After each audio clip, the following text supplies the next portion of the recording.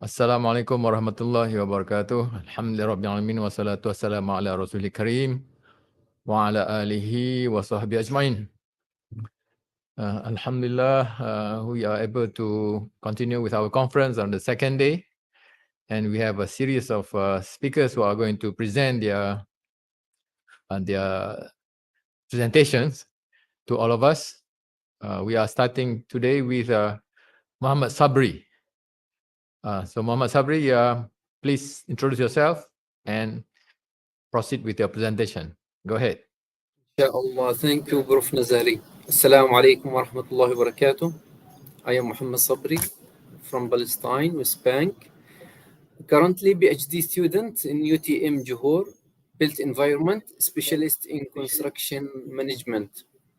I worked in Palestine in both private and public field, gained experience, and now proceeding PhD studies, trying to find solutions for the construction sector in Palestine against the apartheid regime that affecting all types of life in Palestine, including the construction sector.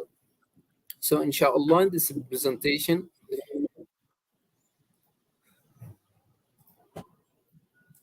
let me share the screen.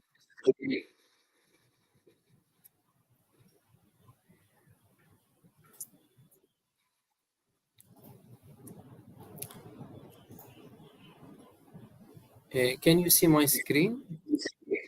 Yes, we can. Please proceed.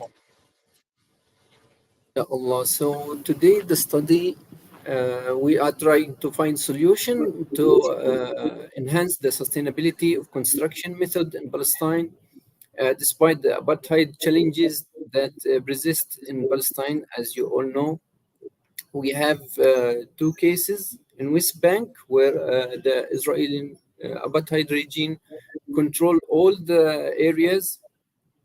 Despite the agreement, there's no respect for all the agreement in Palestine. So we conducted this study in 3 stages. First, we want to introduce the BIM, Building Information Modeling, is a promising solution that will enhance the sustainability.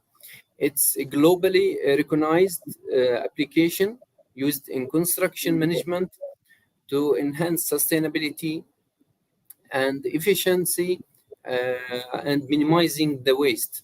So the main problem in Palestine is the huge amounts of waste, especially after the war.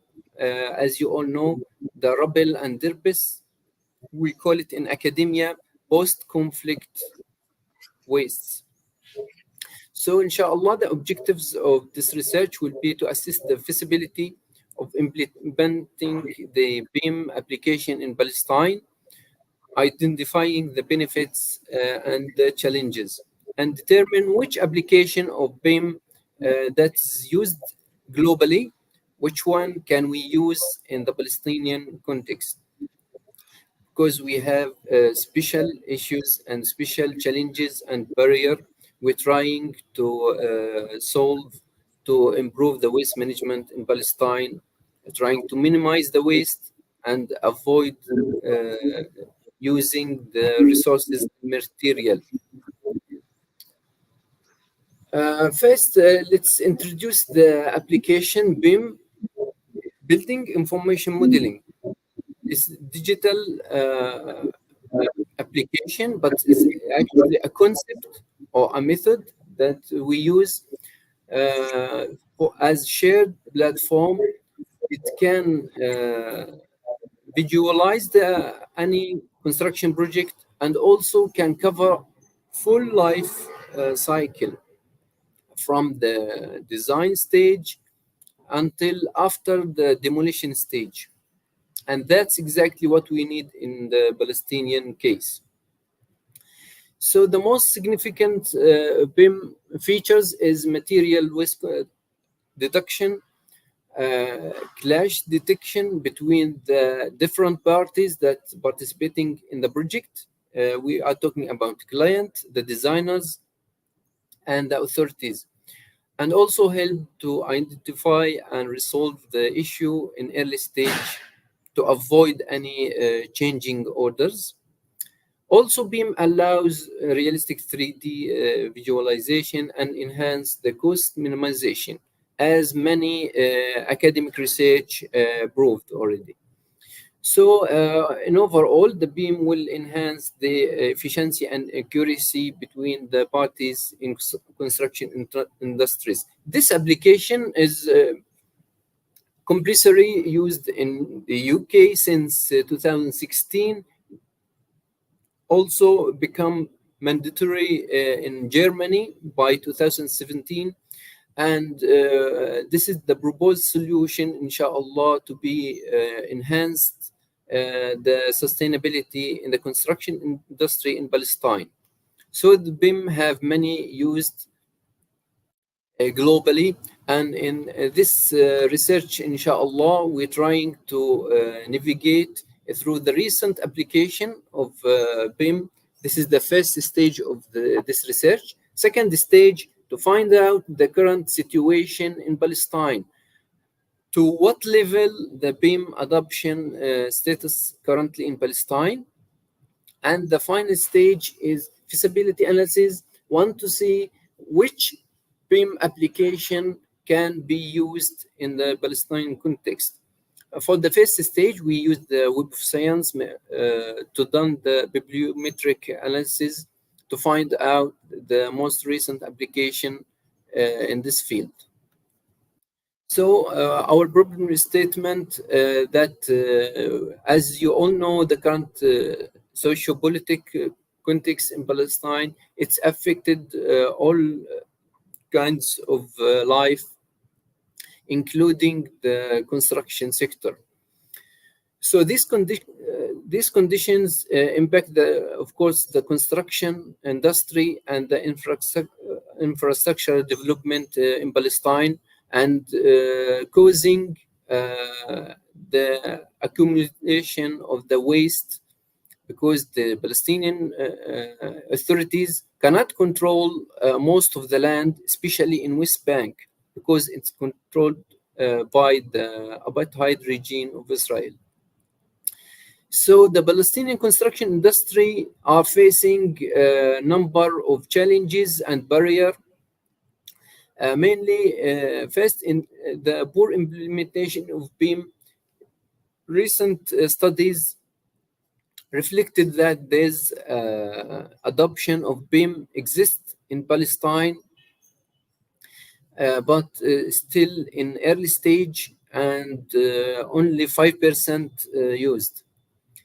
Second, limited resources, especially natural resources, and low environmental awareness among the officials and the engineers in Palestine.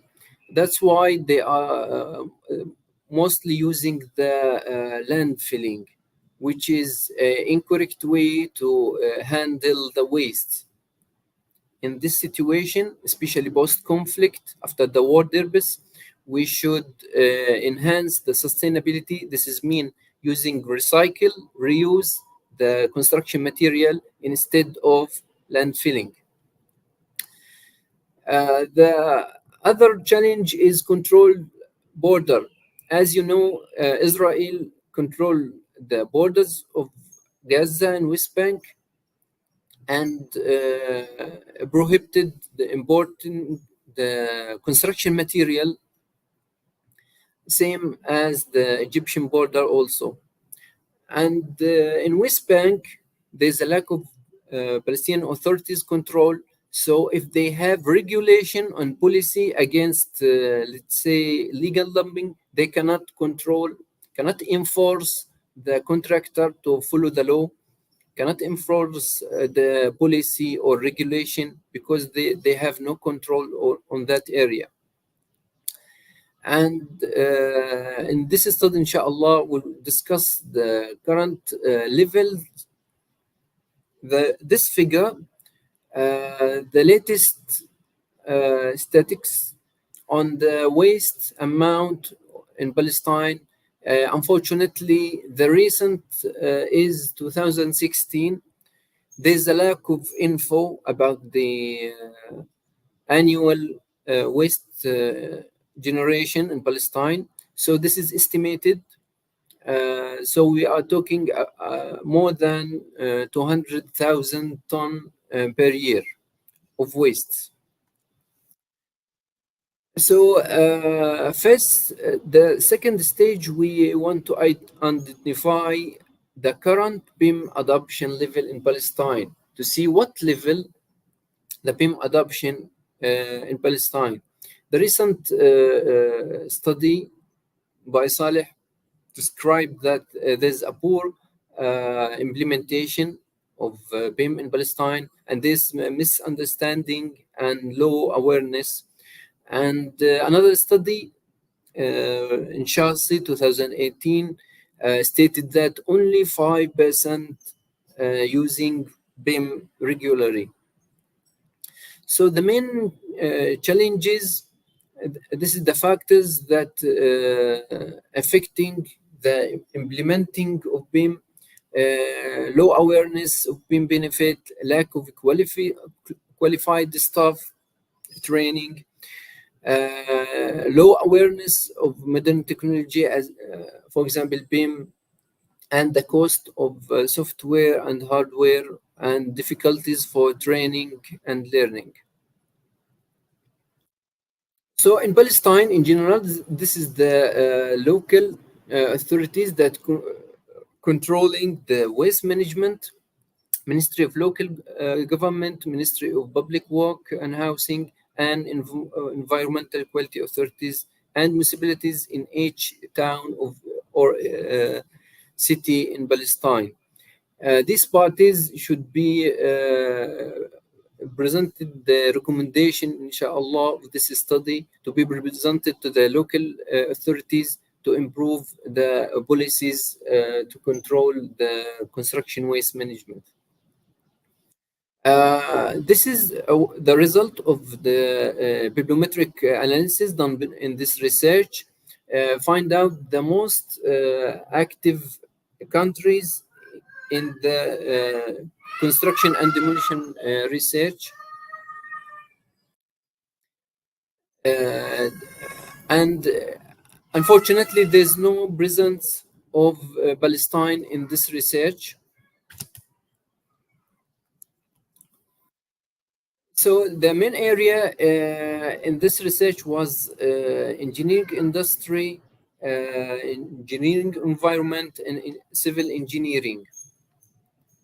This is also the result of the bibliometric analysis using VOS viewer software, finding out the most clusters in this research.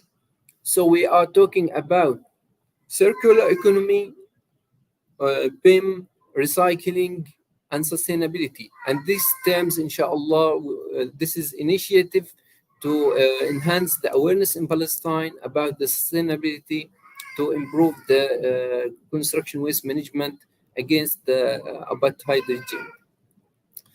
So the last step, we done the feasibility analysis comparing what's done globally as BIM application to what we have currently in Palestine. We found that there's limited comprehensive analysis about the connection between BIM and construction practices in Palestine. It's still in early stages, and we are trying, inshallah, to push toward improving the use and adoption of BIM in Palestine. Also, one main application we can use is GIS to overcome the physical barriers, especially between Gaza and West Bank. This research is trying to map the current knowledge about construction waste management and how we can apply the recent application of BIM in Palestine, inshallah. So we will provide the recommendation for BIM that is only can applicable in Palestine, considering the critical situation of Palestine under the apartheid regime. The finding of the research is about, again, Prof, can you repeat? Sorry, guys. No, Yes. proceed. So continue. So there's three main findings of this study. Reviews article and innovative BIM model and practical application. We study and analysis all this is done globally and analyze how it's applicable in Palestine. So the last stage discussion and finding of the all the global used application and compare it to the current situation in Palestine. So the current status of BIM in Palestine, we have poor adoption of BIM and its application, and there's limited resources, limited academic studies done. We found only 3 studies done on BIM adoption levels on Palestine. 2 studies done only in Gaza Strip, and one done only in West Bank. So there's no comprehensive study that included the whole Palestine uh, as recent, and using the recent knowledge, recent application in BIM. As you know, every year there's new knowledge, new technologies. So this important of using BIM in Palestine to after assessing the current situation, we have identified the potential BIM application that can improve the waste management in Palestine against the backdrop of the oppression and the cruel practices of the apartheid regime of Israel. This emphasizes the importance of also international cooperation and policy support to implement BIM in Palestine, inshallah.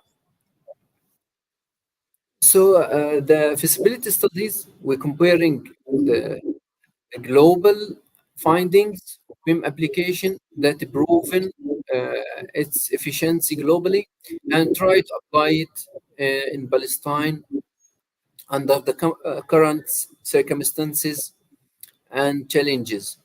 So we conducted the BIM analysis using the VOS viewer, and then uses the systematic literature review to reveal the poor adoption of BIM in Palestine to identify the recent promising application BIM that can be applied in Palestine. The future research that need to be done in Palestine and can be applicable in Palestine, we have 4 main categories. First one is integration of green building with BIM. The second is recycling of all the waste material, especially post-conflict debris.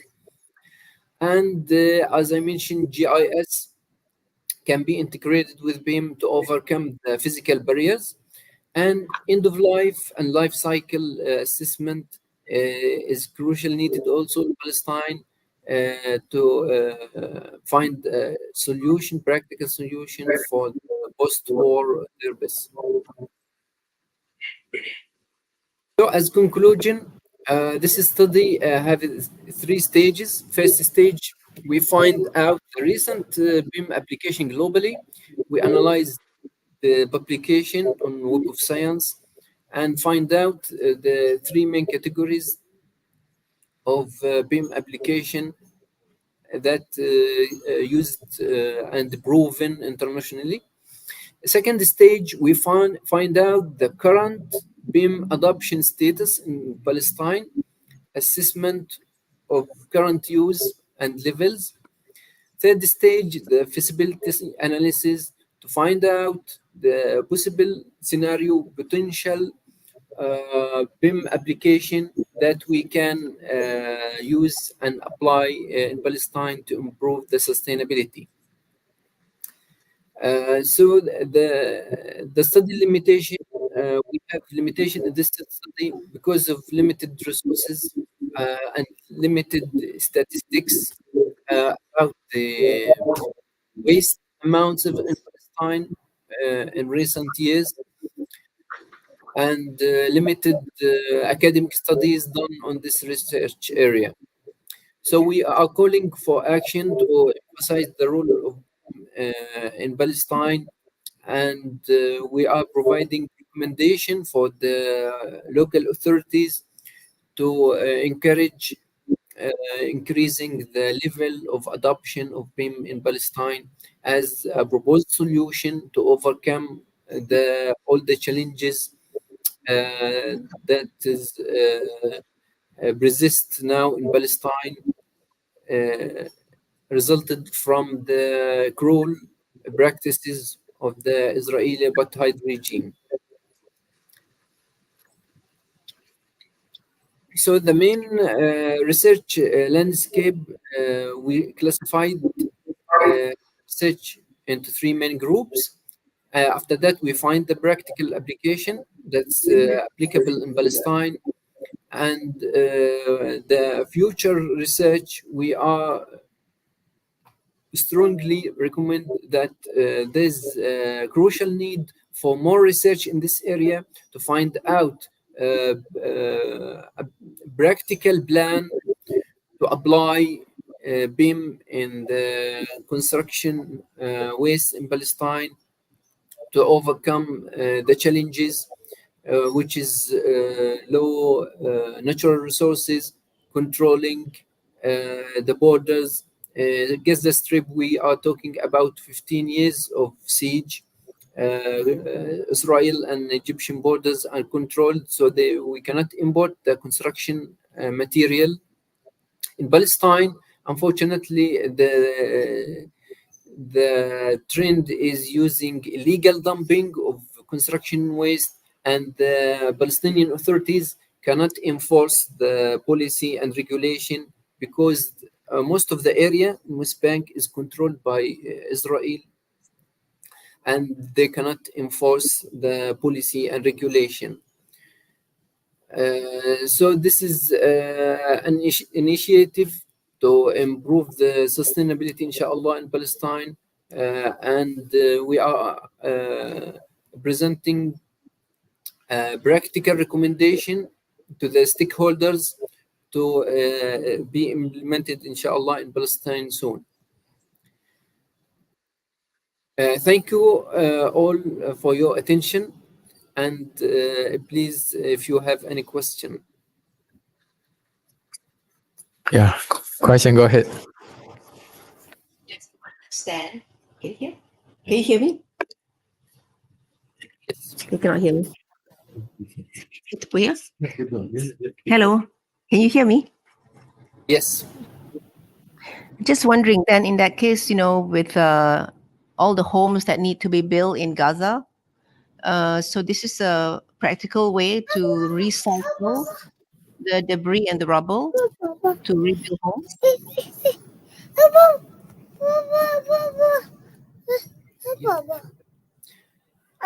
Yes.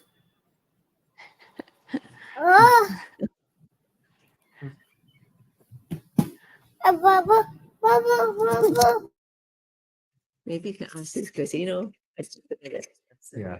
Did you hear the question just now? Sabri. Again, please, about rebuilding the homes in Gaza. Yeah. Can you hear me? Yes, yes. About rebuilding Oh, no, houses in Gaza, what exactly? No, I mean, so this BIM method can be used to recycle the rubble and the Of course. debris that from homes. Yes, it's one of the most promising tools that should be used in Palestine. Unfortunately, only 5% of the companies in Palestine using this tool currently, and that's why we're starting initiative to encourage more company to be implement this tool, inshallah. Yes. Are you in contact with the companies that are implementing it in the West Bank? Yes, currently more of the stakeholders. We are contacting with the authorities and the ministry bodies, inshallah, to provide the practical solutions to improve the use of BIM in Palestine. Okay, thank you. Thank you. Any other question on the challenges? Is very challenging because after you build the building and then the Israel come and destroy a building almost. Yes, Yeah. correct. So the context is very different from other countries. Yeah. Anyway, thank you very much. This is an ongoing research, right, Sabri? Yes. Ongoing. You haven't finished yet. Inshallah, next step is field research, survey, and interview to find out more on the ground and provide more practical solution in details. Okay, inshallah. Yeah, all right. So once you, maybe next year you can also come back and present your Inshallah, hopefully. your research again in our conference next November. Inshallah. Thank you very Inshallah. much, Sabri. Thank you very much. Welcome.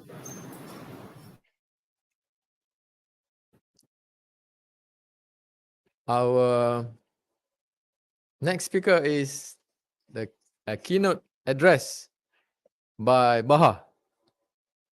Please come to the front and present again. It was just very enjoyable yesterday. Inshallah, it's going to be another enjoyable and enlightening one again.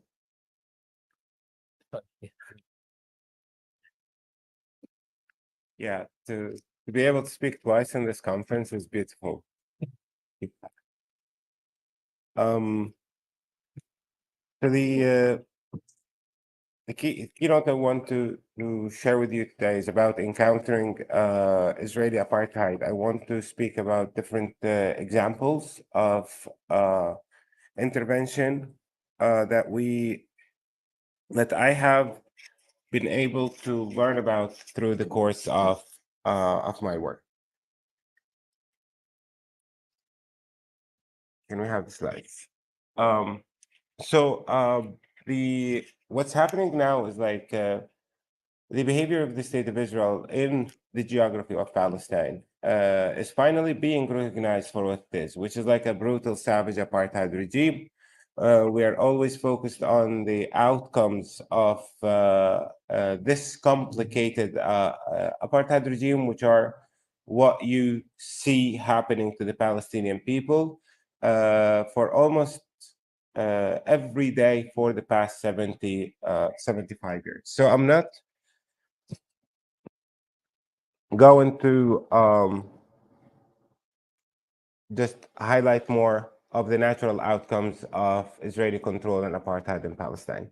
What I want to draw your attention to is political intervention with the Israeli regime and with apartheid. Like the very first political recognition of apartheid in South Africa did not happen in Africa. And many people say, like, oh, the struggle of the ANC is one, international pressure is another one, diplomacy is another one.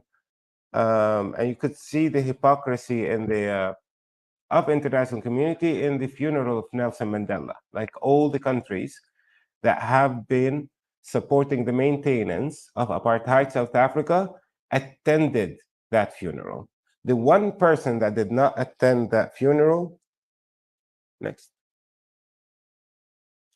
The one person that did not attend that funeral is the first politician in Europe to recognize apartheid as a crime, and he provided the solution.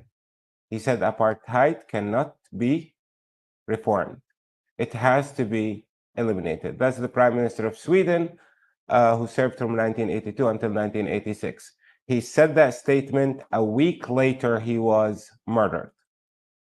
You know, up until today, the official stand is like, we do not know who murdered him.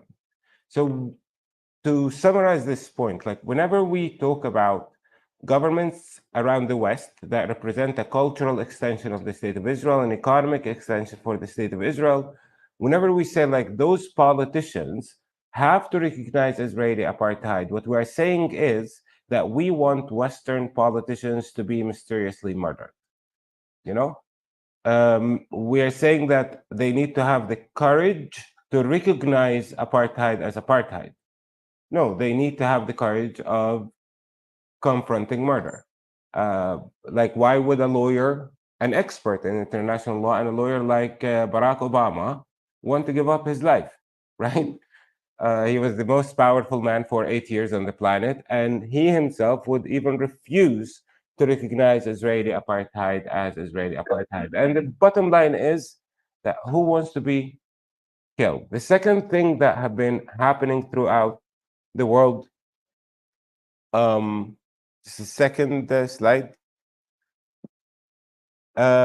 is protests, street protests. And I'm talking about the non-governmental rejection and expressions of rejection of the oppression of the Palestinian people, not of apartheid, but actually anybody with a sense of decency on the planet can recognize the brutalization that Palestinians have been surviving over the past 75 years.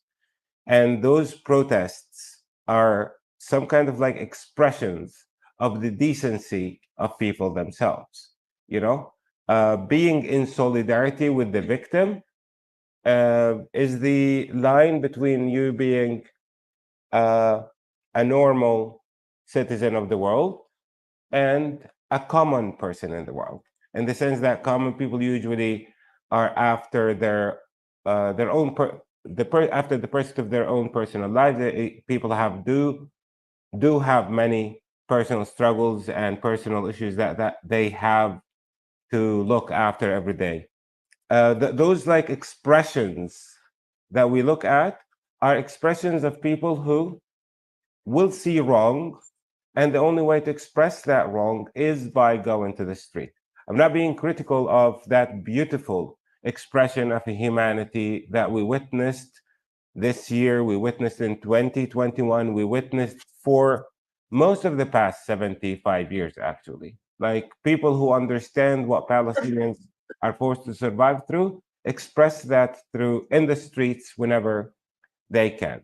So, on a executive political level, we have a president that tells us governments are not going to even recognize Israeli apartheid as apartheid. On the streets, yes, any person that been paying attention to the streets regarding Palestine over the past 75 years knows that Palestine won the battle of the street, Palestine won the battle of academia, Palestine won the battle of trade unions, the popular battle. Palestine is victorious in the hearts and minds of people around the world. But that's not effective, right? The third intervention is like what the UN has done. Like we are being told that the UN is anti-Semite because the UN has like endless number of resolutions that have been issued from 1947 up until today regarding the issue of Palestine. And actually that is described by defenders and supporters of the state of Israel as like the UN is anti-Semite, you know? Actually, the resolutions just show documentation of Israel's violation of every basic right a human being should have on this planet. And we have hundreds and hundreds of them because violation of Palestinian rights happens in hundreds and hundreds of ways, you know? The UN, you know, you can read about the UN intervention. Like most recently, like the UN could not even implement a vote on ceasefire and humanitarian intervention, which was voted by 120 countries. You know, there are 14 countries that stood against it, including the United States, Israel, and few, like, I don't know, Marshall Islands, Micronesia, Tonga, I do not know what that is, but very, very popular and influential countries on world politics. It's worked. The UN refuses to recognize Israeli apartheid as Israeli apartheid. I just want to pay your attention to, I want to get your attention to something very important happened in 2016 when Richard Falk was asked to produce a report for ESQA, a UN agency, analyzing Israeli criminal behavior, or Israeli behavior, not criminal behavior, through the lens of apartheid. And that was the very first document, actually, official document, to speak about Israeli apartheid and the mistreatment of the Palestinians to qualify to the crime of apartheid. That report lasted for 2 days only on the website of the UN. It's a very official, it's an official UN document funded by the UN, produced for the UN, and the UN took it off its website after 2 days. And later on, we got the report from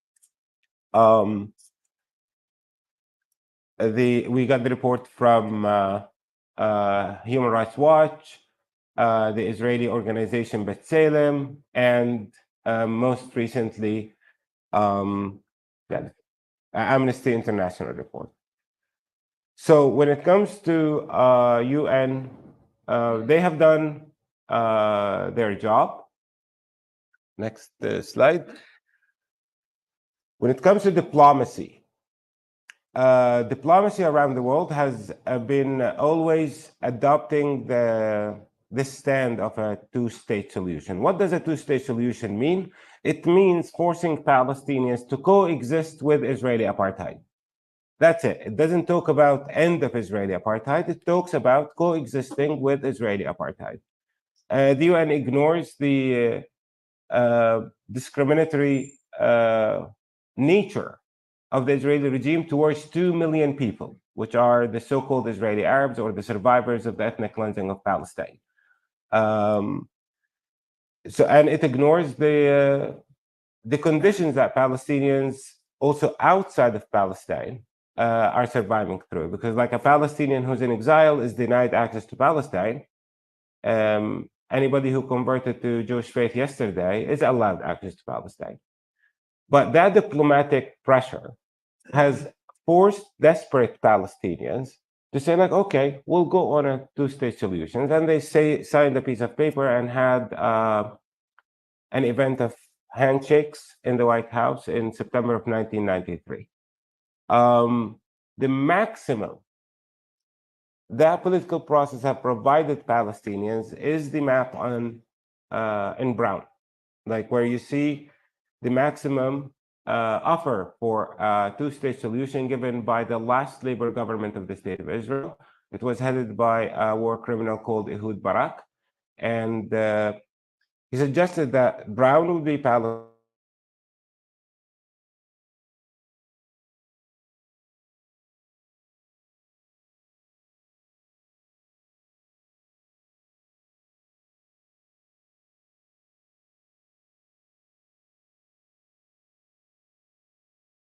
On the authority Yasser Arafat, and he rejected this. And because he rejected this, he ended up being locked up and killed in his office in Ramallah in front of everybody in the world. When Palestinians rejected this, Ehud Barak, I'm talking about a leftist Israeli, he described Palestinians are like, the Palestinians are like crocodiles. The more you give meat, the more you give them meat, they want more. So like in diplomacy, Palestinians also are viewed as beggars. There's no respect whatsoever. I can tell you about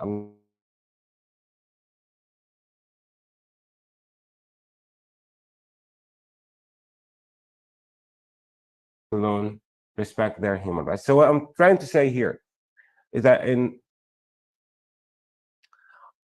on global political level, nobody has, been able to recognize, let alone work towards end of Israeli apartheid. The street has proven to be kind of like not as effective in ending Israeli apartheid, but has been very, very, very effective in expressing solidarity with the Palestinian survivors of Israeli apartheid, and so on with the UN, and so on with diplomacy. So where does that leave us? That actually leaves us with things that worked. We've been very distracted from things that work. Many people keep saying, like, the United States is not going to allow this, the United States is not going to allow that. We can do this, we can do that. Inspired by Palestinian survival, when Palestinians want to express their rejection of Israeli apartheid, where do you think they go? They go to the address of the Israeli oppressor. In my street, the address is the Israeli military base installed on the northern part of Bethlehem. It's the Israeli military vehicle. It has to be an Israeli address. Around the world, the Israeli address is the Israeli embassy or the consulate. Support of the state of Israel by the United States does not qualify to the support the United States of America provided apartheid South Africa for more than 40 years. The apartheid South Africa is a territory that is wealthy in natural resources. We don't have uranium. We don't have gold. We don't have diamond. We don't have tea. We don't have natural resources. What do we have? We have a military base for the United States and the region. That's it. So if there was success in ending apartheid in like starting from the United States of America, then we probably have the potential of succeeding in that country also. In the sense that, how did apartheid end in the United States of America? How did the relations between the United States and apartheid South Africa started? I'll just take your attention to something happened starting November 1984. After years of expressions of solidarity, inspired by actually the civil rights movement 20 years earlier,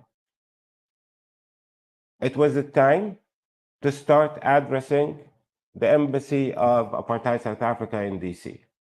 There were calls for people to come together to that embassy as early as November of 1984. 13 months later, 6,000 arrests later, the embassy of apartheid South Africa was shut down. That's the way you confront apartheid. So if the solidarity movement starts looking at the address of Israeli apartheid in their countries, then we will probably have a chance of start challenging and shutting down Israeli apartheid from capitals and cities around the world. Now, that is with countries that do have diplomatic relations with the state of Israel. What happened with countries like Indonesia, Malaysia, and nearly out of 193 countries on the planet, 167 recognize the state of Israel. So they have relations with Israeli apartheid.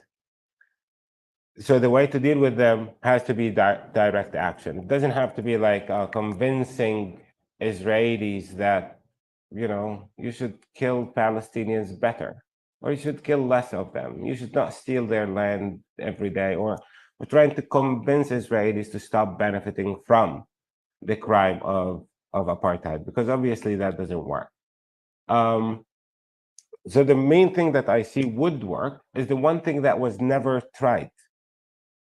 Over the past 75 years, everything tried, even bribing the state of Israel into stopping murdering Palestinians. What did the United States do for the state of Israel to maintain its genocide? They bribed them with more than $14 billion, but said, like, please don't kill a lot of civilians. So even bribery doesn't work. So the only thing I see that could work is the one thing that was never tried, which is shutting down by the masses, not by a political decision, because the political decision is not going to happen. No one politician would die for Palestine. That's something that is very, very, very, very clear. For countries that don't have diplomatic relations with the state of Israel, we've been talking about targeting multinationals. We were talking about countries that benefit and profit from Israeli criminal behavior. We were talking about many things that have been tried, and we have many successes in the boycott, divestment, and sanctions campaign that we can pinpoint. Like, we have an experience that actually predates the year 2005 in this campaign. So we have a lot of successes when it comes to raising awareness, when it comes to bringing people into understanding of what Palestinians have been surviving, and so on. But there might be another approach for countries that do not have diplomatic relations with the state of Israel. When we address the issue as we don't have diplomatic relations with the state of Israel, it's a matter of time until we do. So look at the country like the United Arab Emirates. We don't have diplomatic relations with the state of Israel. It became a matter of time. Look at what's happening in Saudi Arabia. It's a matter of time, and so on and so forth. So we need to actually change a little bit of that perspective in political circles, that no, we are proudly celebrating sanctions of this criminal regime. We impose sanctions. We're active about imposing sanctions on this apartheid regime. When we shift this attitude a little bit, also our political conduct and our influence will also shift with it. So when we impose sanctions, it doesn't matter if 15 million Palestinians come to you here in Malaysia or Indonesia, all of us, and beg you to have relationships or diplomatic relations with the state of Israel. You'll close that door. And I understand your despair as a Palestinian victim of apartheid, but we are not going for the sake of the principles of upheld in this country or in other countries. We are not going to have any diplomatic relations whatsoever with this apartheid criminal regime. Second thing is how can we actually influence other governments to follow the same? There are a lot of ideas that are very, very practical. One thing that was never tried. Any country that has diplomatic relations with the state of Israel also have diplomatic economic relations with this country, trying to introduce even a cent of extra tax on goods coming from countries or sent to countries that have diplomatic relations with the state of Israel. And it would be the Palestine tax. And whatever funds generate from there should be spent on those countries to educate people in those countries about why they should be imposing sanctions on this criminal regime. They're very basic, small ideas that if we start with them anywhere, they will grow into this snowball that we all want to see, that will crush Israeli apartheid, turn it into some kind of history where it will be possible for us to celebrate time or to celebrate freedom and justice in Palestine. So what I'm saying is that governments that do not have or impose sanctions or do not have diplomatic relations with the state of Israel need to be celebrated as examples in the world, rather than treating them as the exception in the world. Why don't you follow the example of the United Arab Emirates? And it's well, why to fall into corruption? We know that crime should not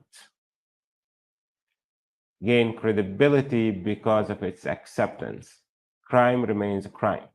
If the entire world accepts Israeli apartheid regime, that doesn't mean that it stops being apartheid regime. It means that the world is corrupt, and it's as simple as it's as simple as that. As for us Palestinians, we will continue to survive. If we start viewing Palestinians as survivors of Israeli apartheid regime, you will understand us better. You'll understand that some of us survive in ways you love and inspired by. Some of us survive in ways you hate. Like you have Palestinians who survive both extremes. Like what I'm trying to say here is that the call should not always come from the Palestinian, because we are survivors. Like we have Palestinians who survive the both extremes, as I said. One extreme is sacrificing life to get rid of Israeli apartheid, and one extreme is surviving, sacrificing life to protect Israeli apartheid. We have many Palestinian sellouts, like in any situation of oppression. What Malcolm X would describe as the house Negro. Like we have few house Negroes in Palestine. So when you look at Palestinians as survivors, you pick and choose whoever you want, and you will only deal with the people that actually appeal to your moral sense. But once again, it's not about our survival. There are basic things that we all need to stick to, even against my will. Everyone is born free and equal. So if I tell you that I'm okay with lack of freedom, if I tell you I'm okay with inequality, you should slap me in the face and say, hey, wake up. This is not a kind of decent life for anybody on the planet, let alone Palestinians. So I'm saying is like, do not look at it from our point of view of survival. Like in every country, you have many Palestinian representatives who would talk about two-state solution, for example, who would talk about this diplomatic thing. And it's like, okay, you can listen to those, but also listen to what is right and what's wrong. If a Palestinian accepts being primitive in his homeland, try to educate them, but don't try to support them. The last thing about where we are right now, which is maintenance of Israeli apartheid. Like, when will Israeli apartheid come to an end?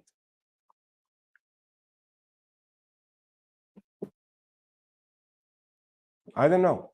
And I don't believe anybody who tells me like I know, because they suggest that they have the crystal ball and they looked into the future. No, nobody can look into the future. Like, I do not know when Israeli apartheid will come to an end, but I know it's inevitable, because in Palestine, oppression is not sustainable.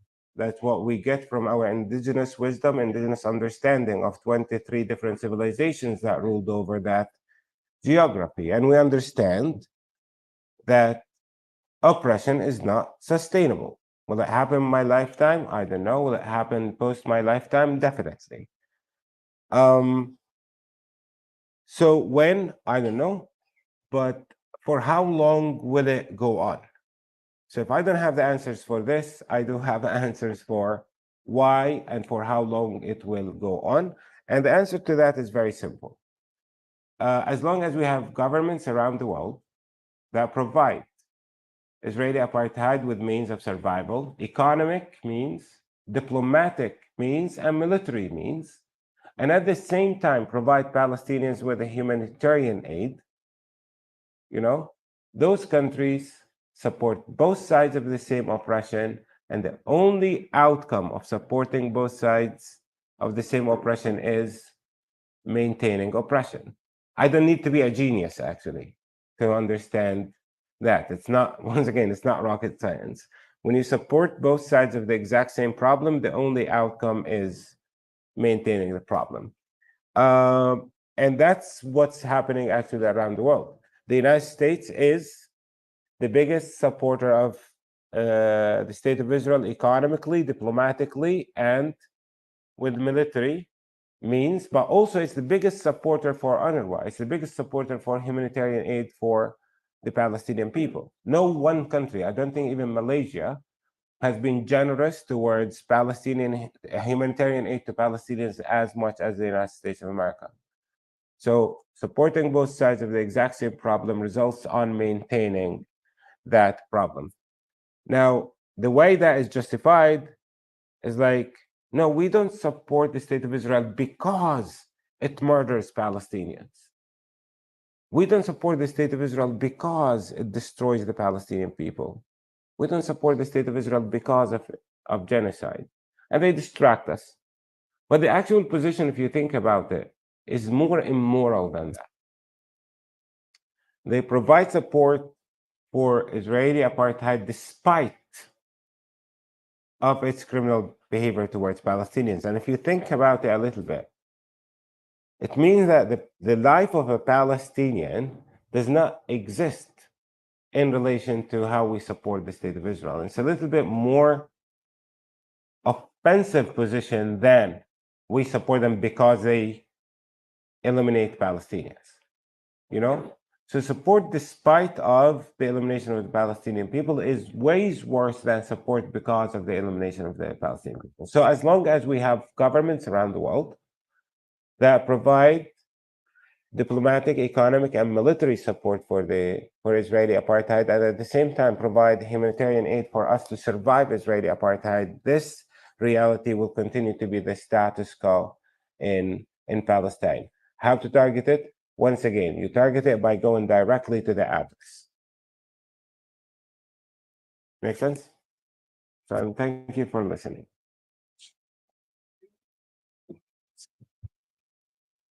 It's very interesting points for us. Maybe anybody wants to comment or ask a question? Go ahead.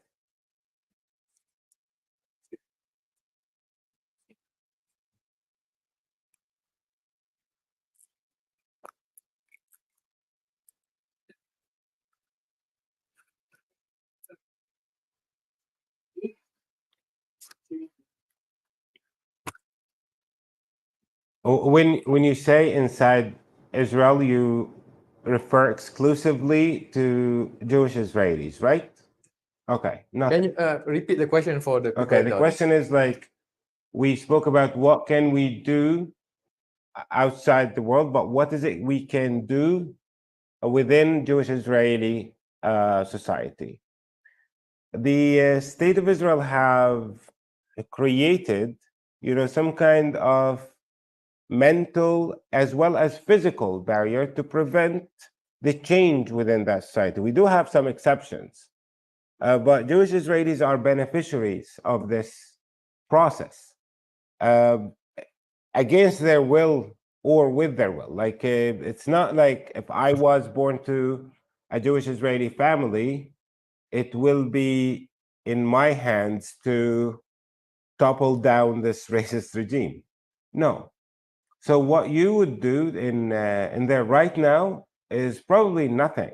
Like you can, as in Malaysia, you can tell Israelis that, hey, if you stop being a beneficiary of Israeli criminal behavior and give up your citizenship, we might think of giving you temporary residency in Malaysia. You want to save them from themselves.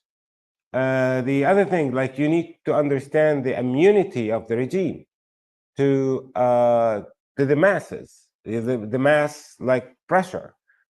The immunity of the regime is visible not only in relation of beneficiaries of Israeli criminal behavior towards us.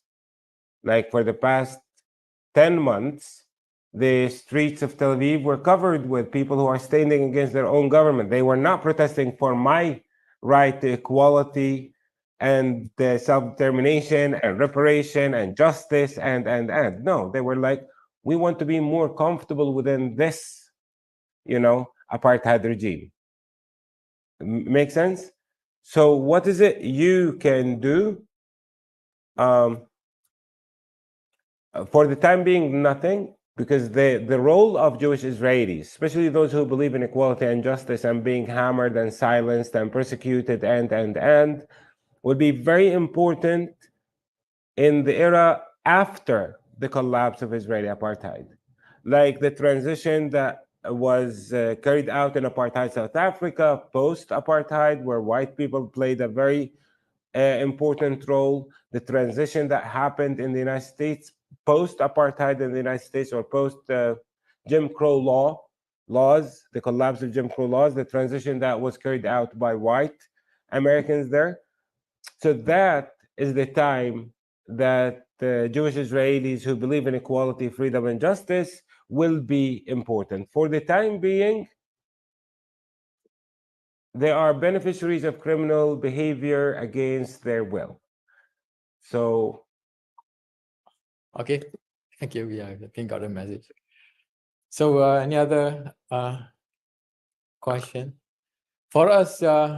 Just if there's nobody is gonna say anything.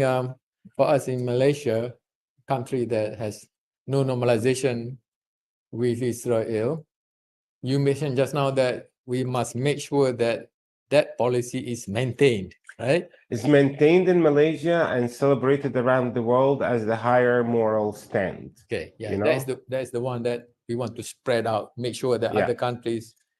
We need to identify the means to be able to go in that. Like there are different Yeah, but ideas that will actually can just- take us towards that. Thank you. But I just want to highlight that that is also a challenge by itself, which we must also be aware. For example, it's Malaysia and Indonesia now are under pressure actually for normalization, and one of the reasons is because of the economic implications. Some countries are offering money to invest in Indonesia, in Malaysia, if these countries change their policy towards Israel, actually. Mhm. And that is the reason why some people in Indonesia especially are Mhm.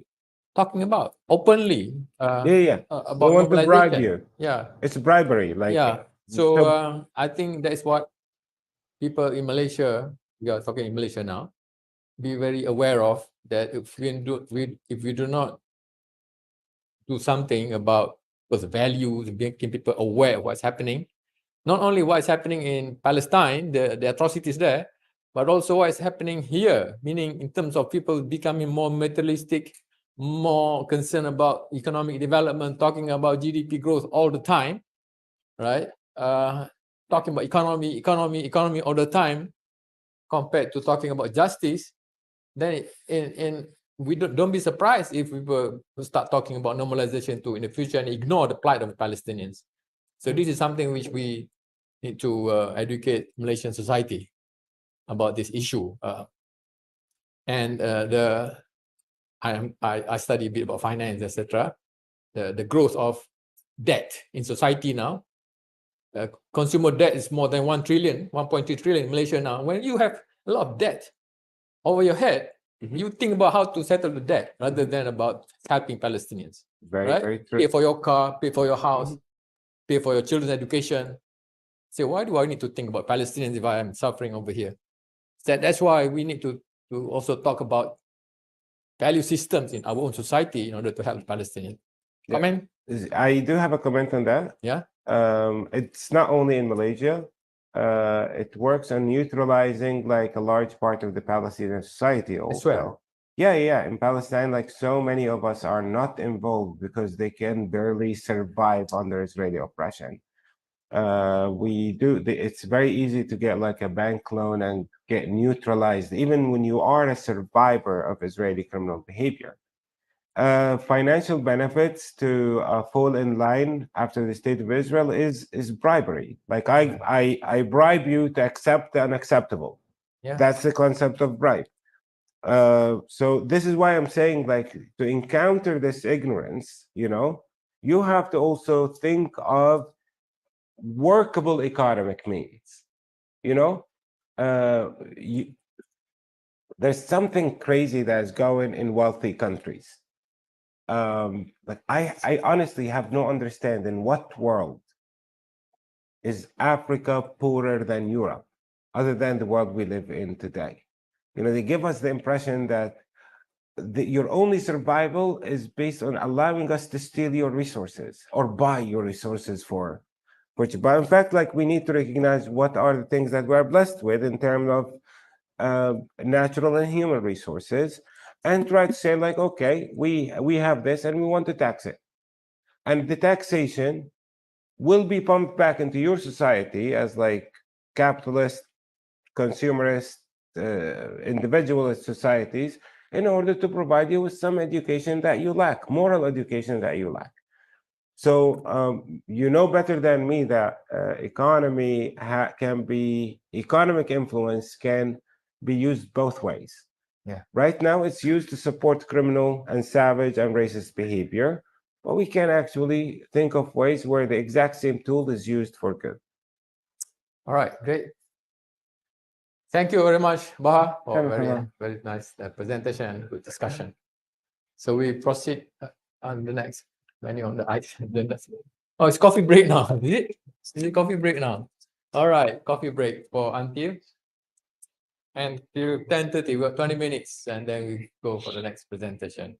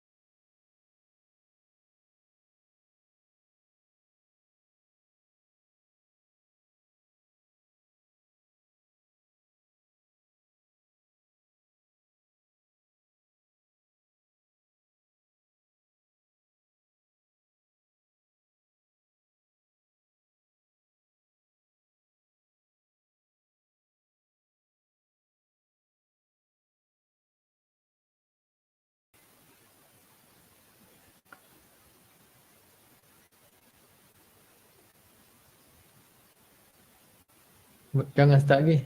Tanya dulu. Is this live on FB? Assalamualaikum warahmatullahi Coffee wabarakatuh. break and back and take the screen. Yes. Bro, you Assalamualaikum. can- Syuk. Yeah. Assalamualaikum. Okay. Muhammad Al Shubake. Where are you speaking from? Where are you speaking from? From UAE. From UAE. Okay. Yeah. We are live now. Are we? We are live now. So you can introduce yourself to the audience and what you are doing now, and also after that, please proceed with your presentation. Go ahead. Okay. Thank you very much, Prof. Bismillah, alhamdulillah, wa salatu wassalamu ala rasulillah. I'm Dr. Muhammad Shobaki from Gaza. I'm lecturer in IIUM, Ahmed Ibrahim Kuliya of Laws, teaching international law and teaching other courses from civil law and Islamic law.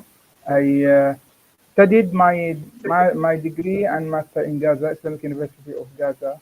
By the way, unfortunately, our university and also many places were destroyed by Israeli occupation during the current war. I did my PhD here from Ahmed Ibrahim Kuliya of Laws, and I did also postdoctorate here. Then after that, start to work as assistant professor. So today, inshallah, thank you for giving me this opportunity to present my paper on the siege or blockade in Gaza. So I will share my slides first, and then inshallah I will start. So,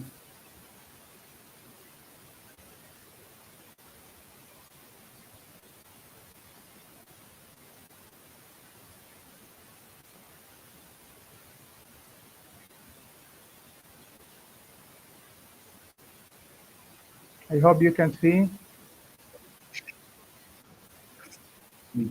Yes, we can see the slides. Yes. Okay, so this is the topic.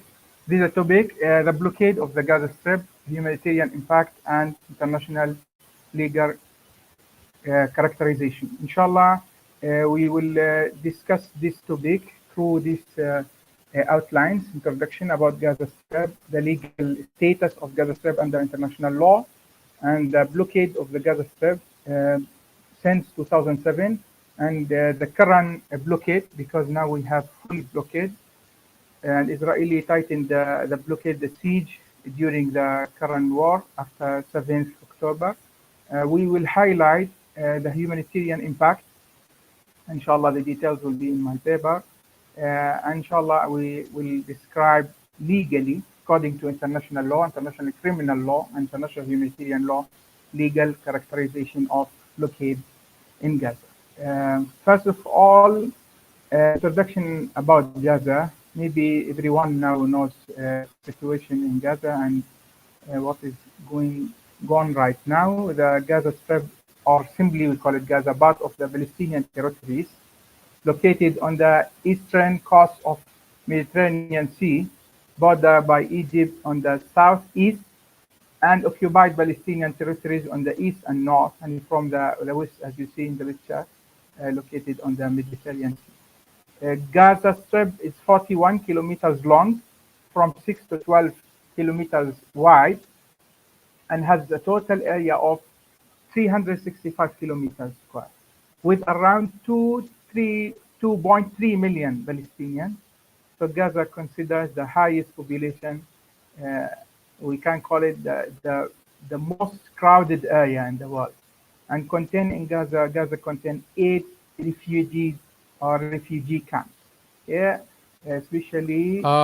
Sorry, Muhammad, can you hear me? Your slides are not moving. Are you pressing your slides or not? Yeah, I'm pressing, but I don't know. We are just watching your. Okay, okay, I have to control it from here. Okay, good. Okay, no problem. Now it's moving, right? Okay. Yes. Now it's so moving. This is the first slide that I explained to you on general information about Gaza in terms of the Gaza location and Gaza distance and area according to the geography. So Gaza, just very small area, 365 kilometers. Inside Gaza, the most crowded area in the world, 2.3 million Palestinians. And if you see, when I'm talking about the blockade, it's easy from the map to see that Israeli control the sea from here. So according to international law, every country has 12 nautical miles, which is around 20 kilometers territorial water. We do not have any territorial water, by the way. Once the fishermen enter a few kilometers in Gaza, Israeli jail or shot them. And Israeli control the north side. This is the north side, and also control the west side. And from south, we have the border with Egypt, Rafah crossing. And it's known for everyone, especially during the current situation, how Egyptian authority close and wait for permission from Israeli to open Rafah crossing. So this is also part from the siege or the blockade in Gaza. About the legal status of Gaza Strip. Okay, as you know, Israel occupied Palestine since 1948. And for Gaza at that time, since 1948 until 1967, was under Egyptian rule. Okay. So during the 1967 6 days war, Israeli occupied also Gaza and West Bank. So the total occupation of Gaza started 1967. During 1993, in the mid of 1990, Oslo started. Oslo Accord or agreement between Palestinian Authority and Israeli to establish Palestinian Authority in order to govern Gaza and West Bank. In fact, we didn't have full sovereignty over Gaza and West Bank because Israeli controlling West Bank since 1967 and Gaza until 2005. After 2005, Israeli unilaterally withdraw its military forces from Gaza, dismantled its settlement, but this we cannot consider this make Gaza full free or Gaza as a sovereign place for the Palestinian Authority because Israeli still has full effective control. Despite the Israeli disengagement after 2005, United Nations, ICRC, International Committee of Red Cross, many international organizations continue to consider Gaza under Israeli military occupation. Why? Because Israeli occupation has full effective control over the territory, all import, export, in and out, everything, movement of person. Israeli control the space, control the sea, control the crossing, and everything, regulating everything in Gaza, even the taxes. So Gaza under full occupation and considered occupied area according to international humanitarian law. A blockade. So when we are talking about blockade, after we describe Gaza legally as occupied area according to international humanitarian law, Israeli imposed blockade started 2005 and make it officially after 2000, since 2007. Why 2007? Because this blockade in Gaza imposed by Israeli after Hamas party won during the election and Hamas take over the control in Gaza 2007, especially after the political division between Gaza and West Bank. So officially Israeli declared that we are putting Gaza under the blockade, under the siege. This siege led to significant humanitarian challenges, restrict the flow of essential goods, contribute to economic hardship, limit the freedom of the movement, the Palestinian population, and make Gaza like the biggest open air prison in the world.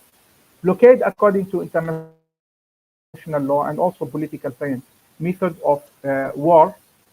Okay, so include restrictions, imprisonment, prohibition, prevention carried out by state or a group of states, again a state or a group of states to achieve political, economic, social goals, also military goals like the blockade in Gaza, and this is sometimes also these restrictions with intention to surrender some population to the condition of the other country. So this is exactly happening right now in Gaza. Since 2007, Israeli imposed the siege or the blockade in Gaza, and they tightened the siege um, started from 7th October, when Israeli Defense Minister Yoav Gallant said clearly on Monday, 9th October, that Israeli will tighten the siege, the blockade in Gaza, and he said very clearly, obviously, we are putting a complete siege on Gaza. No electricity, no food, no water, no gas, and it's all closed. Okay, so according to international law, as I did mention to you, a lot of human rights organizations and also including United Nations urged Israel to lift the blockade before 7th October and also during this war. But Israeli urged that this blockade is necessary to protect Israeli from the Palestinian, and also they consider it as a way of self-defense. However, we cannot consider this self-defense at all because it's considered international criminal crime, as I will explain to you after a while. So we are talking about humanitarian impact.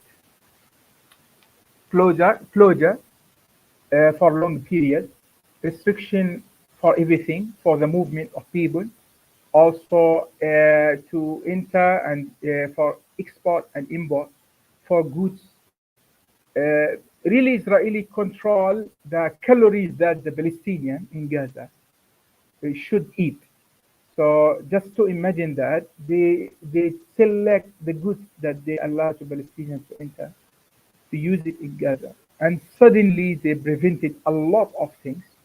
So this affects all the sectors, cause as we call it, protract humanitarian and this is like policy to deny the Palestinians from enjoying the fundamental rights and freedom. And this caused high level of poverty. When we are talking about Gaza before 2007 and after 2007, and also before 7th October, and right now, we can see a very high level of poverty. Majority, if not all, the population in Gaza under the poverty line. We are rely on the aid from humanitarian aid even before 7th October from Qatar and other countries and NGOs, Malaysian NGOs, Turkish NGOs, and other NGOs. UNRWA, a lot of people waiting for the just assistance, humanitarian assistance from organizations. We have in Gaza food insecurity, very high level of unemployment, including the people who carry PhD and master certificates. You know, can you imagine? We have many Palestinians got PhD and they couldn't find jobs in Gaza. Many, and some of them they have more than one PhD. So, and also construction, industrial, agriculture sector dramatically undermined, and essential services, including education, affected. The health also, we can see the situation from 2007 and right now, because of the destruction of the hospitals and the Israeli policies against the civilian objects, including the hospitals, the water in Gaza. There is one study said, this study, 2015 or 16, said that more than 78 in Gaza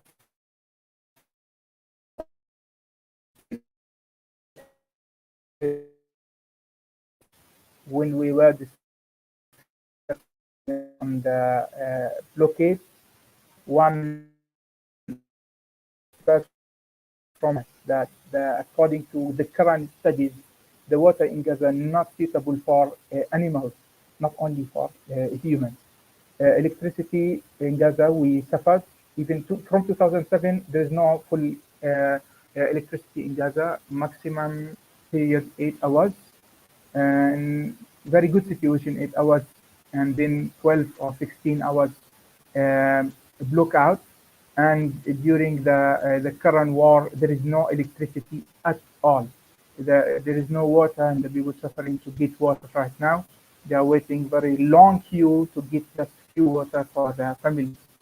In terms of employment, we did mention that a very high level of employment. The salaries for officers, employees in government institutions, they couldn't get full salary. They just get around 40%, 50% every 40 days. So all this very difficult situation in Gaza because of the blockade, and also part of it from Israeli occupation and part of it from political division between the Palestinian parties in Gaza and Israel. So the blockade reduced also the gross domestic product by 50% this 2015, but now it's reached to 80% during the war, zero. So many things to mention on the humanitarian impact, but we can say generally the blockade from 2007 severely affect the Palestinians, but the blockade, full blockade from 7th October until now, make the Palestinians dying slowly. So if you ask me how can we describe this blockade according to international law?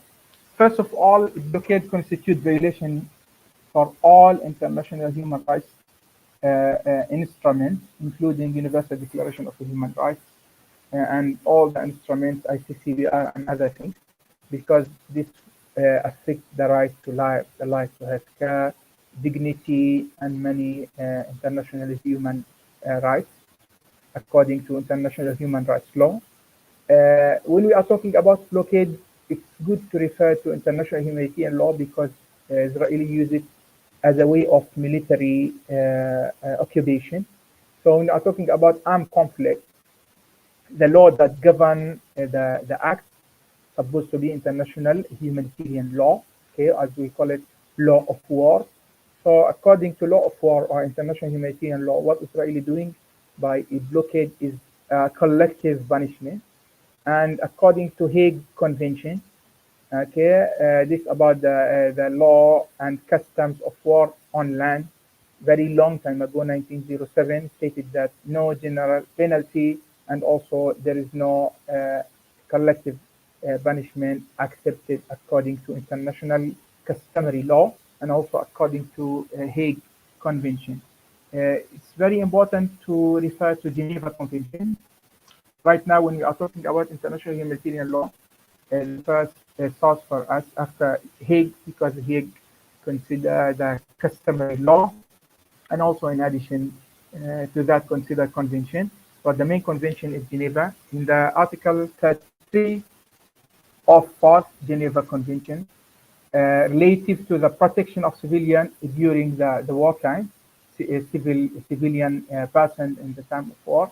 1948 mentioned clearly that no protected person may be punished for an offense he or she has not personally committed. Collective penalties and likewise all the measures according to this article are prohibited.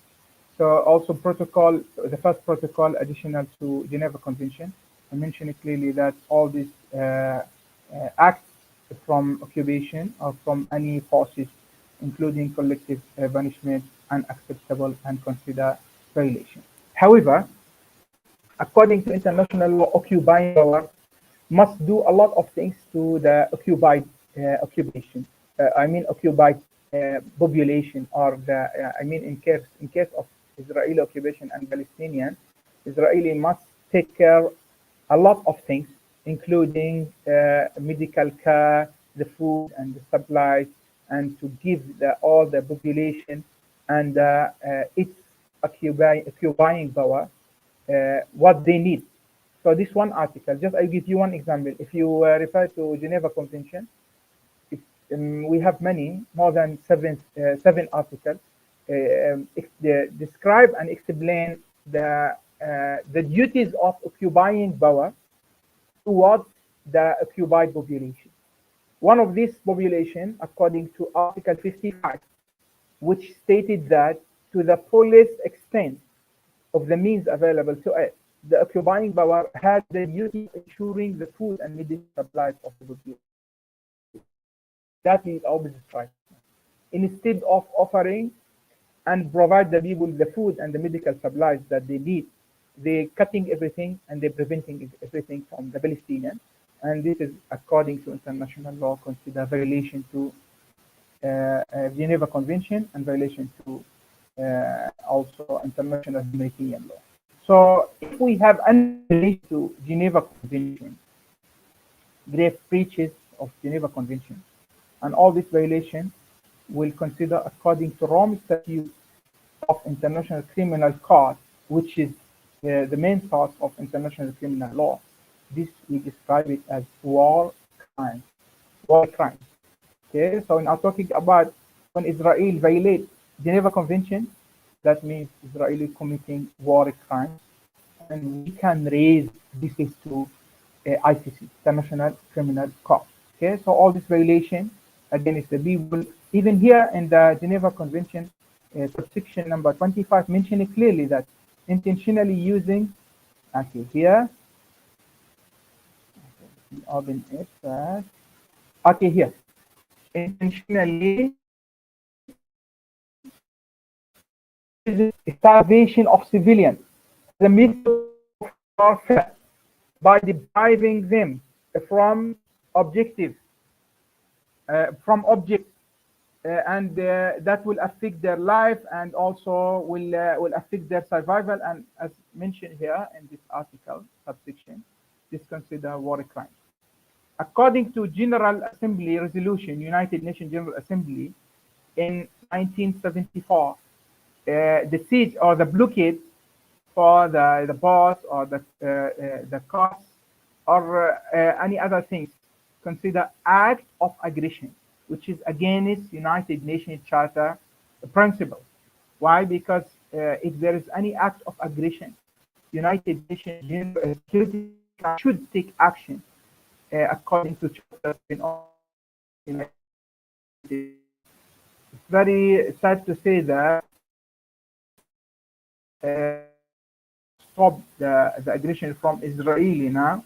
They're giving them coverage to continue with the crimes and with the violation. So, okay, so we have its collective punishment according to Geneva Convention, which is considered war crimes, and according to United Nations General Assembly resolution, it's act of aggression. What else?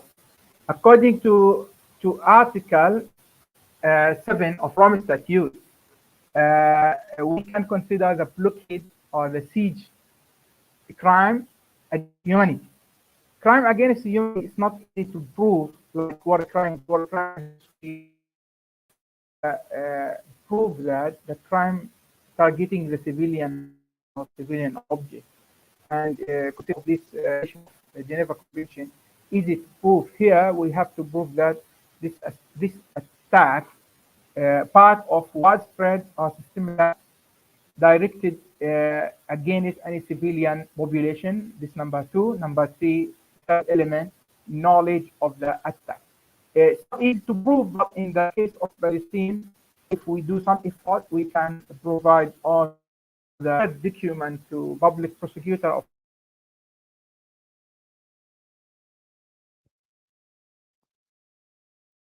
Muhammad Shubake, I think also your internet is not very good, so we can't really hear you very well.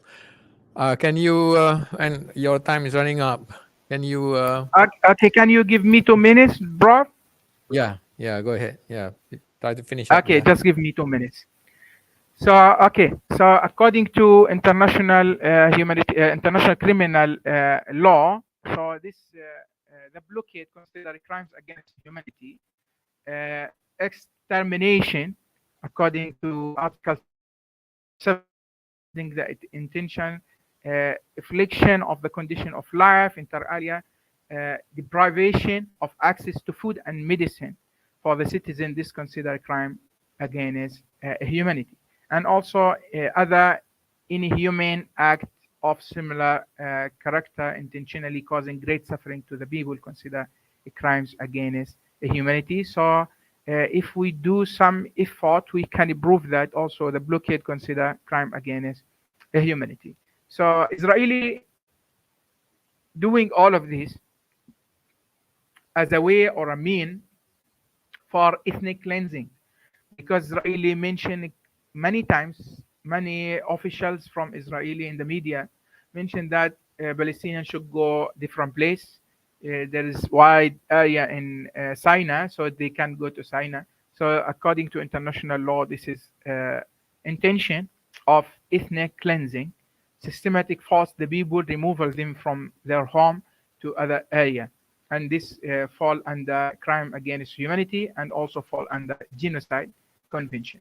What Israeli doing now, including the deliberately or intentionally inflicting the group condition of life and bring suffering for the Palestinian, physical destruction in whole or in part. This is also part of genocide, according to Article 6. So, causing serious bodily and mental harm to member of group, that will consider genocide. So that means crime against humanity consider war crime. We can prove that against humanity and also genocide. One of the evidence that this crimes against Israeli during this war, the current war, consider genocide. The word that Israeli defense minister used it when he declared that we are putting Gaza under siege. He said because the Palestinian, we will treat them the same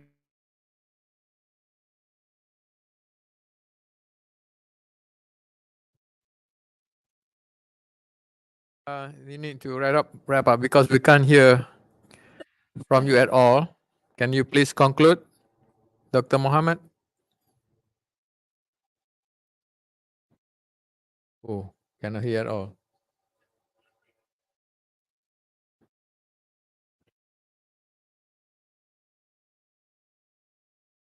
So can you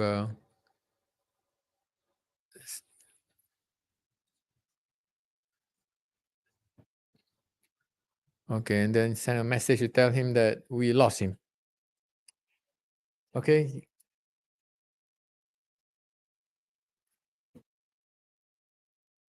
Okay, we have lost him completely. So very unfortunate because I was hoping to hear some concluding remarks from him. Yeah, we have to proceed because we lost Dr. Mohammed completely. So our next item on the schedule today is a keynote address by Dr. Sharif, right? I think so. Let me double check again. Yes, Dr. Sharif Abu Shamala, who's going to give a keynote speech. Dr. Sharif is now the CEO of QFM, Al-Quds Foundation, Malaysia. Without further ado, I invite you to come over here.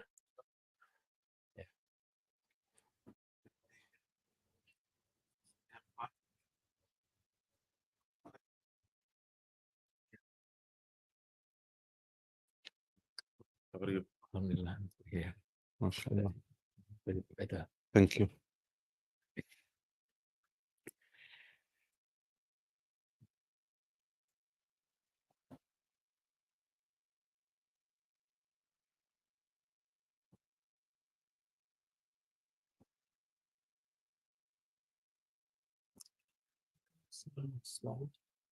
How? I say next. No way. No pointer. Okay. Yes, I can come here. Okay. طيب. السلام عليكم ورحمة الله وبركاته. أعوذ بالله السميع العليم من الشيطان الرجيم. بسم الله الرحمن الرحيم. الحمد لله والصلاة والسلام على رسول الله. أحييكم بتحية الإسلام. السلام عليكم ورحمة الله وبركاته. Again, allow me to congratulate Hashim Sani Center for Palestine Studies for organizing this conference in this difficult time, especially what is Gaza is facing from the Israeli occupation and the Israeli genocide. And I believe many of the speakers and keynote speakers addressed the issue of Gaza very well. And when I read the program and the tentative, I didn't find any mention to Jerusalem or Al-Quds. So I want this session, inshallah ta'ala, to highlight the issue of Al-Quds and Bayt al-Maqdis. So I will speak about how Al-Quds and Al-Aqsa are in the clutch of Judaization.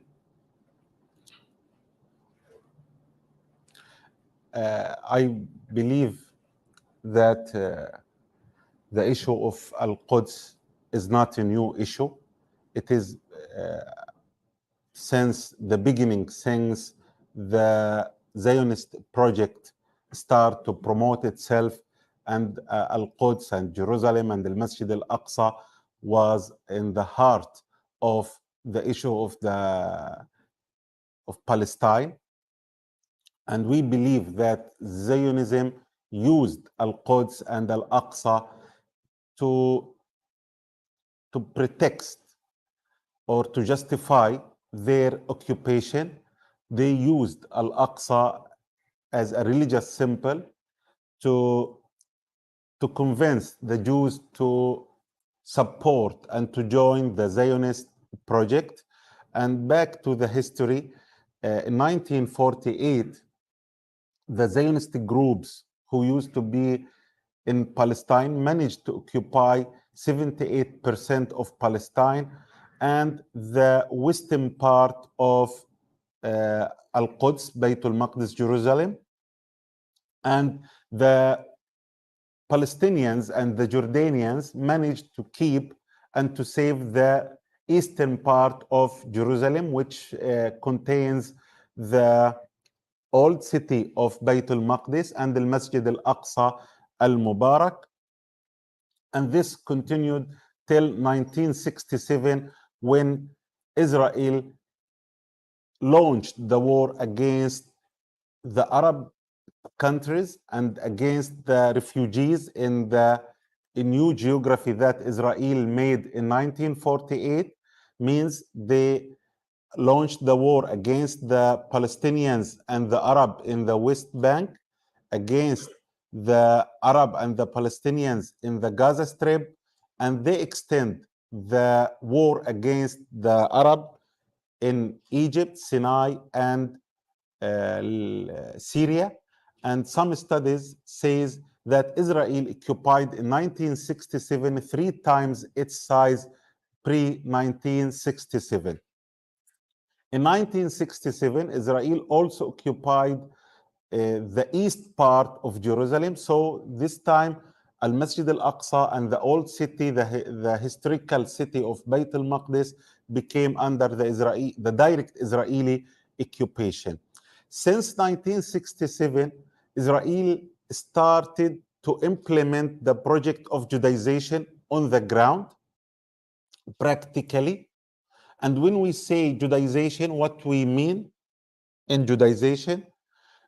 We mean that all means and all ways and all policies that Israeli government and Zionistic groups implement in Bayt al-Maqdis, Jerusalem, to change the character of the city, to become or to change the character from an Islamic, an Arabic city to be a Jewish city.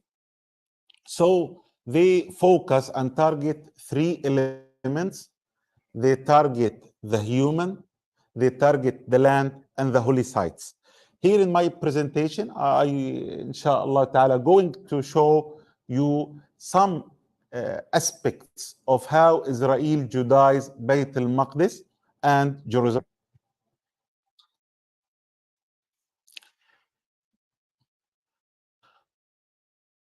You jumped. ارجع. أيوه. Just a few days after 7th of June, when Israel occupied and managed to control Jerusalem, the first thing they did was demolishing Moroccan neighborhood a historical neighborhood beside Al-Masjid Al-Aqsa Al-Mubarak.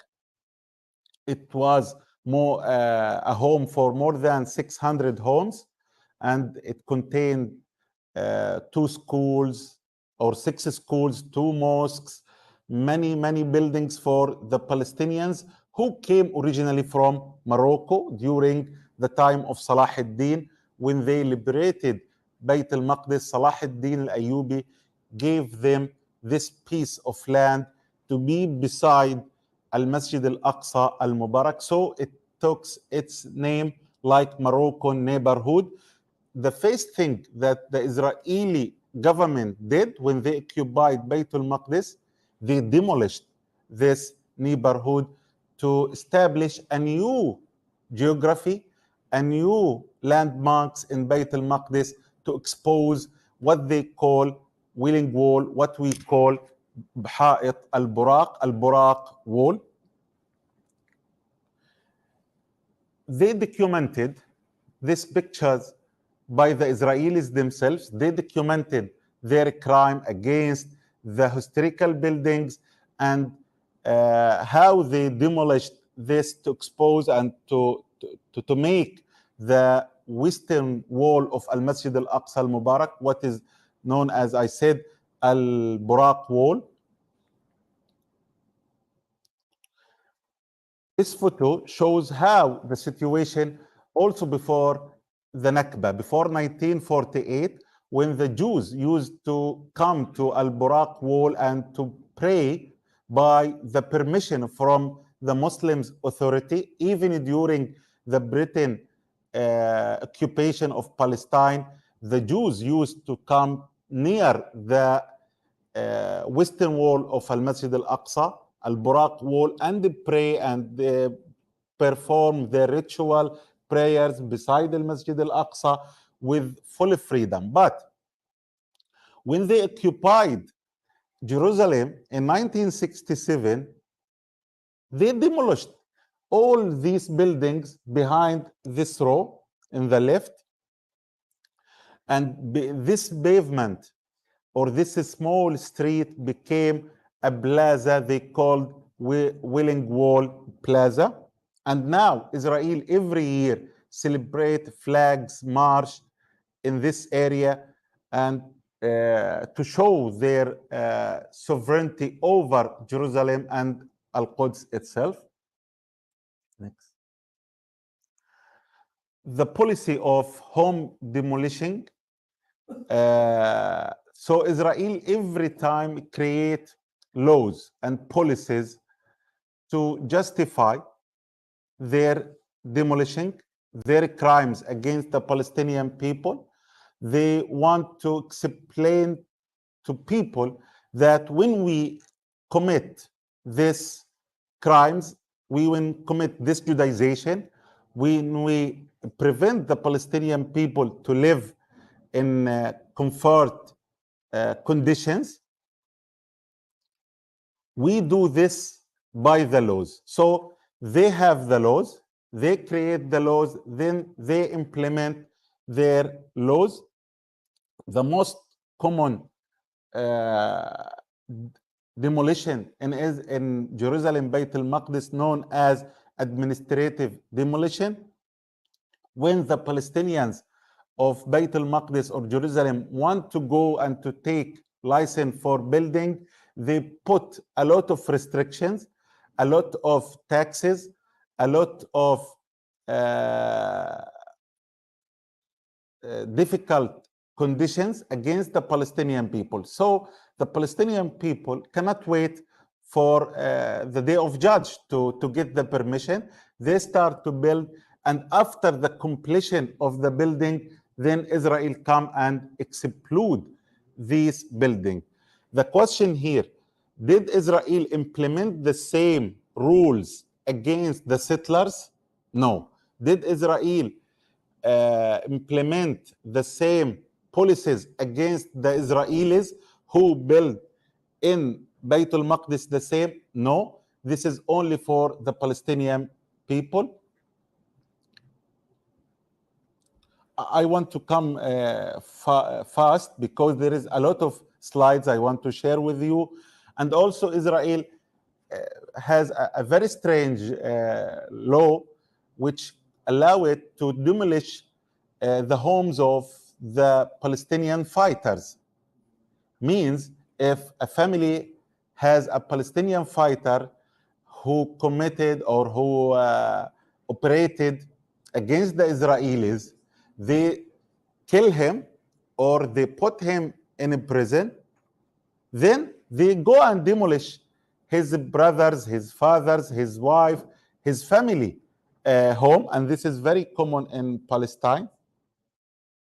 Here, Shahid Baha Aliyan homes, it was complicated for Israel because it was apartment with others. So what they did, they come and destroy the level where is the apartment of Baha Aliyan family live. Even they killed Baha Aliyan, but they came to his family and destroyed the apartment. So it is not strange in Palestine to find a demolished apartment among 5-story buildings. Next.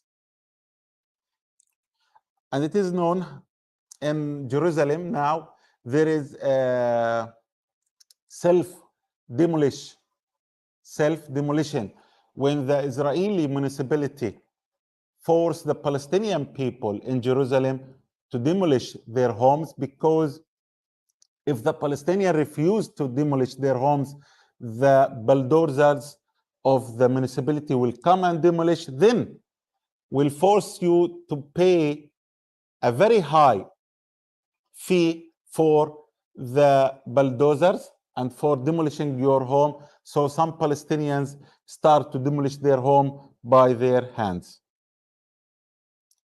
And every one of us aware about what happened in 2021 for Sheikh Jarrah neighborhood, when the settler colonial system wanted to evacuate Sheikh Jarrah neighborhood from the population, and how those brave Palestinian people refused to give over their homes to the Israelis.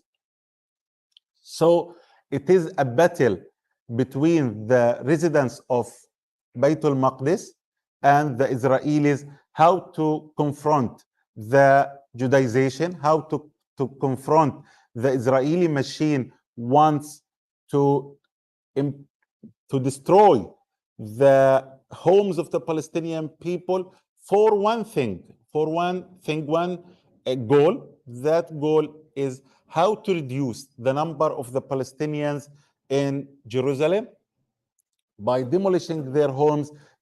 They think the Palestinians will move to other places, will seek refuge in other European countries. Palestinians will go to the West Bank, and then they can enjoy greater Jerusalem with less Palestinians. And here it is good to mention that when Israel and the Israeli authorities demolish the Palestinian houses, they use Caterpillar and Hyundai heavy industries.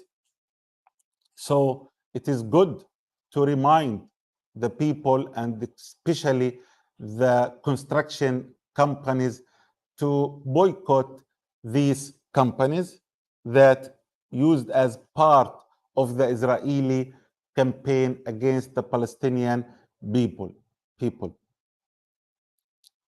One more thing that Israel do against to Judaize Baitul Maqdis, changing the historical characters of the city of Baitul Maqdis. And it is now very common, and everyone knows how Israel always change the historical buildings.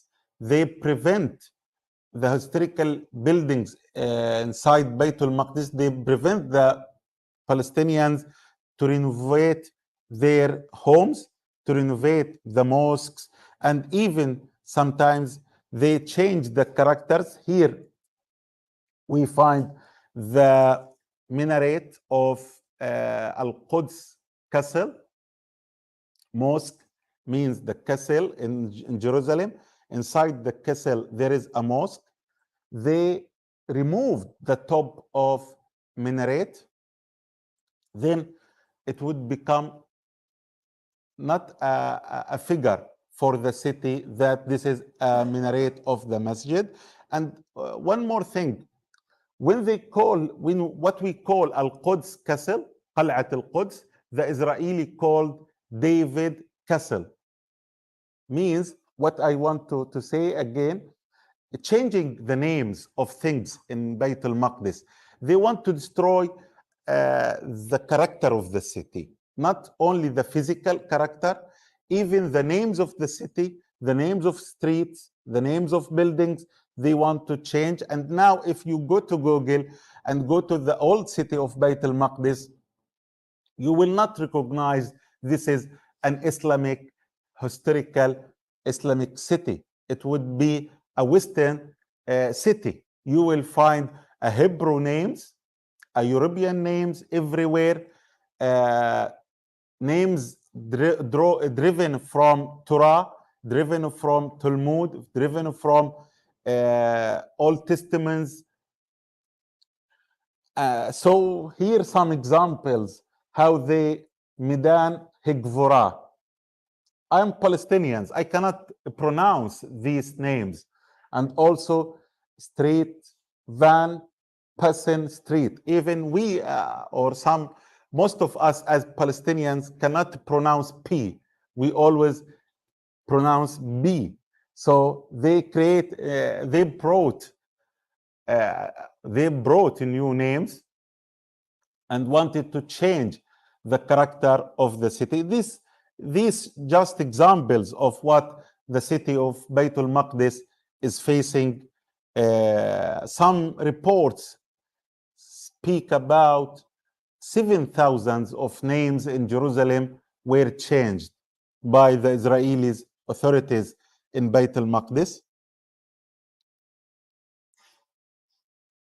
And to reduce the population in Jerusalem, Israel provided a very strange law. This law called Center of Life policy means if you are Palestinians from Jerusalem and you went to Malaysia to study medicine for 7 years, you will lose your ID as Palestinian in Jerusalem.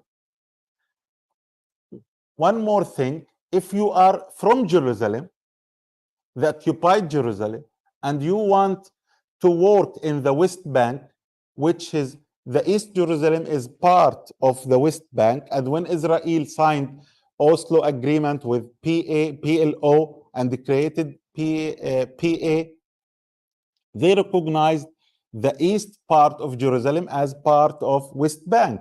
So if you are one of the East Jerusalem citizens, want to work just 5 kilometers from your home in West Bank, and you live there, they will consider Jerusalem is not your center of life. Then it will be a chance for the Israeli authorities to revoke your ID. And also Israel have punitive revocation of IDs of the Palestinian IDs. Means if a child throw stones against the Israeli soldiers, the Israeli occupation soldiers, this will be good opportunity for the Israelis to revoke their IDs. And when they revoke the ID of the father, so the whole of the family will face a complicated situation, then they will leave Jerusalem. So, as I said, the best for Israel, the minimum of the Palestinian people in Jerusalem, because they believe that Jerusalem is the heart of the Palestinian issue. And Jerusalem is most important symbol for the Muslim and Arab and free world and even Christians to support Palestine because they have connections, the religious connections with Jerusalem and Al-Masjid Al-Aqsa and all the churches in Jerusalem. Next, please. One of things that Israel is doing to target the population also, targeting the educational system, means they, when I go and tell people about Judaization, they sometimes understand that Israel wants to change the religion of the Palestinians from Islam to Judaism. No, Israel won't. But Israel wants to change the mindset of the Palestinians who live in Jerusalem. Israel consider them, if they learned about their rights, if they learn about their flag, about national anthem, this will be dangerous and this will make them enemies for the Israeli authorities. Here, just some of the curriculums that the Palestinians use in Jerusalem and how the Israeli authorities, who control all aspects of the Palestinians' life in Beit al-Maqdis, Jerusalem, how they remove a very important things from the curriculum. Here in the left, you find the national anthem and the Palestinian flag. When Israel reprint or force the Palestinian schools to reprint the books, they must remove these symbols, this information, and even some verses of Quran, as you see in the right example, they remove from the curriculum just to change the mindset of the Palestinian people who live in Jerusalem. This, the previous things we spoke about how Israel is targeting the land, how Israel is targeting the population in Jerusalem. The third target of Israel is the holy sites. The holy sites, when we speak about the holy sites, we don't mean the Muslim holy sites only. No, the Muslim and the Christians holy sites inside Jerusalem and in Jerusalem are being targeted by the Israeli occupation. Everyone knows how is Al-Masjid Al-Aqsa is important for 2 billion of the Muslims all over the world. And despite this, Israel attacking Al-Masjid Al-Aqsa Al-Mubarak day and night. And as I said, the Judaization campaign started early after the 1967 war. And also targeting Al-Masjid Al-Aqsa Al-Mubarak started directly after the occupation, when the Israeli police confiscated the keys of Bab al-Maghariba, Moroccan Gate, till now, since 1967, June 1967, till now, and Israel is controlling the Moroccan Gate and prevent any Palestinians, any Muslim, to enter Al-Masjid Al-Aqsa Al-Mubarak from Moroccan Gate.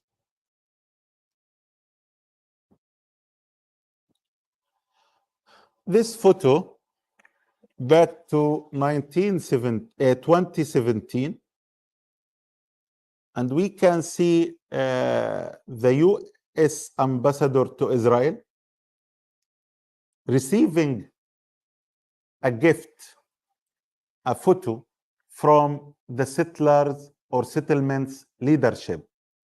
This photo, an aerial photo of Jerusalem and the Masjid al-Aqsa al-Mubarak. But if you focus on the photo, you will find it edited by Photoshop, and they removed the Dome of the Rock from the photo and put a temple, a Jewish temple, instead of the Dome of the Rock. And all are laughing, and all are satisfied and happy for this. So this indicates how the situation is dangerous, how America is supporting the Israeli aggression against Al-Masjid al-Aqsa and the holy sites in Palestine in general. Next, please. This part of the Israeli propaganda and how they educate their children beside the Masjid al-Aqsa, that one day we will demolish the Masjid al-Aqsa and erect a temple instead of this. And some people may say this is an extreme group, does not reflect the Israeli government. No, all these groups, all these extreme groups are supported by the government. And now there is a new development in Israel that those groups became the most important part of the Israeli government. Ben Gvir, Smotrich, and others, those used to be dealt as criminals in Israel and used to be imprisoned in Israel. Now they are the rulers of Israel, and they determine what to be attacked and what the Israeli decision against the Palestinian people. And if we look to the results of the Israeli elections 20 years ago, no seats. They didn't manage to get any seat in the Israeli Knesset or parliament. And now they have many seats, and they became part of the ruling coalition of Netanyahu. And anyone of the Israeli extremists want to withdraw from the government, the second day the Israeli government will collapse. So it is a systematic aggression, systematic targeting of Al-Masjid al-Aqsa al-Mubarak. Next, please. What this next? Oh, yeah. What file? No, not videos.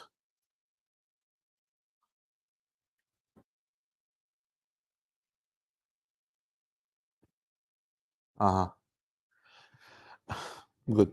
And also, in the campaign, in the Israeli campaign to target the holy sites, they target Al-Masjid al-Aqsa not by controlling the Moroccan gate. No.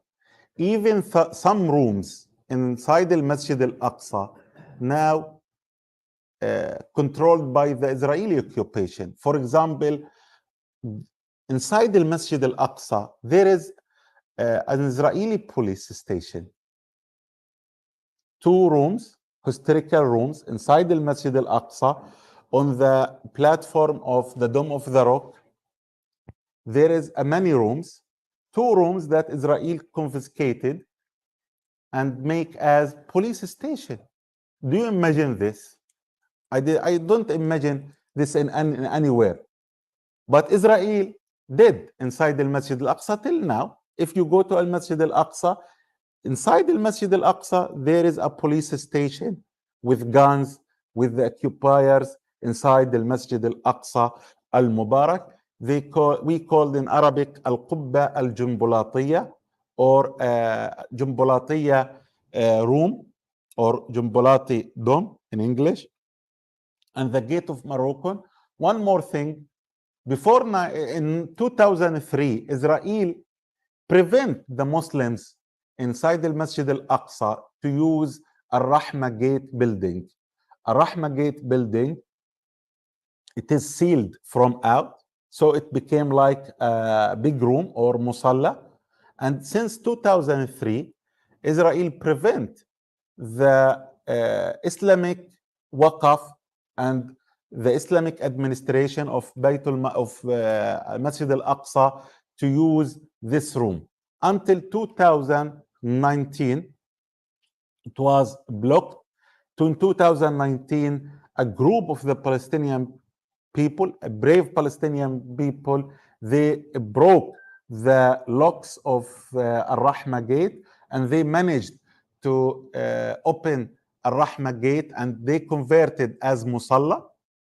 So the people always will go and pray inside Al-Rahma Gate.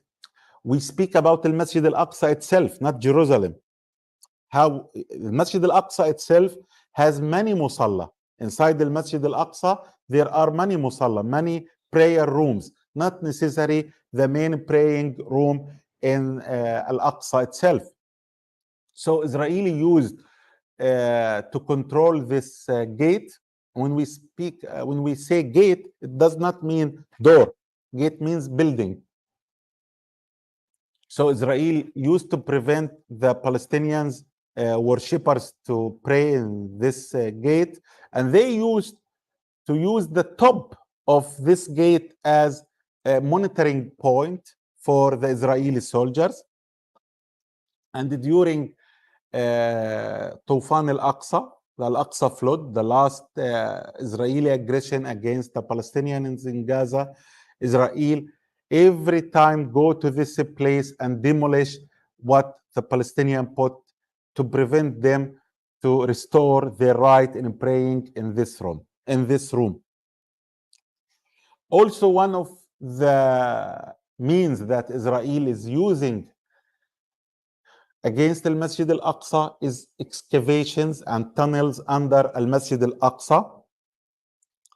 In the report of 2016 by IIQ, International Institute of Al-Quds, the number of tunnels were 63 tunnels under Al-Masjid al-Aqsa and surrounding Al-Masjid al-Aqsa al-Mubarak. Why Israel digging the tunnels under Al-Masjid al-Aqsa? They say, we are searching for Solomon Temple. Okay, you spent more than 56 years searching Solomon Temple and you didn't find. When you will find Solomon Temple, I will tell you.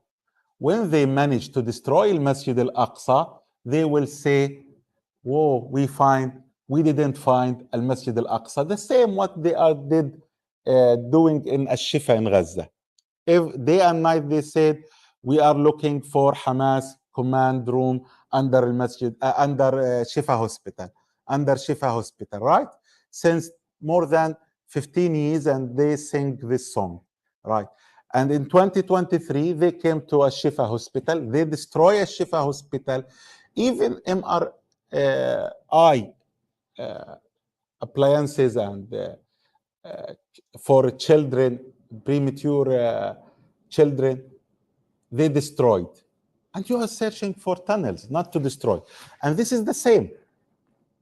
They always say, we are searching for Solomon Temple, but the real goal is to weaken the foundations of Al-Masjid al-Aqsa al-Mubarak. How many minutes? 1, 5, 3. Okay, next. If you look to the map of the tunnels under Al-Masjid al-Aqsa al-Mubarak, you can find how the situation is dangerous in such historical city to dig all these excavations under the city. And because this is my study, the problem when Israel search for their goals, they destroy all before them, all layers, all levels of archaeology before what they are seeking. Means the Palestinian history is layers. We have very old layers, and we have Byzantine, we have Islamic, we have Ottoman, we have before Ottoman, we have before Ottoman also, we have the Crusaders. They destroy all these things in the pretext that we are searching for the Jewish history under or beneath Al-Masjid Al-Aqsa in Jerusalem. Next. One of the dangerous things that Israel also do is preventing the renovation of Al-Masjid Al-Aqsa Al-Mubarak. Now there are more than 40 projects for the renovation of Al-Masjid Al-Aqsa Al-Mubarak, and Israel prevent the Muslim authorities to do renovation, and all this lead to weaken Al-Masjid Al-Aqsa. And here a video, the video is not working. Try to work the video. Doesn't work. Okay. If we see to the right image, this is some parts of the Al-Buraq wall, some stones from Al-Buraq wall dropped because Israeli prevent the Muslims to practice their right to renovate the wall. Next, please. One of things that Israeli implement is incursions inside the Masjid Al-Aqsa. I used to say storming Al-Masjid Al-Aqsa and breaking into Al-Masjid Al-Aqsa Al-Mubarak. Even it is in the Israeli religion prohibited to go to Al-Masjid Al-Aqsa Al-Mubarak until you free from the Muslims. Now they changed the fatwa, but they continue to keep this signboard that it is prohibited, but they practice storming Al-Masjid Al-Aqsa Al-Mubarak. These are three signs from three different eras. Till now, they keep the rabbis force the Israelis authorities to fix this fatwa, this sign, but they practice against the sign. They allow the extremists to break into Al-Masjid Al-Aqsa Al-Mubarak. Next, please. In their tour or in their storming Al-Masjid Al-Aqsa, they start from Moroccan gate, that the gate no one of the Muslims can use, and they make a circle surrounding the Dome of the Rock, then go back from a Silsila gate. Next, please. And here a very simple temple, a very simple table shows how the number of the extremists who break into Al-Masjid Al-Aqsa increasing year by year. 2005, it is just 1,200. In 2022, it is 48,000 of settlers and extremists who broke into Al-Masjid Al-Aqsa Al-Mubarak. And they still siege Al-Masjid Al-Aqsa Al-Mubarak by building temples inside the old city of Jerusalem, just to dominate the skyline of the city. Next, please. They also issued a law in 2015 to criminalize the tahfiz al-Quran inside the Masjid Al-Aqsa Al-Mubarak and to prevent the murabitin from their right to be inside the Masjid Al-Aqsa. And it is very known that how Israel prevent the Palestinian worshippers to go to Al-Masjid Al-Aqsa. So it is known and common for the Palestinian people to pray in the streets in their way to Al-Masjid Al-Aqsa. This is the last. خلاص. Okay, what I presented is just a few means and few aspects of the suffering of Jerusalem and Al-Masjid Al-Aqsa Al-Mubarak. And if we want to speak more, we find a lot of things to speak and a lot of evidences that Israel is practicing racism laws, racist laws, apartheid against the Palestinians, settler colonialism system. All these atrocities and all these policies are implemented by the Israeli occupation. So, in my opinion, it is important not to speak about the only thing we should think about is how to end the Israeli occupation. How to end the Israeli occupation, not how to coexist with the Israeli occupation.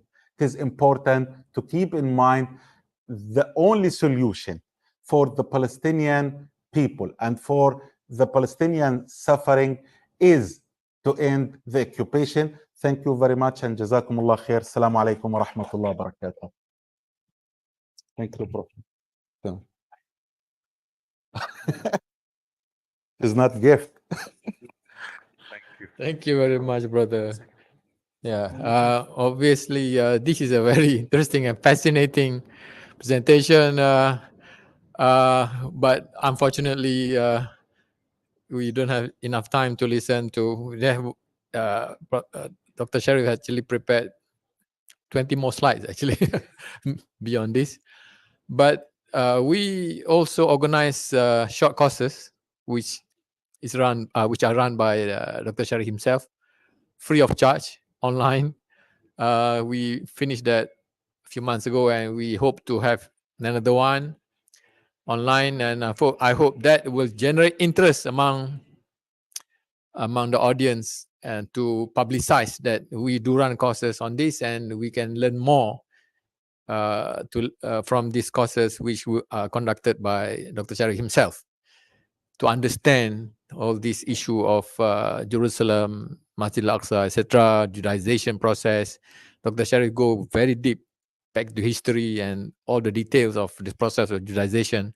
And inshallah, we can learn more from that. And hopefully more will register for this course when we advertise it soon, inshallah. And alhamdulillah, Dr. Sharif conduct this for free also. And we also conduct it for free. Okay, so our next presenter is actually the Professor Afandi, right? Professor Afandi is a professor of international relations from the University Sultan Zainal Abidin in Terengganu.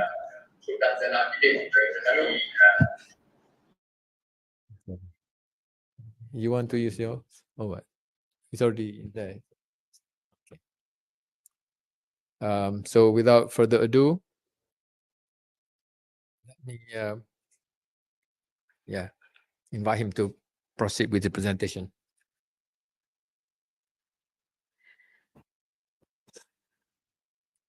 Bismillahirrahmanirrahim. Alhamdulillah rabbil alamin wa bihi nasta'in. Allahumma salli ala sayyidina Muhammad wa ala ali sayyidina Muhammad. Assalamualaikum warahmatullahi wabarakatuh. And almost good afternoon. I'm going to present something on American conservative Christians and U.S.-Israel special relationships, a case study of Christians United for Israel, or CUFI. I think so. Professor Stephen Sizer is very interested to know about this, and it is about very much related to Christian Zionism.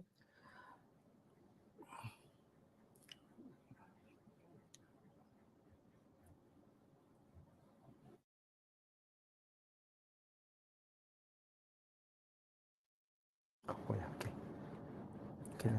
Can I use it? Oh, okay. Right. Use the mouse. Yeah. Right. Okay. Thank you. Well, for the international relations students, normally this is commonly known by all the students or professors that U.S. foreign policy in the Middle East and specifically to the Israel, mostly established because of three factors: geopolitical strategic, political commitments in defending Israel, and U.S. economic interest in the Middle East. And this is very unique, and for that reason, they call it the U.S.-Israel Special Relationship. And this term was started by President John F. Kennedy in 1962, actually. And then since that, U.S.-Israel relations, how to say this, is something that blank check, unconditional, this support in every kind of, supports financially, morally, politically. And then those who study this from the realism perspective, they can see this is very realistic for the U.S. government to preserve their power in the Middle East. And then, as I mentioned, this is for geopolitical, for political commitments, for economic interests. But there is another perspective that the academicians or analysts try to give another perspective about the U.S. Israel special relationships based on the soft power. This, for example, John Mashmere, they publish a book on this the Jewish lobbies. So these soft power factors is a new phenomenon that try to elaborate more about the U.S. Israel relations in this day, and then it's also focused more on the Americans grassroots, specifically on the American evangelicals. This is my topic I want to discuss, how these American evangelicals give a new perspective on U.S.-Israel relations.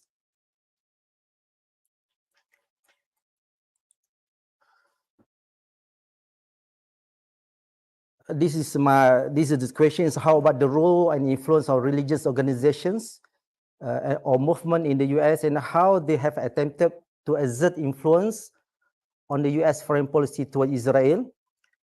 And conservative Christian movement has the major lobbying groups, and how this movement influence the U.S. foreign policy process. Theology has a factor. They say Israel is related to God's plan and is part of the imminent prophecy of the second coming of Jesus. This is part of Christian Zionism theology. It's about the God's plan based on the Scofield Bible. Professor Sizer Stephen is very much is expert on this, and it's about the second of Jesus. It's based on eschatology theology.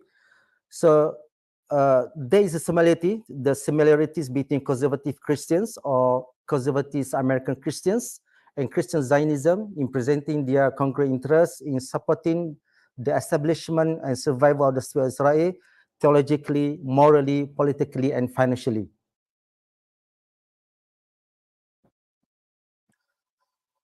This is a study by Pear's research in 2018, and this is the statement: why not all evangelical Christian or conservative Christians in America subscribe to Christian Zionism? Most of them do. The Pew Research Center estimate that about 25.4% of Americans identify with evangelical Protestantism. Equally, about 62.2 million evangelical Christians in America. About 80% of that 62.2 million have expressed support for the modern state of Israel, and they believe that the rebirth of Israel was a fulfillment of Bible prophecy, showing that we are nearing the return of Jesus Christ. This is their statement. Finally, when polled about their primary reasons for supporting the modern state of Israel, 59% of respondents of uh, uh, evangelical Christians attributed their primary reasons to the Bible. So this is the link between evangelical Christians with the Christian Zionism. Though the research show there's not everybody in evangelical Christians are Christian Zionism.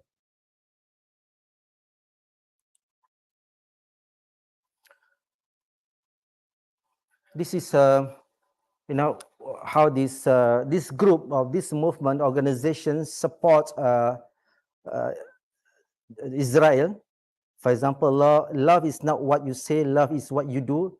Say the Pastor John Hagee of Christian United for Israel, whose organization has sent $1 million US to Israel since the terrorist attack on October 7th. I quote from this Jewish news syndicate. Yeah, he pledged that Jewish Federation will support Israel financially and will back Israel in this week and months ahead. Other Jewish and non-Jewish groups has been raising and starting to distribute money and other sort of donations. Federation announced a historic 500 million campaign to support the Jewish state and her people in partnership with the Union of Reform Judaism, United Synagogue of Conservative Judaism, Hillel International, the JCC Association of North America, and National Council of Jewish Women. On October 17, after the current Gaza war, federations announced that it had already raised 388 million. It also allocated 10 million and to 20 organizations that provide emergency relief and support in Israel. This is from Jewish News Syndicate, 16 October 2023. So this is how this evangelical, the American Christians support Israel financially, and then they do is in very fast way after the attack the attack of Hamas in 7th October.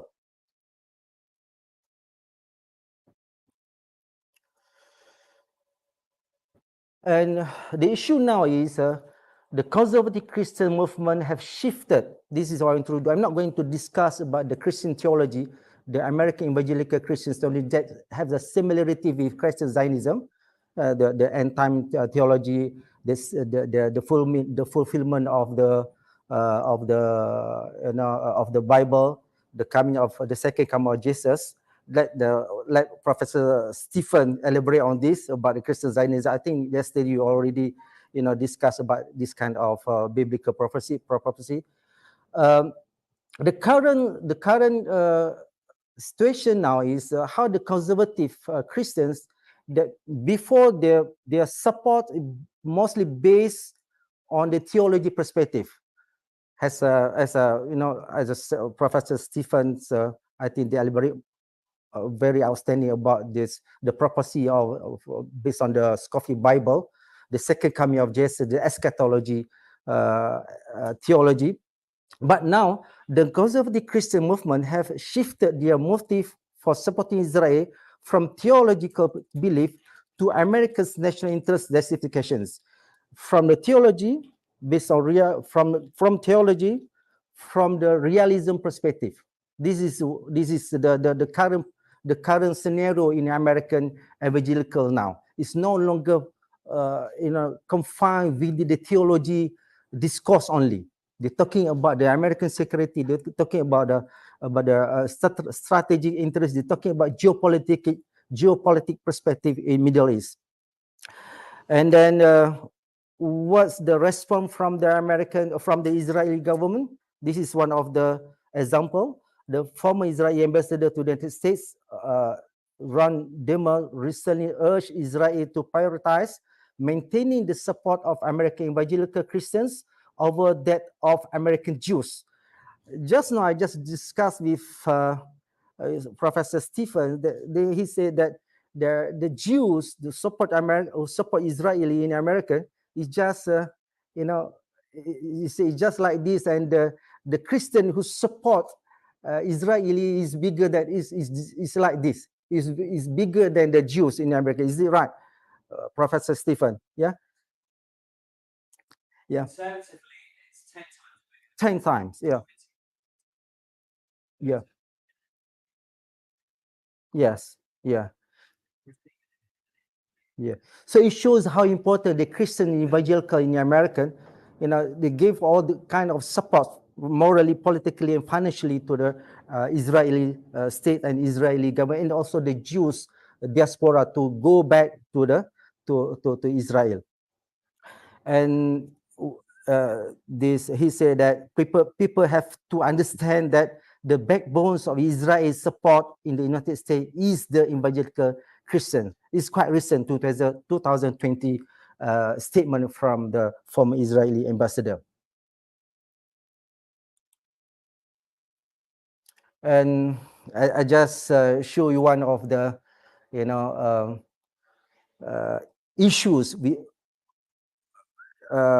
between Israel and then evangelist leader, the late Pat Robinson.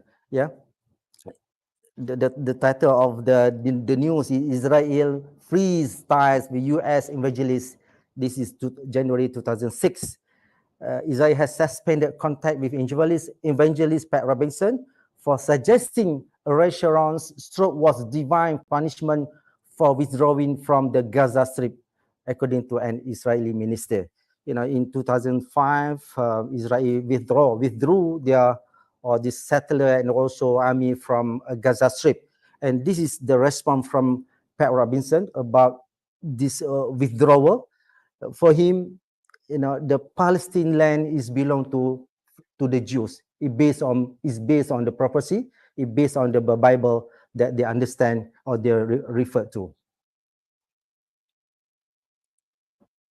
And how important is evangelical to to Israel, and also important to this Prince of Saudi. Saudi Arabia hosts U.S. evangelical Christians, Israel supporters, November 2018. Crown Prince Mohammed bin Salman holds 2-hour talks with American Christians and Israeli supporters at the palace. So it shows how important is evangelical Christians who support Israel to Salman. And I read the news. They say that because to propagate the religious tolerance between Christians and Islam, and also Judaism.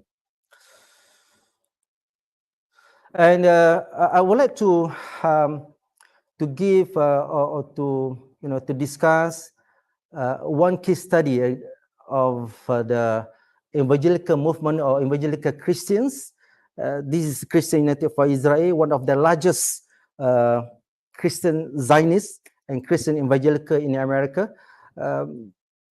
In their website, they said they have around 10 million, but Professor Stephens told me it's around 30 million supporters around that. Yeah. Yeah. It's a huge number. 50 million.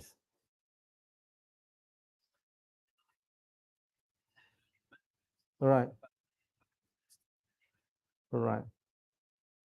So yes. So it's a huge number. It's a huge number, and then it's strong supporters actually. And if you Google, you type in the Google Christian or Kufi, Christian United for Israel. This is their title: the Christian United for Israel to fight against anti-Semitism.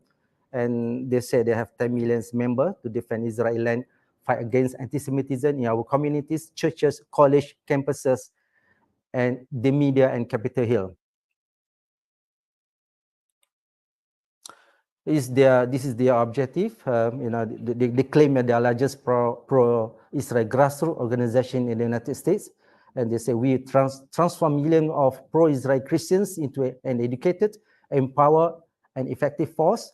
We strive to act as defensive shield against anti-Israelites, boycotts, false theology, and political threats that seeks to delegitimize Israel's existence and weaken the close relationship between Israel and the United States.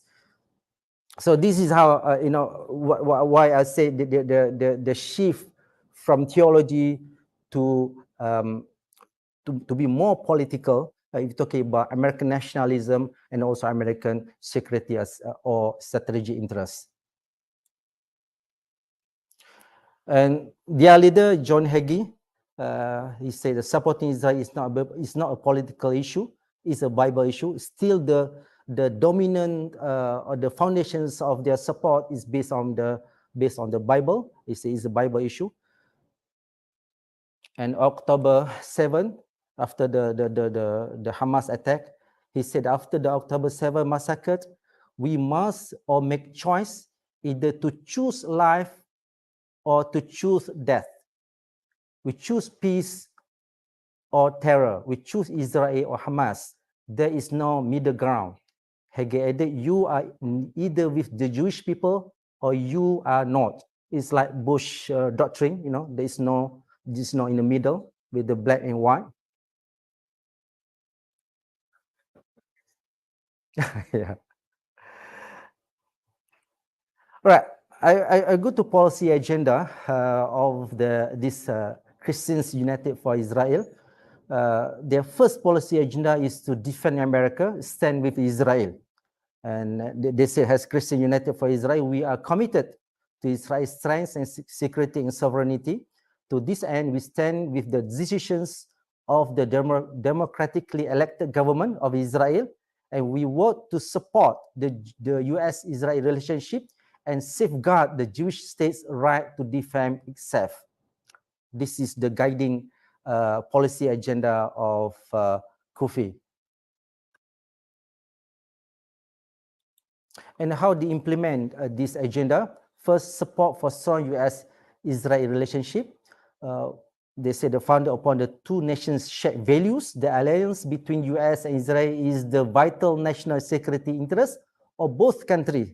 You see, they're no longer mentioning about theology. They're talking about national interest. They're talking about security interest. Israel is the West's sole outpost of freedom and democracy in the Middle East.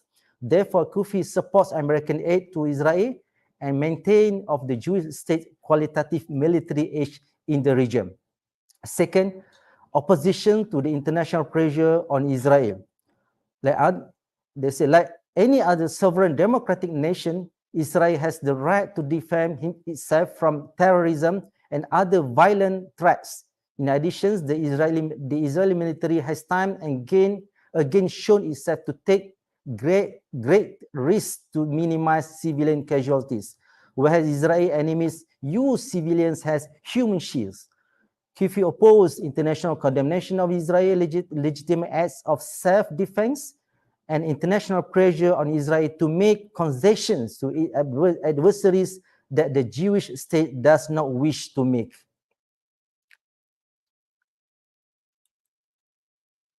They're also talking about countering Israel malevolence. Iran malevolence. Iran is the world leading state sponsor of terror and the preeminent force for evil in the Middle East. Tehran remains committed to developing a nuclear weapons capability and supporting terrorists around the globe, including the terrorist army Hezbollah. CUFI is committed to countering Iran's malevolence through sanctions of the Islamic Republic and effort to disrupt military and financial support of Hezbollah. Now they are joined together with American government in terms of condemning or sanctions Iran because of the posed threat to Israel. Opposition to anti-Semitism. To achieve this goal, CUFI supports adoptions of the International Holocaust Remembrance Alliance definitions of anti-Semitism, including its associated examples, when leaders seek guidance of understanding the world order's hearts. The IHRA definitions application was made policy under President Donald Trump and has been endorsed by the President Biden. The bipartisan consensus is that the IHRA definition is an appropriate way to define anti-Semitism. Having worked to see the definition adopted by the federal level, Kofi is presently seeking to see the definition acknowledged in the state capitals across the country. Yeah, they're talking about the anti-Semitism and propagate this issue within the American state level. It's under the another act that they do now is countering Palestinian terrorism and intransigence. Despite repeated Israeli efforts to make peace with Palestinians, their leaders have remained committed to the destruction. Hamas, the tyrannical organizations that is the de facto rulers of the Gaza Strip, is at the core committed to the annihilations of the Jewish state. Yeah, the Palestinian Authority remains unwilling to abandon the incitement of the violence against the Jewish state and its pay to slay. So it is against Hamas, it also against the Palestinian Authority actually. At this stage, Kofi does not believe the Palestinian Authority is the true partner for peace and oppose the US taxpayers' aid to the PA until it changes its behavior. And last but not least, opposition to the BDS movement. Yeah, Professor Nazari. This Kofi put the opposition to the BDS movement one of their core actions. Yeah, the BDS movement goals is to destroy Israel through economic warfare. The BDS movement is inherently anti-Semitic, as it targets the war-only Jewish state with lies and demonizations and aims to deny the Jewish people their God-given right to self-determinations. Kofi support legislation aimed at assuring U.S. taxpayer dollars do not end up in the hands of anti-Semites who support this movement. And with Kofi support, 34 states have advanced such anti-BDS measure dealing in significant blow to the anti-Israel movement. Kofi was also integrally involved in reserving Airbnb's decision to boycott Israeli homes in Judea and Samaria, and continues their efforts to address any acts of the economic anti-Semitism.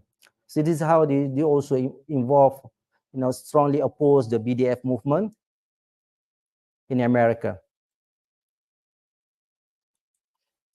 So my conclusion is, theologically, the conservative Christians or the evangelical Christians, the state of Israel is a matter of religious convictions that is related to God's plan and is also part of the imminent prophecy of the second coming of Jesus. As I mentioned earlier, is about the biblical prophecy is about the eschatology theology.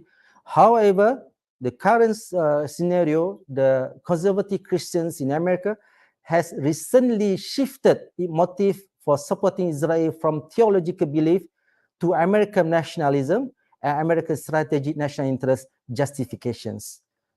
Yeah, that's all my presentations. So probably if there is any questions from the floor, thank you.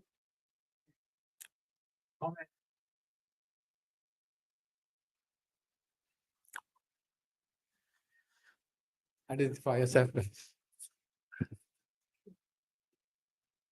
Hello, my name is Warnai. I'm a research fellow here in IIS Malaysia. So thank you very much, Doctor, for your presentation. I think it's well documented that Christian evangelist has been one of the primary supporters of Israel since its establishment in the 1948.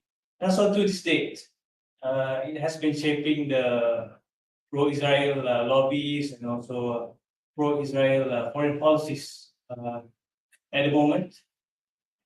But in the last few years, there has been growing support among Americans for Palestine, and according to many statistics and polls, that it has reached like a 20-year high in terms of American support for Palestine. Although they are still in the minority because the majority of Americans still support Israel. And this is especially true among the young, among below 30, the support for Palestine. Do you think there's a growing trend of reduced support among these fundamentalist Christians or Christian Zionists for Israel, especially with the emergence of many prominent Christian scholars bringing a different narrative based on Christian traditions, such as Gary Burge, who wrote the book Whose Land, Whose Promise, and also maybe Dr. Stephen as well, who's a prominent Christian community leader, bringing an alternative narrative rooted in a Christian tradition as well. So is there like, do you see any growing trends of reduced support among these groups for Israel's current brand of Zionism? I try to to differentiate between American evangelicals and Christian Zionism. Yeah, from the for the young American evangelical, there is the trend that they support Palestinians, cause of the Palestinian issues about the human rights there. But I'm not sure that there's a trend there. Even if you read the last 2 years, the young American evangelical groups or peoples, they shifted from purely support Israel to be more, more sympathy to Palestinians. Yeah, but I'm not sure whether they agree or not, about the Palestinian land, whether to divide between Palestinians and Israelis or to the Jews, because we have to to differentiate between the belief and also the humanity, the human rights issue. Yeah. And about the Christian Zionism, the Christian support to Israel, I think is growing. And I just discussed with Professor Stephen. Correct me, Professor Stephen. The growing numbers of Christian Zionism all over the world now is a phenomenon. I'm not sure, but we're talking about the issue of supporting Palestinians is not, or Palestine is not the matters of the Christians only. Is the issue of humanity now. So probably the number is millions, but those who support the trends groups of human rights or people all over the world, the younger who support the Palestinian issues is getting bigger and bigger now because of the media or the social media. Yeah. So probably Professor Stephen can add more about it.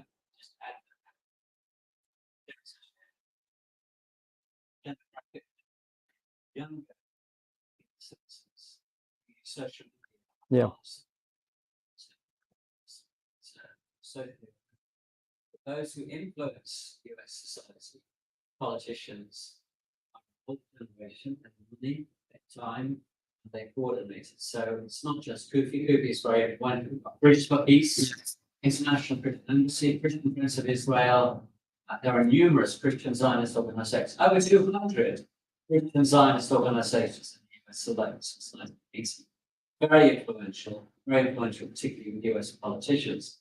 And as you said, they have a political agenda that matches their theology because they believe the Jews are God's chosen people. They support Israel in Congress, in Washington, through lobbying MPs, politicians.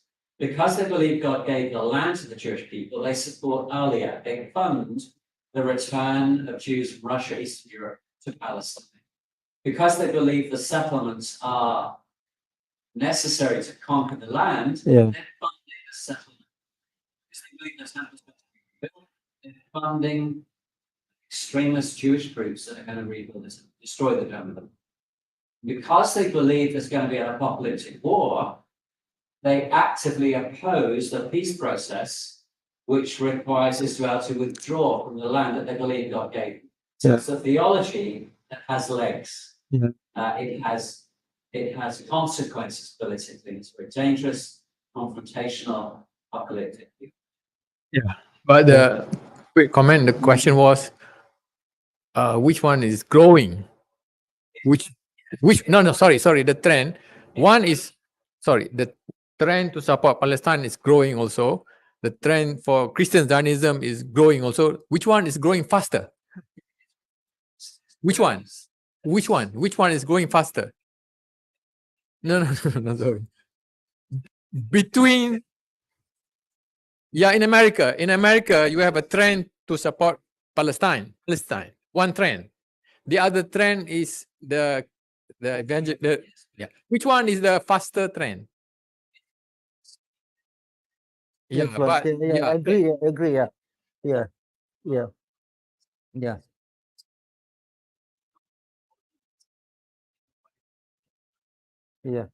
We're talking about the lobbyist group, the evangelicals during the George W. Bush. They already play a greater role in the Capitol Hill.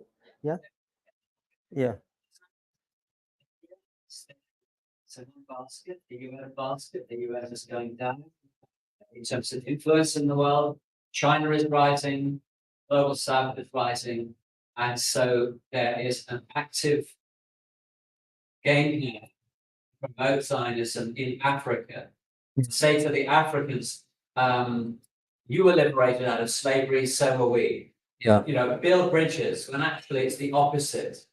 They're perpetuating another form of apartheid. Same in China, the Back to Jerusalem campaign is to encourage Chinese Christians to identify with. Okay, so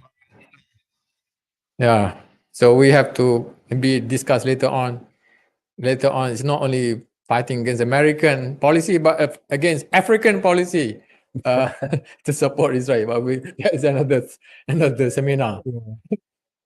Inshallah, don't worry, Allah is with us. Okay, thank you very much, Professor Afandi. We can have more discussion during lunch after this on this interesting topic. But we have to listen to our last presenter for this morning before lunch. Dr. Faraj Hanaini is going to present about the apartheid, the graffitis on the apartheid wall. So a lot of photos and images, inshallah.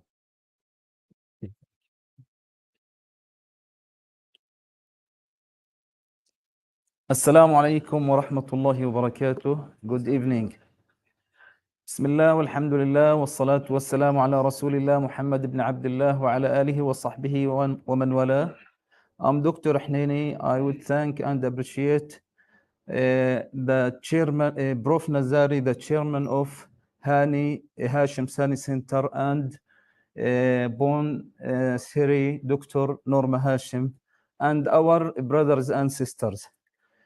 Today, I'm going to talk about my paper under the names Breaking Barriers, the symbolic and political significance of artworks on the apartheid wall in Palestine.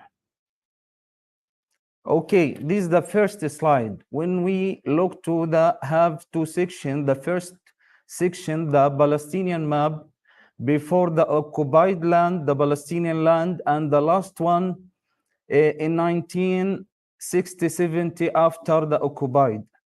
The Palestinian became three areas. The first one, Gaza Strip. The second one, 48 area. The third one, the West Bank. And we look to the first one, the Zionist Israeli occupation, the built the apartheid wall on the Palestinian land. The idea, when we talk about the idea, when they established the separation wall, came in 1992 from the Itzhak Rabin. He is the fifth prime minister in Israel occupation. And what time the plan materialized in 22 with the prime minister Yehud Barak. The second section, when we look to the second section, talk about the separation apartheid wall. We have many sections from the concrete slabs, the watch tower, and many ways from the two direction. Here, when we look to these photos and artworks on the separation wall, has turned into a huge screen for the Palestinian and foreign artists to display various kinds of art works, including painting, pictures, drawing, video. Okay, when we talk now about a huge screen for the Palestinian and foreign artists, some people look to these artworks as a means of resistance against the occupation. Another people look to the artworks as the means of beautifying the wall, make decoration in the wall. The visual arts have become a controversial issue among the Palestinian. I am try in this paper, I will study how the role of artworks on the separation wall in the occupied Palestinian land acts as a forum of resistance. Furthermore, this paper offers insights into the transformative power of arts, the context of conflicts and origin. Here, in this slide, I want to talk the separation wall in Palestinian often referred to as the apartheid wall by and critics has become a canvas for powerful and impactful artworks that convey deep symbolic and political message. Significance of this paper, I consider this paper a starting point that's linked my national affiliation to my Palestinian cause and my academic paper of art. For me, this paper serves as the foundation upon which I took a stand to understand the nature of artworks on the separation wall in its relation to advocating the Palestinian cause by examining how the supportive or unsupportive it is to this resistance. Therefore, based on this foundation, I move forward to a more comprehensive understanding of the Palestinian scenario in its relation with the general visual arts. Here I put many questions to ask about these artworks on the separation wall. How can the artworks on the separation wall in the occupied Palestine territory be considered works of resistance? The second question, what are the differences in the functional role that artworks play toward the separation wall? The third one, how are the appreciations made by people viewing and reading the artworks on the separation wall? This paper is based on cultural resistance theory. I used some authors into Gramsci, Stephen Dunkab, Edward Said.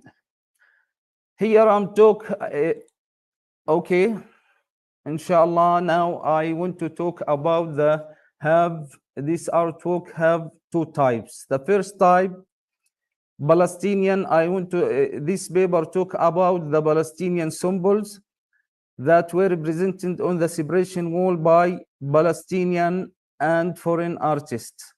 The foreign symbols that were represented on the separation wall by foreign artists. This is the first type. When you look to this, the artworks, the photos here, back to the Palestinian symbols.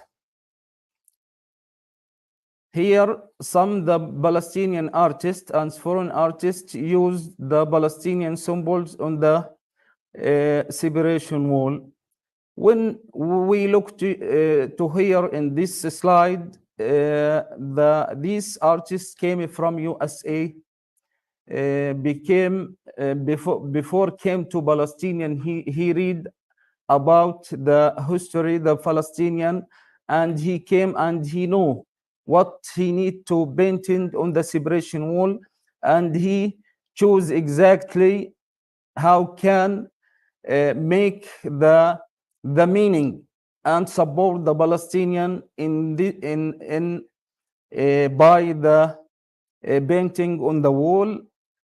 Here, when you look to the meaning about the key, and I choose the locations and the directions, and when the artist painting the artworks in the area have the people from the Palestinian and from the Zionist occupation. I'm talking about the material, who is the artist, where is the location, and what's the meaning of this artworks.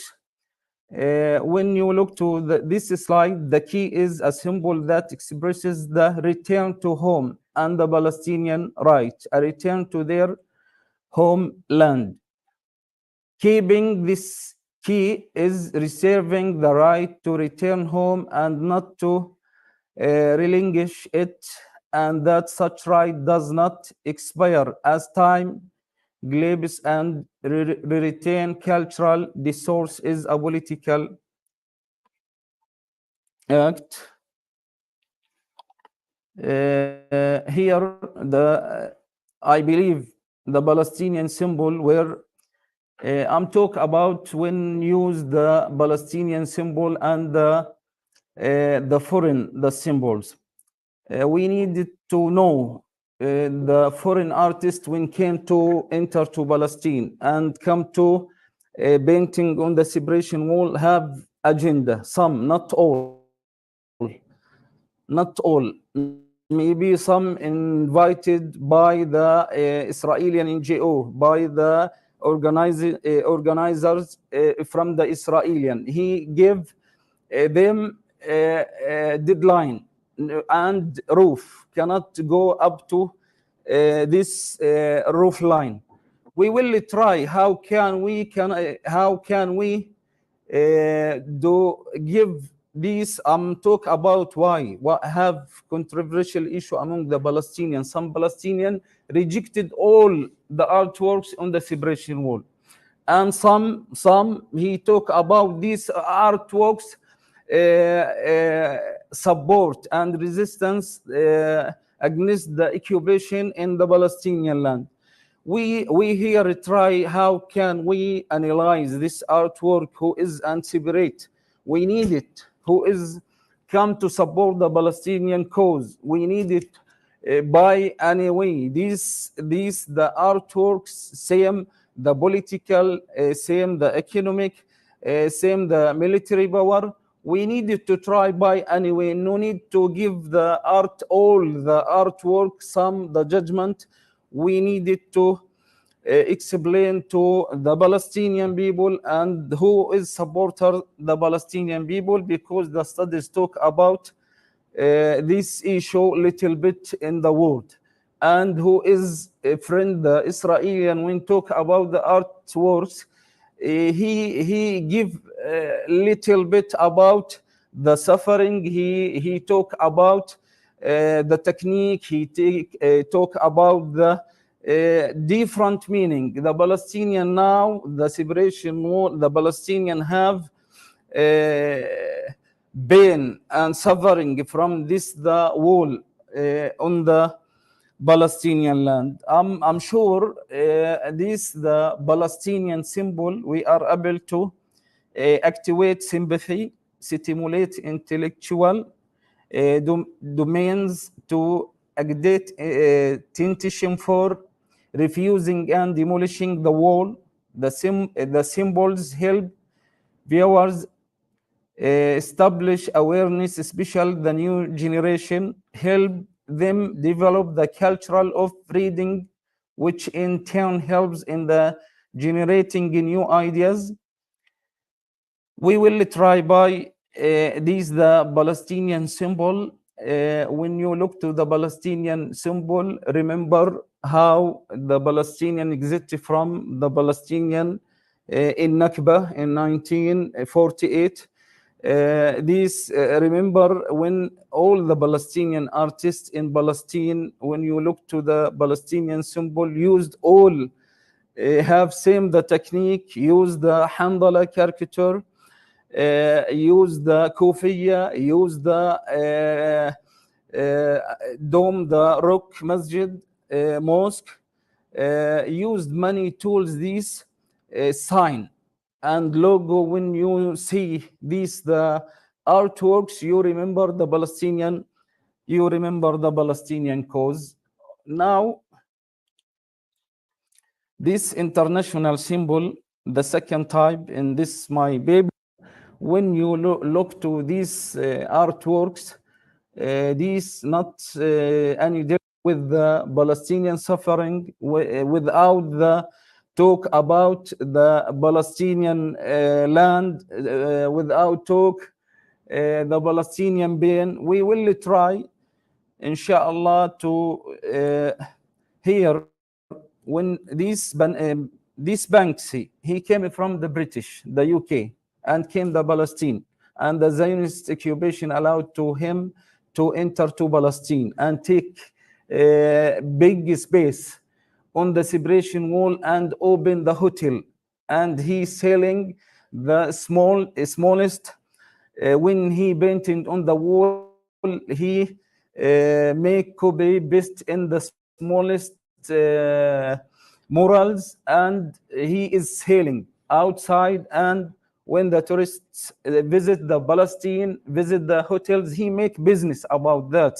When look to the all the artworks, just the below limit. When you look to the art works painted from the Baniski, you cannot feeling about the suffering, you cannot feeling about the Palestinian, you cannot feeling. Just he came to Palestine to take show, and he to go to the big area about the physical the separation wall, and the new area to talk about the names, him names. Hey, when you look, oh, okay. Did he mention in the copy that this is the original was on separation wall or not? Yeah, on the separation wall. Okay, inshallah, when you look to the history, the Banksy artist in the European countries, he used the hyperactive more than in Palestine. He used the figures, strong figures, opposite the government in European countries. But in the Palestine, he used the, I will talk the reaction about the Palestinian and the Israeli about this. When painted this wall and the Palestinian receiver, so these artworks and this painted remove on the separation wall, because he had feeling bad feeling why this came from the UK and talk about me, same the animals, this part. And he said about the Palestinian and the Zionists, same. He gave the same situation.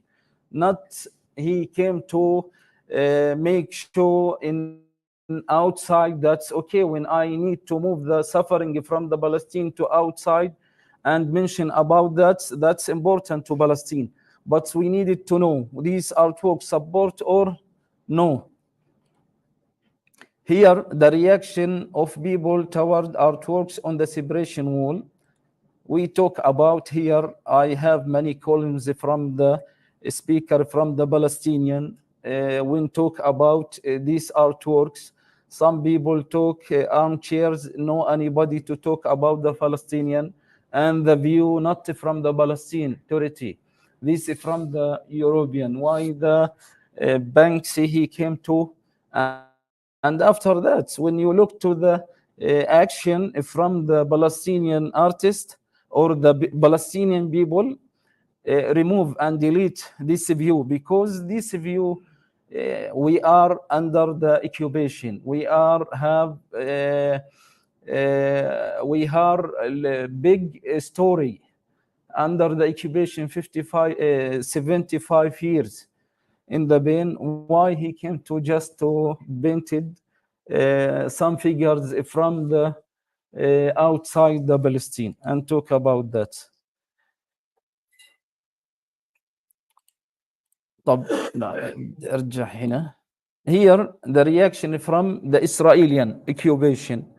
Some, when you look to these figures and these artworks on the separation wall, after the arts, he finished the painting these figures on the wall, the soldiers comes and delete and remove these pictures. Why?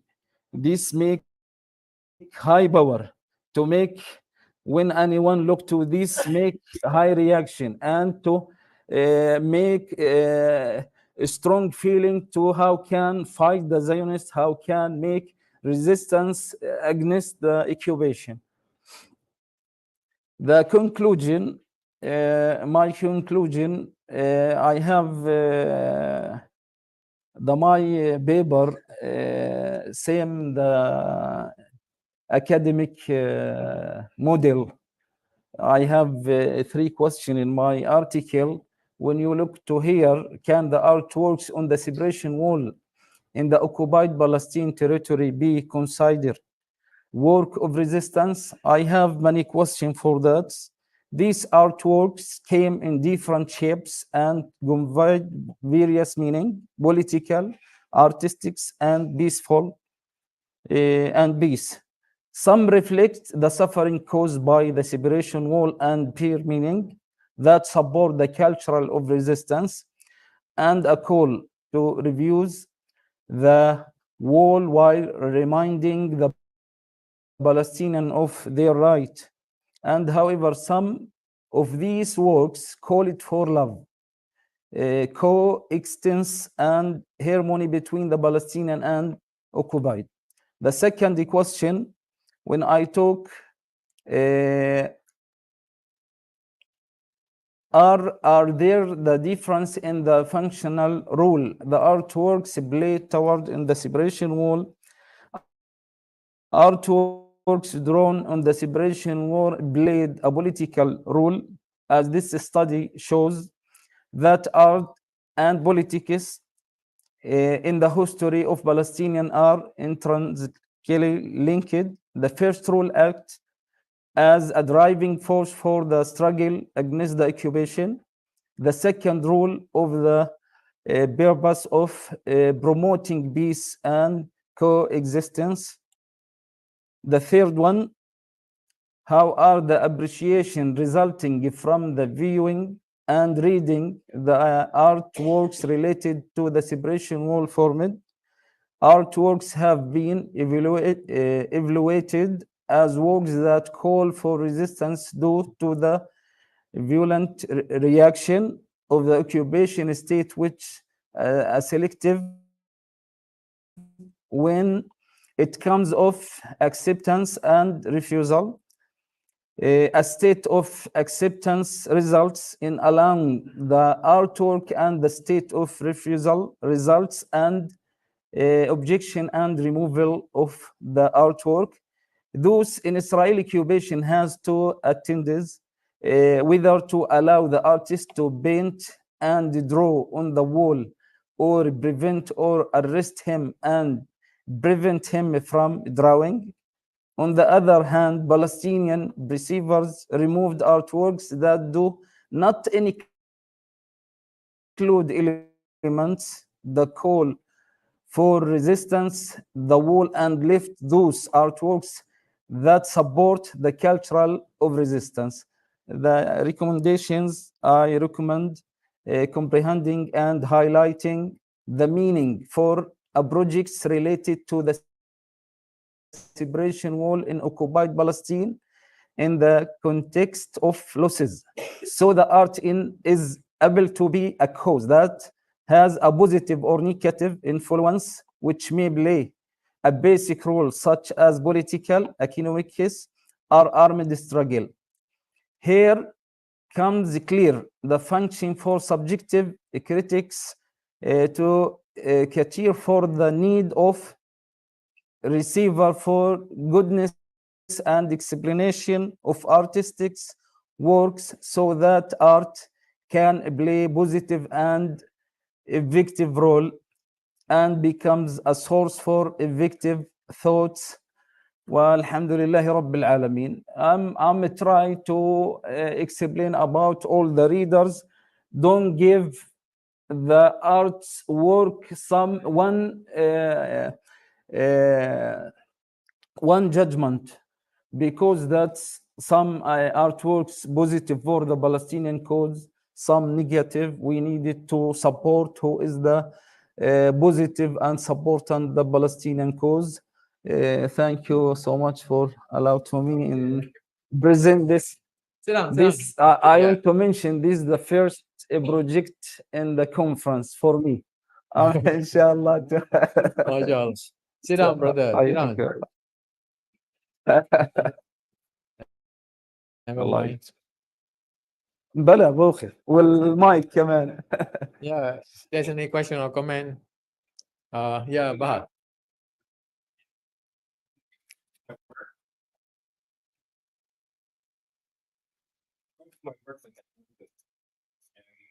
The idea of artwork has always been coming up. Can you go to one of the slides where you show the seats? Which one? Just go back. Okay. كرسيين قدام الجدار. Yes, this one. Go back. The other one. Yes. This. So the idea of artwork on the Israeli wall came with the Israeli wall, and it created a huge debate whether it's making the Israeli wall look attractive or look disgusting. But the one thing that you always find missing from that debate is the actual functionality of the Israeli wall that needs to be removed. This picture is like 4 meters this side from where the Banksy Hotel is, you know? And the entire discussion that is centered around Banksy has shifted the discussion for those few yards. So instead of actually looking at the destructive impact of the Israeli wall that separates the town of Bethlehem from the town of Jerusalem in the north, which were were connected for about 4,000 years, we just go and debate this issue. The second thing that it's a beautiful distraction that serves the maintenance of the wall. It doesn't actually take us one step towards the removal of that evil structure. And we are allowed to have that kind of debate. The second point that I want to highlight is that our artwork is not on an Israeli wall. Palestinian artwork that celebrates Palestinian identity, celebrates Palestinian culture, and so on, is in our neighborhoods. You find it in almost on every mural around you in Gaza. You find it in the refugees camps. You find it in different places. And the point of it is to remind ourselves with that. You find artwork with calligraphy, right? Arabic calligraphy, like statements to remind ourselves of the need of being proud of being Palestinians. There are sometimes threats to collaborators and so on, the faces you see are usually faces of martyrs, you know? So Palestinians that were murdered by the state of Israel, or in many cases, prisoners, people who are no longer visible, but they are carved in our hearts. So the idea of like focusing on the artwork, like we need to be aware that we're being dragged into a distraction. I want to say one last thing about imprisonment. Near to this, about like 500-600 meters away from this photo, there is a mural of Ahd Tamimi. You know who Ahd Tamimi is? Like Yeah, a yeah. 17 years old girl who was kidnapped. So there's a beautiful muralist from Napoli, Italy. His name is Jurid. And he has a distinct form of art. He started like drawing a mural of Ahd Tamimi. 6 days later, he was arrested and deported. So when you try to actually draw reminders of Palestinian idols, Palestinian resistance, you will be arrested and you will be removed. So what we're left with is just a few things that the state of Israel has tolerance to, because at the end of the day, that's their structure. So they decide what they want on it or not. It is their wall, and inshallah they can take it and build it around their homes. And when I talk about I remember the Banksy have interview with the French media, talk about the asked him about the artworks related to the Banksy. He talk about talk uh, in safety area. When I made the artworks on the separation, I have safety space, safety area. I don't take any pressure from the Zionist occupation. I'm stay here. He talk, not me, about.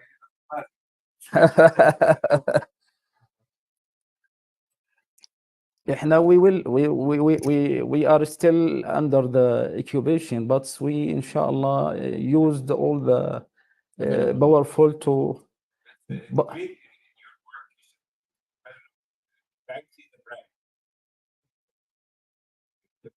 Hmm. Personal matter, the brand, the identity remains known. But look at it as a brand rather than as a person. You can trace him back to Bristol. He has this kind of white man's black shock about the reality, and they express their shock in their, let's say, simplified and sometimes very, very, very offensive way to us Palestinians. Something. Okay. Last comment from anyone? Because somebody is drawing walls on my stomach. Pictures of my stomach walls. Okay.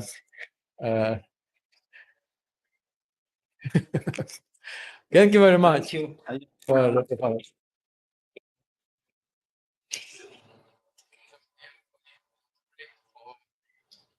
Lunch and come back according to the new schedule at 2 p.m. Okay.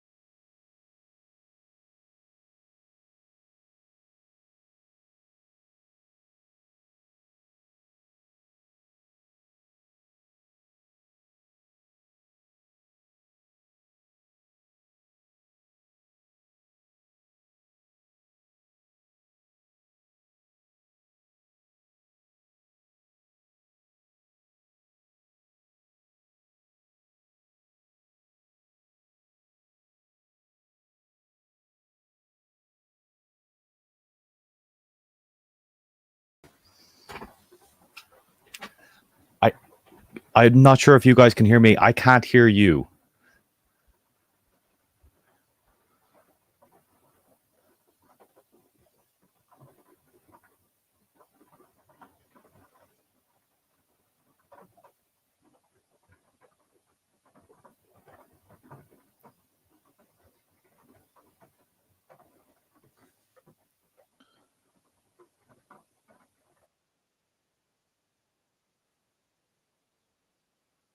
Okay, there is audio on the Facebook stream, so I know that you're doing audio, but I can't hear you through the call for some reason.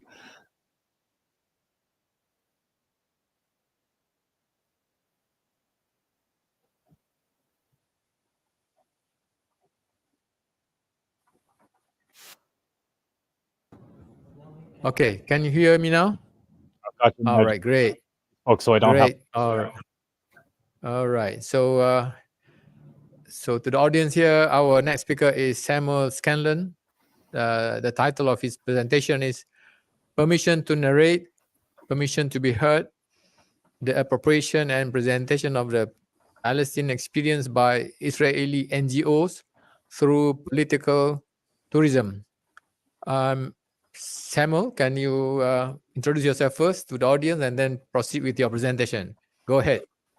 Of course, of course. So, as you said, my name is Sam Scanlon. I'm a third-year PhD student in University College Dublin, and my PhD project is looking at how political tourism is being used in Northern Ireland and comparing it with Palestine. So, I spent 7 months of this year in Palestine, and I'm friends with Baha. He gave me a wealth of information, so it's been wonderful to listen to him speak and see him today.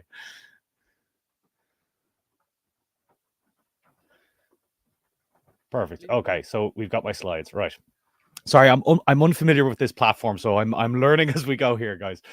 But yes, so my title for my presentation today is Permission to Narrate, Permission to be Heard, the appropriation and presentation of the Palestinian experience by Israeli NGOs through political tourism.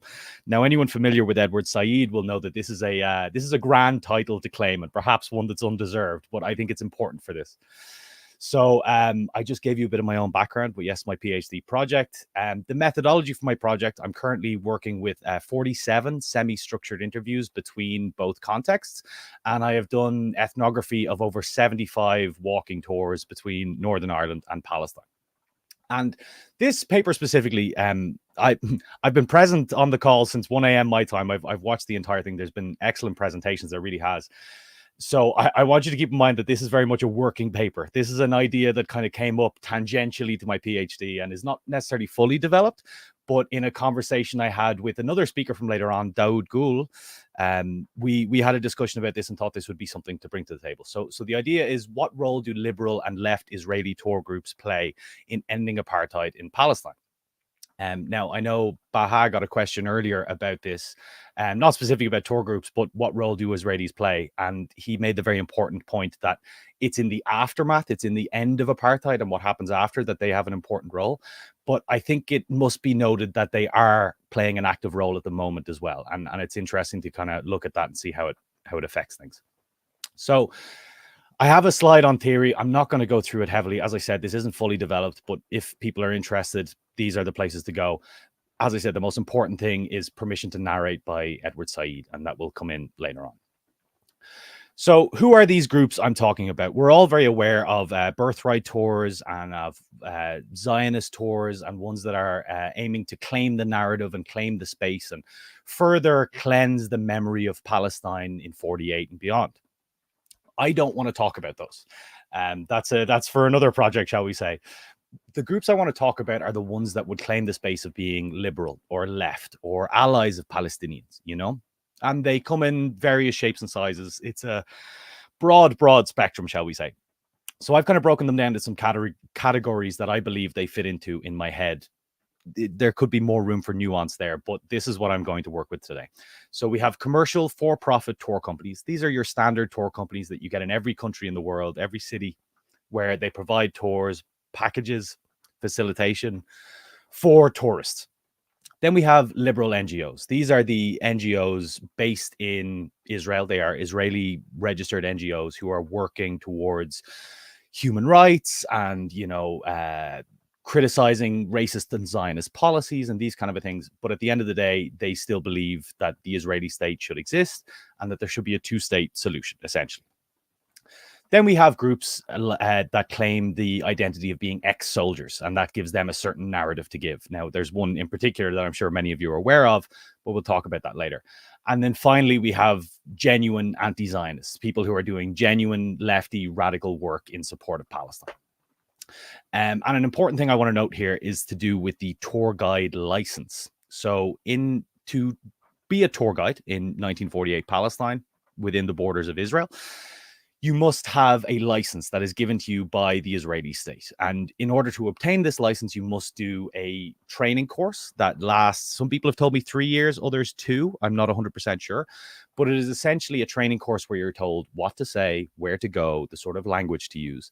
And then once you obtain this license, you are reassessed on a yearly basis. So if you are explicitly pro-Palestinian in your language, you risk losing your livelihood, you risk losing this license and these kind of things. So it's very significant as to, it's not only is there restrictions on movement and access by Palestinians, but also in what they can say and how they can say it. So first organizations are the commercial for-profit tour companies. So these are 3 that I worked with prominently. There's many, many others, but the 3 that I want to mention are Abraham Tours, Mejdi Tours, and the Green Olive Collective. So Abraham Tours, it was founded by an Israeli who, after his army service, he went traveling the world. And in Ecuador, he met an American couple who had set up in some small village in Ecuador and were essentially promoting community tourism. They were leading community tourism for the village community, you know, translations and language lessons and volunteering, all these kind of things. And he thought, that'd be a great idea. Why don't I go back to Palestine and do that? Sorry, why don't I go back to Israel and do that, is what he said. So he returned and he found a space in Nazareth that in a home that was owned by a Palestinian family. And there's a whole story about how he worked with the Palestinian family, etc. But they now franchised into Jerusalem and they provide tours across the region, right? Next, we have Mejdi, and this is a very interesting one in that they're now international. They're quite a big name. They're kind of up-and-coming competitors for big tour companies. But this was founded by an Israeli and a Palestinian. It began in Palestine, but it's now international. And they offer various countries in the world, various tours to do with, you know, gun violence and civil rights in the States or in Northern Ireland. You know, they find these kind of contested spaces and they offer tours in relation to this. Interestingly, in the context of at least Jerusalem, I'm not sure in the whole context, but they claim to offer the only dual narrative tour in the region. And I'll talk a little bit more about that later. The last thing I want to mention is the Green Olive Collective, they're called. And it's slightly different. It is more of a collaborative project where organizations buy into it. And it's a bit of a workers collective where they kind of generate profits and, you know, work in elements of advocacy as well. Like it's kind of it straddles both things. But the reason I list it with this group is their tourism offerings and their strategies are very similar to the other 2 in their kind of for-profit model, you know? So these companies, they kind of present their narratives as inclusive. You know, all voices are allowed. We engage with all the people we work with. We do not come down one side or the other. They don't necessarily take a specific stance or a side, shall we say. They almost exclusively use guides with the Israeli license. They're companies that are registered in Israel. If they did not use licensed guides, they themselves could face censure. So in order to do this, they have to use licensed guides. This then creates problems when you're trying to say we have an inclusive narrative, but the vast majority of your guides are Israeli or Israeli trained or Palestinians that cannot speak their truth because they feel they will lose their livelihood. They don't necessarily take a political stance. They allow their guides to express their opinions. They don't tell them you have to say this. They don't tell them you have to say that. But it's kind of implied in a lot of the activities in their tours and how it goes and such. And the idea of the dual narrative tour, this was a bit of a new thing to me. Not the idea of a dual narrative tour, but how they did it. So in Northern Ireland, there are dual narrative tours. But the way it works is you spend an hour and a half, 2 hours with one side, and then you get handed over to a different tour guide, and you do an hour and a half, 2 hours with that side. In Jerusalem with Mejdi, both tour guides are on the same tour with you the whole way around. And the tour itself focuses on the 3 most holiest places in Jerusalem. So Al-Aqsa Mosque, the Church of the Holy Sepulchre, and the Western Wall. And it's a very interesting dynamic because it's almost like a performance of a debate. You know, these two, this Israeli and this Palestinian, are kind of bickering a little bit, and sometimes it's in play, but other times, like at one point we were in the Al-Aqsa compound and they had an argument. You know, they seemed to be very agreed when it came to culture and history, but the minute it got into politics, it got very heated, and it ended up with the Israeli Jewish tour guide leaving us and the Palestinian walking us the rest of the way around, and he rejoined us later on. So it's a very interesting dynamic for tourists to watch. In what they claim to do and their kind of mission statement and stuff like that, they kind of claim a higher purpose, this idea of promoting community tourism and social regeneration and, you know, bringing voices together and multi-perspectives and all these kind of things.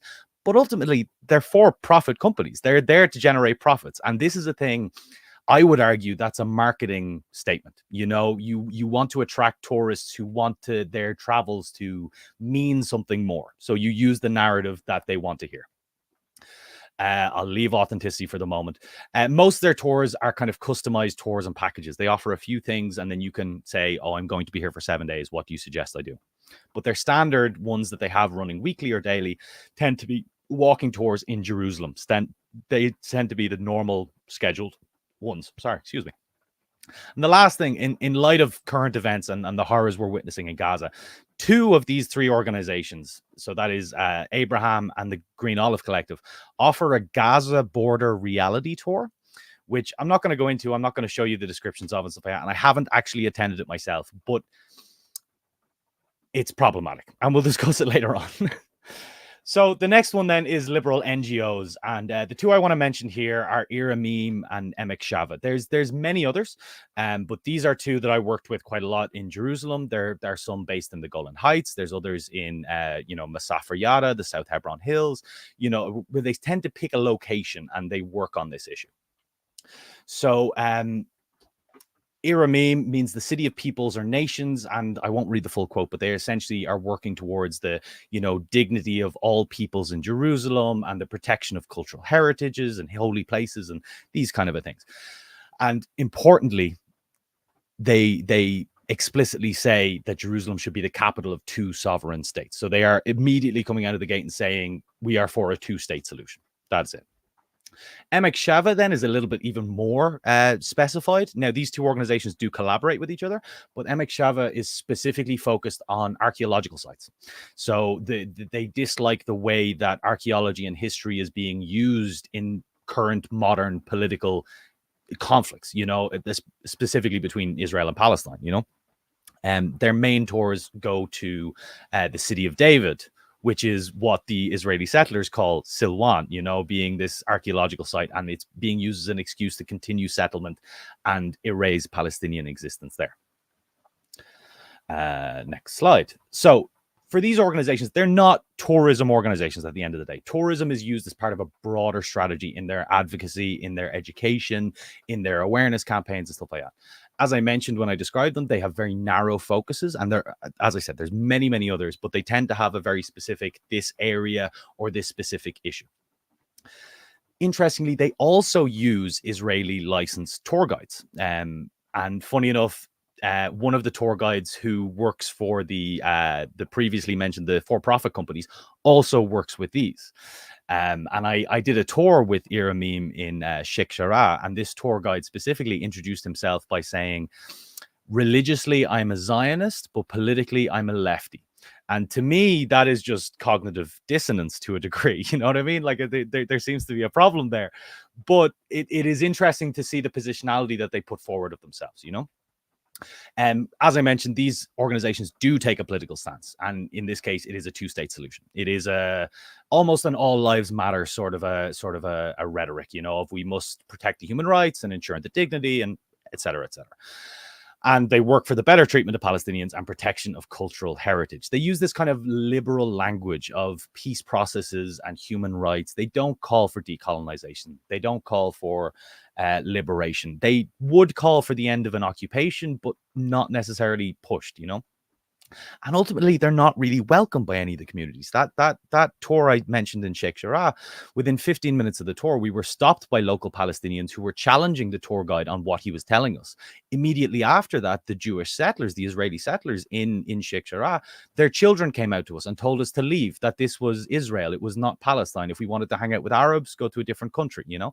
And then after that, the Israeli police showed up and started harassing us as well. So they're not welcomed by anybody in the space, except for a few of their partners. And I think this leans into something Baha mentioned earlier about Palestinians surviving, you know, in that the wider Palestinian society does not want these people in their spaces. But Palestinians who live under imminent eviction notices or demolition notices or are having issues like this, they will take help from where they can get. And organizations like these, they have a reach, they have an international audience, they may even have legal capabilities or funding that they can access. And so these Palestinian individuals and families work with them. So next we have the ex-soldiers, and it's important to note that, you know, because of the structure of Israeli society and the fact that, you know, military service is mandatory, all of these organizations can claim the identity of being ex-soldiers. You know, all of them. I have heard stories from each one being a sniper in Gaza at one point, another one working in the civic administration in Jenin, you know, but in their explicit work, they do not claim that identity as a thing. However, the organization Breaking the Silence does claim this identity. This is their entire identity, you know? And again, I won't read the full quote, but this is the description that they have. And they wish to expose to the public the reality of the occupied territories, what goes on, how the soldiers are put to work in this, you know? And they explicitly claim this identity. And for me, if you're explicitly claiming that identity and saying that we need to end the occupation, then it is almost even more imperative upon you that you have to support Palestine wholly and fully. If you are saying, I am ashamed in what we did as a soldier, I feel bad, I believe the occupation should end, then you must use the language and the words of Palestinians. Again, as an organization, they use tours as part of a wider strategy, focusing mainly on education, international advocacy, and advocacy within, you know, Israeli communities and stuff. They use, for the first of all this list, they use ex-soldiers as guides. They don't need the license. They just use the ex-soldiers. Mainly their tours go to Hebron. Their tours are rare. They don't do them every week. They don't do them every month, but mainly their tours go to Hebron, as that's where the occupation and the military presence is most visible, you know? And interestingly, they get the largest audience. They really do. Their tours book out weeks or months in advance, and it's almost always exclusively internationals. An important thing to note, as I've said, is the language they use. Like, I feel it would be very important for an organization that claims this space to be using the language of Palestinians, you know, but they will not say apartheid. They will not say ethnic cleansing. They will not say genocide. You know, they will say we need to end the occupation, but they will not go so far as to use the language of Palestinians. And they do have Palestinian partners. And again, I think this goes back to Baha's point about Palestinians surviving, in that many Palestinians won't work with them. Of course not. This is normalization. This is working with your previous oppressor. This is working with people who arguably could be convicted of war crimes against your people. However, there are Palestinians who do. And on one tour I went with them, we got a very interesting presentation from a specific Palestinian and his organization. And then I found out about a week later from Palestinian friends that this person has essentially been cancelled by Palestinian society. And the reason that he is actually working with Breaking the Silence is because Palestinian organizations won't work with him. So we get to this area where they are relying on desperate Palestinians who need a connection, and they are using that to legitimize their own work. In recent years, they no longer work with settlers. At one point, they would have done an hour with the Palestinian, an hour with the settler. But in recent years, they won't anymore, because the settlers, especially in Hebron, have become far more extreme and now no longer want to work with them. In fact, they would harass them. And during our tour, we actually had an army escort. We had 2 soldiers following us around the whole time, which again puts a whole strange focus on this, where they are still collaborating with the occupation in their work. You know, they are calling ahead to the military and saying, I'm bringing a tour here. We need a protective escort, you know? So lastly, then I want to talk about the anti-Zionist groups. And the most visible of this is Zokrot. And there are others again, but this is the one I'm most familiar with. And I'm sure many are. So Zokrot is an NGO that's been working to expose and disseminate information about the Nakba within Israeli society. You know, their focus is to work within the occupying society and promote this accountability for the Nakba and try to implement the right of return for Palestinian refugees. Once again, tours are used as part of their wider strategy. They're far rarer, but their wider strategy is excellent work. You know, they produce excellent educational material. They have done a truth commission that has been criticized in some spaces, but they have done this work. They've created an app that maps all of the ethnically cleansed Palestinian villages within 1948, and they do tours to these villages. And they use a Palestinian tour guide. I'm not sure if they have multiple. I know of one that they definitely use. And they do tours of cleansed Palestinian villages. So the tour I did with them was in Lifta, just west of Jerusalem. They also get a large audience, but their audience is actually predominantly Israelis. And this is because they provide the tour in Hebrew. And that lives up to the mission statement that they're trying to do. You know, they want to disseminate this information to Israeli society. They don't really care about internationals. They don't really care about anything in the space. It's just to get into Israelis. So their tours are actually provided in Hebrew, but they do provide English translation throughout. The language they use is the language of Palestinians. It is the language of apartheid, of genocide, of ethnic cleansing, of the right of return, of the Nakba, etc. It's radical, it's decolonial, it's anti-Zionist. They are supporting as Palestinians want their allies to support. They're not supporting as they wish to support, if you know what I mean. And they tend to give Palestinians a platform. As I said, they use Palestinian tour guides, and they will only use their own voices when, you know, they're in spaces that Palestinians may not be welcome or cannot access, etc. And interestingly, I thought was great in the tour that we did, at the end of the tour, they brought us to a protest in Sheikh Jarrah that happens every Friday. So they actually include direct action as part of their tours. They encourage the people to come, see, witness, listen, and actually do something about it, which I think is a really excellent way of doing it. So when these organizations are claiming to be allies of Palestinians, I think it's important to understand how Palestinians see them. So this is something that came up in a number of my interviews, and I just want to read a couple of quotes in relation to some issues that came up. So the first is the idea of they are our allies. And a tour guide in Jerusalem, a Palestinian tour guide, told me they do not support how we have asked. They support as they want. They do not use our language. They do not say apartheid, ethnic cleansing, or genocide. And this is something I've mentioned throughout, but it's important to hear it from Palestinian voices. The next is legitimacy. So a Palestinian tour guide asked me, what does a democratic state need for legitimacy? It needs freedom of speech, freedom to criticize the government. And these organizations provide this legitimacy for the Zionist state internationally without truly challenging the occupation. So the fact that these organizations are allowed to exist means that they're actually not damaging the occupation enough to warrant them being told they're not allowed to work anymore. But the work that they provide allows the Israeli state to say, we allow our citizens to criticize us. We allow freedom of speech. So it provides an air of legitimacy. And the last point then, which again I've mentioned, but is on normalization. So the guide said, I would not work with them. I don't know many Palestinians who would, but I understand why they would. They get the biggest tour groups and they bring in a lot of money. And again, this speaks to Baha's point about Palestinians surviving and to take the opportunities that they are offered in whatever way it is. I do need to note here, though, that in both of these conversations, I'm quoting from, both participants excluded Zokrot from this criticism. I brought up the list of them and they said, well, we'll put Zokrot to the side, but the other ones, this is what we think about them.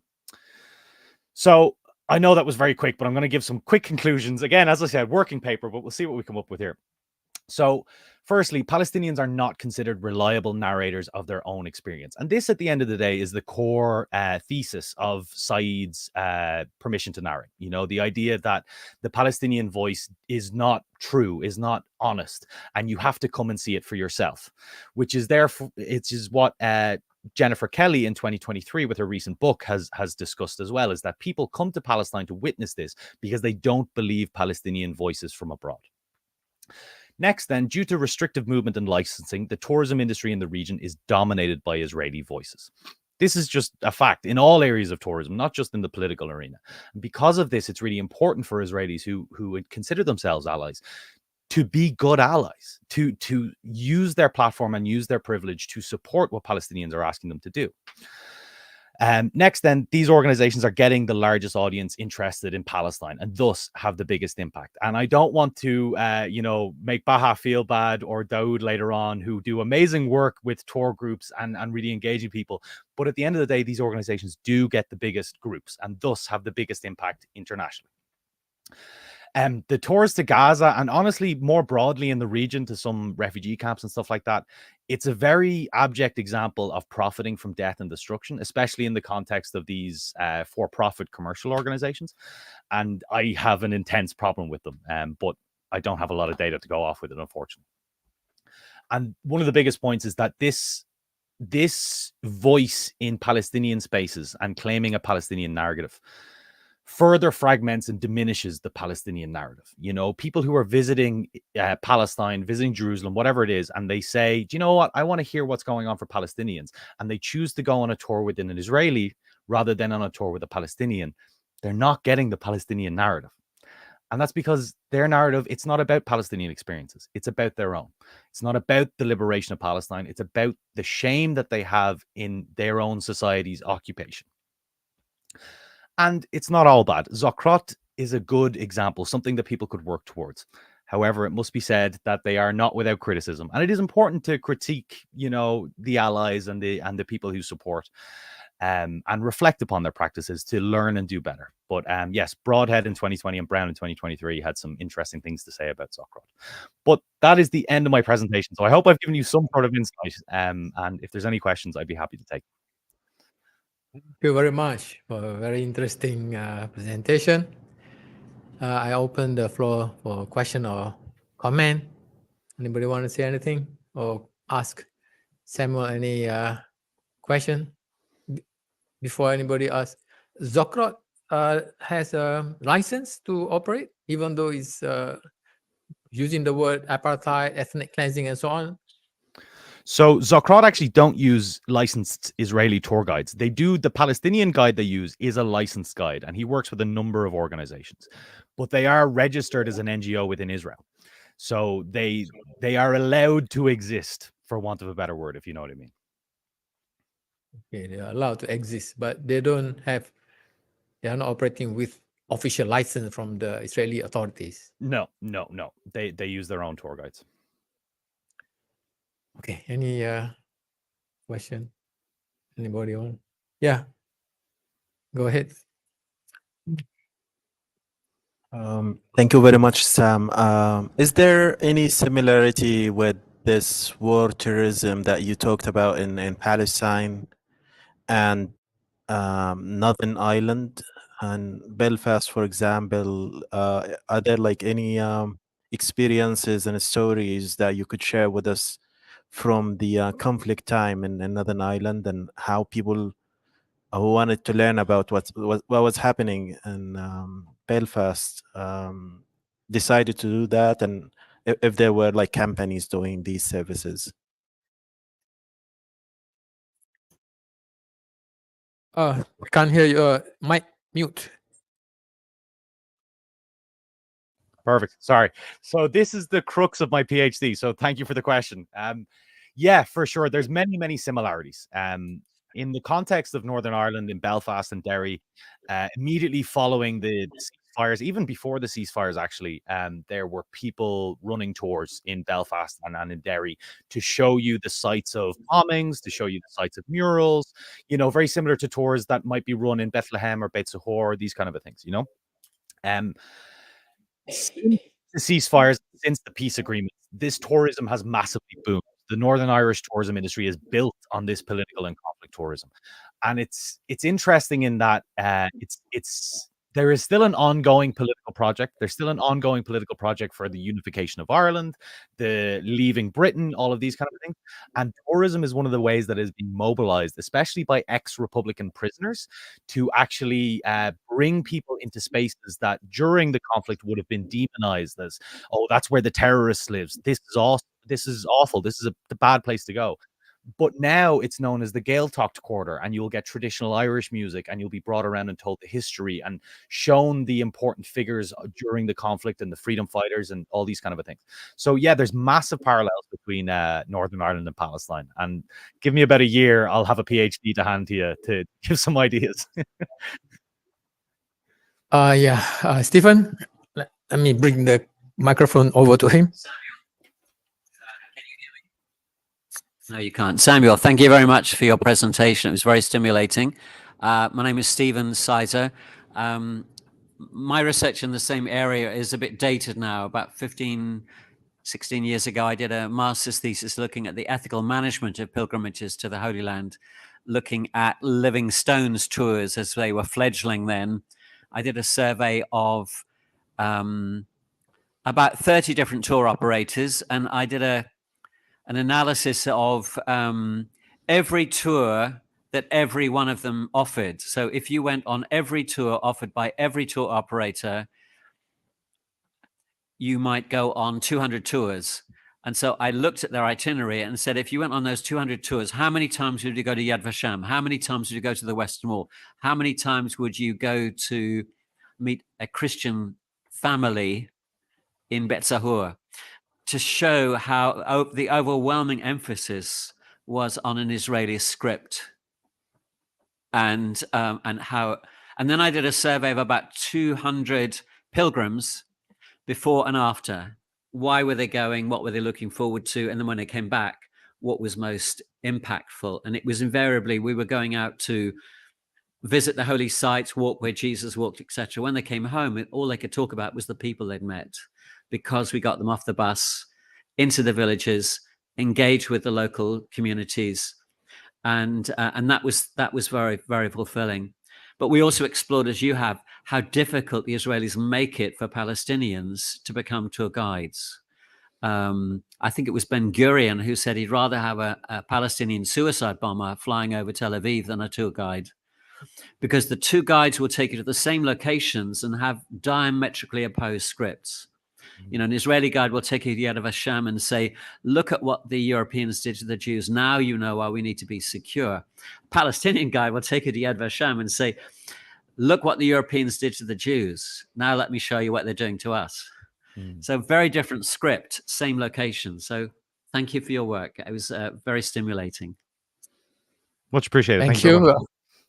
I've got my last question from myself, which is some scholars, Muslim scholars say, I'm sure you know that there's a fatwa from people like Sheikh Qaradawi that says it's haram even to go to Masjid to Baitul Maqdis if the country is not liberated yet. So in other words, some people will never go there until Palestine is totally liberated. Based on your own study, etc., what do you think of this kind of stance? I think in keeping with boycott and sanctions and divestment and all that, it is fully impossible to boycott the Israeli state when you are there. It cannot be done, you know.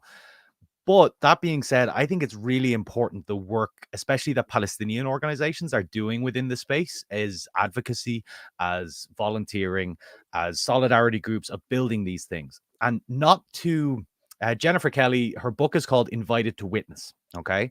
And the second part of that statement is invited to return. And the idea is that Palestinians want you to come and want you to witness and want you to join and volunteer and plant olive trees and build homes. But what they really want you to do is return home and to build that community in your own space. And as Baha said earlier, where can I find the occupation? Not in Israel. You find it at your embassies. You find it at your consulates. You find it wherever it is. And without this genuine human connection, as Stephen just said, the human connection is what really builds it for people. Without that connection, this massive global solidarity that we're seeing develop at the moment, it wouldn't exist without tourism to Palestine. So I believe it's very important, but I also really understand the criticism that to do so, you are always going to be supporting the state somehow. Okay.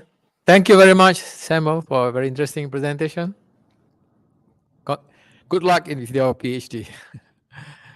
I'm sure it's going to be a interesting one. All right.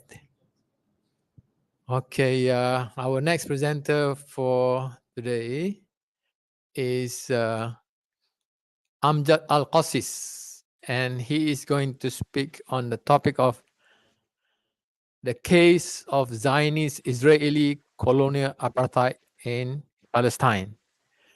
Okay, Amjad, can you please introduce yourself first to the audience and then proceed with your presentation? Go ahead. Yes, sure. Thank you very much for having me. My name is Amjad Al-Kassis. For more than 20 years, I work in the field of human rights. I worked with many Palestinian human rights organizations in various fields. And as you said, I want to give a presentation about the ideology behind Israel's Zionist colonial apartheid regime and the way they are suppressing any kind of resistance or even criticism to the regime they have established. I just have a quick question. How much time exactly do I have for the presentation because of the questions? 20 minutes of presentation and 10 minutes for Q&A. By the way, Okay. where are you speaking from? I am at the moment in Skopje in the Balkans. In the Balkans. Yes. Why? Macedonia. Okay, go ahead. Yeah, Macedonia. Yes, yeah. Thank you. Yes, I'm trying to. Oh, yeah. Okay. Okay. So just to take you back some time, in order to understand the situation we are dealing with today, with all the atrocities committed for the last decades and the situation we have today, we need to basically understand the ideology behind all of that in order to really be able to understand what is happening in the last basically 100 years in that region. So if we just go back to 1897, in 1897 was a very important date. In 1897, the Zionist movement had its first Congress. And in that Congress, they decided on two decisions. Two decisions were made which have shaped the situation until today. So basically, today, the situation we are looking at are based on these two decisions taken in 1897. They have shaped the lives of generations of Palestinians until this very day. And of course, as an important side note, when the decisions were made, Palestinians were not asked to decide on them. So even though in that conference many decisions were made, but important for us are two decisions. And maybe here also just taking consideration when we're talking about the Zionist movement, especially back then, we were talking about a huge, diverse movement with very different spectrums on the left and the right. But for us, it's important what were the decisions taken by the Zionist movement. And both decisions, we can basically compromise them in the motto which was created in that conference. As you all know, people without a land will get the land without people. And decision number one, going into that, the Zionist movement decided that to be Jewish means to be part of a nation, not being part of a religious group, not being part of anything else, but being part of a nation. Why this decision was so important for the Zionist movement? Because if you are a nation, if you belong to a national identity, you have a right to your own country, to your own state. Now, decision number two, which is the decision which is more important for us, for the Palestinians, after the establishment of being a nation and therefore having a right to a nation state, the question was where to create the state of Israel. And decision two was taken to do it in Palestine. Maybe here also important to really understand the ideology behind it all, because often people today, when they discuss the situation in that region of the world, they would assume, especially many people in the West, that naturally Israel had to be established in Palestine.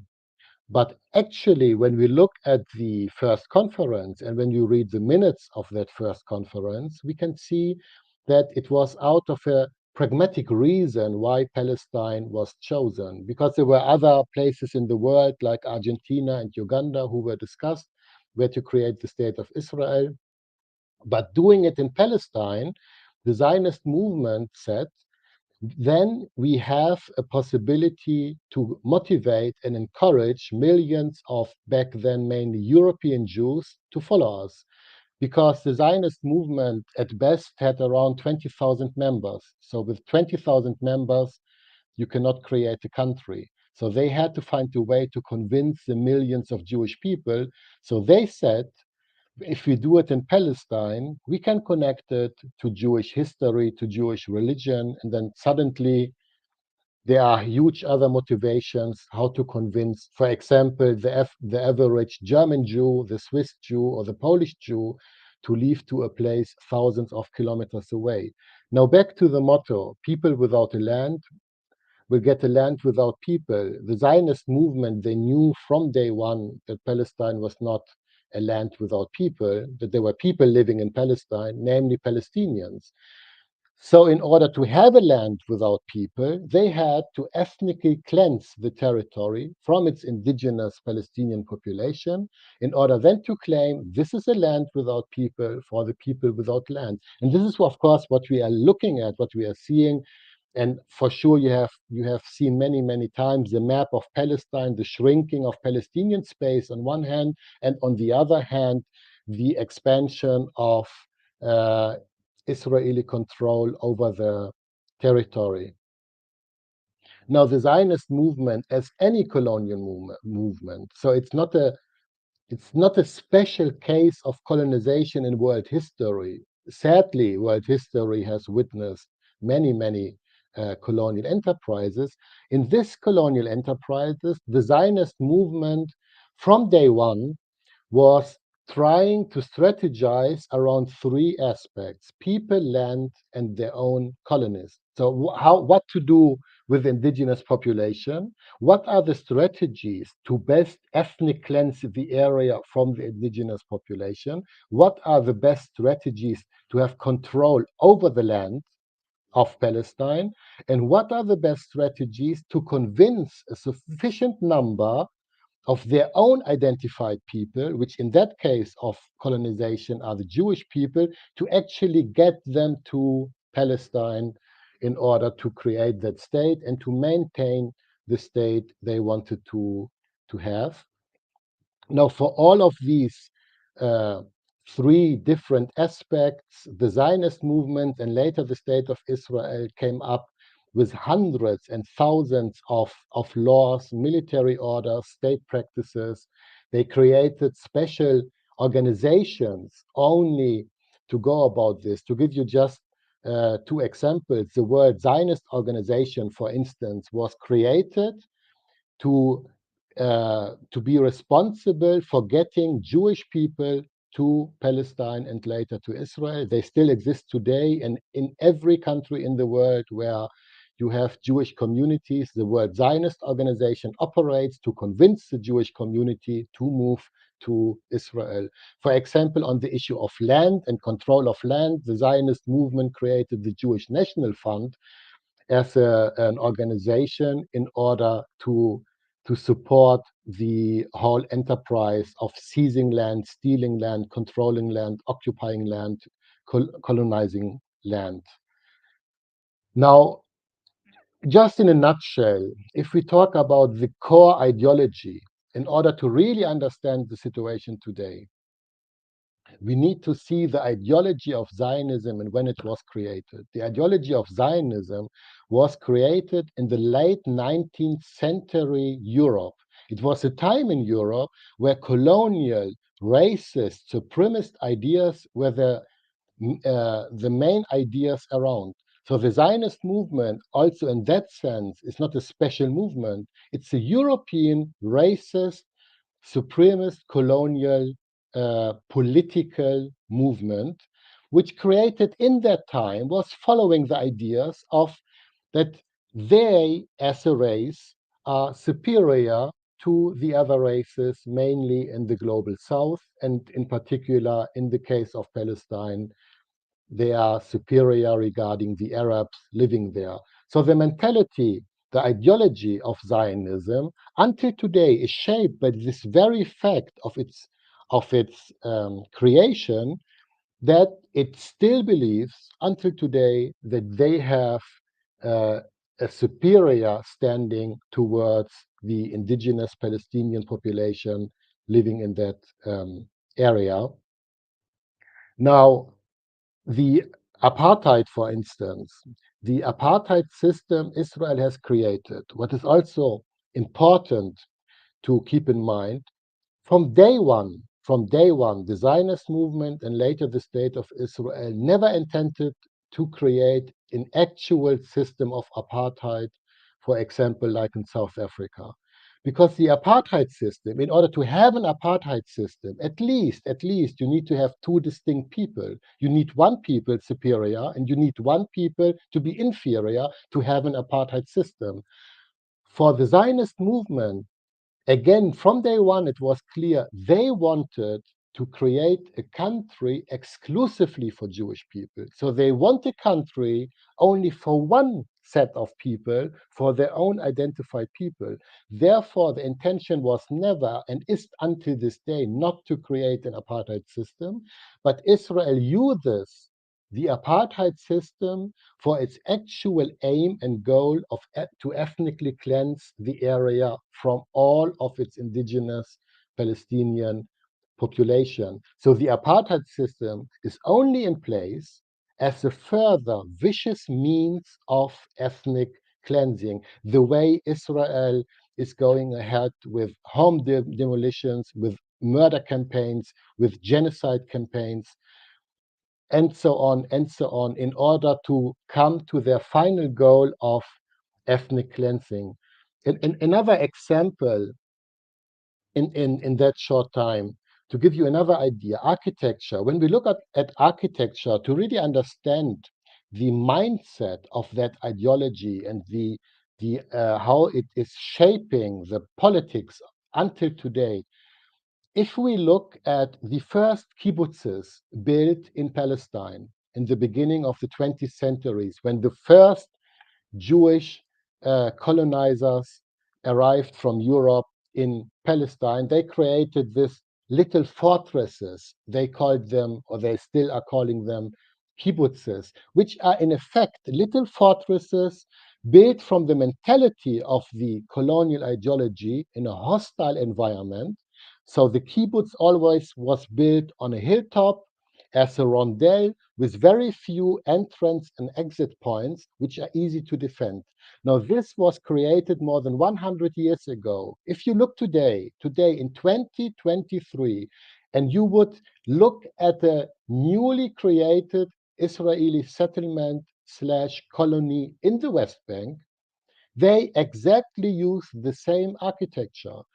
Settlements or colonies are created on hilltops in form of a rondel with a few entry and exit points to be easier to defend, because the ideology, the mentality from more than 100 years ago did not change until today, this very moment. And this is important to really understand everything Israel is doing today and the aims they are following in order to really capsulize the ideology behind all of it.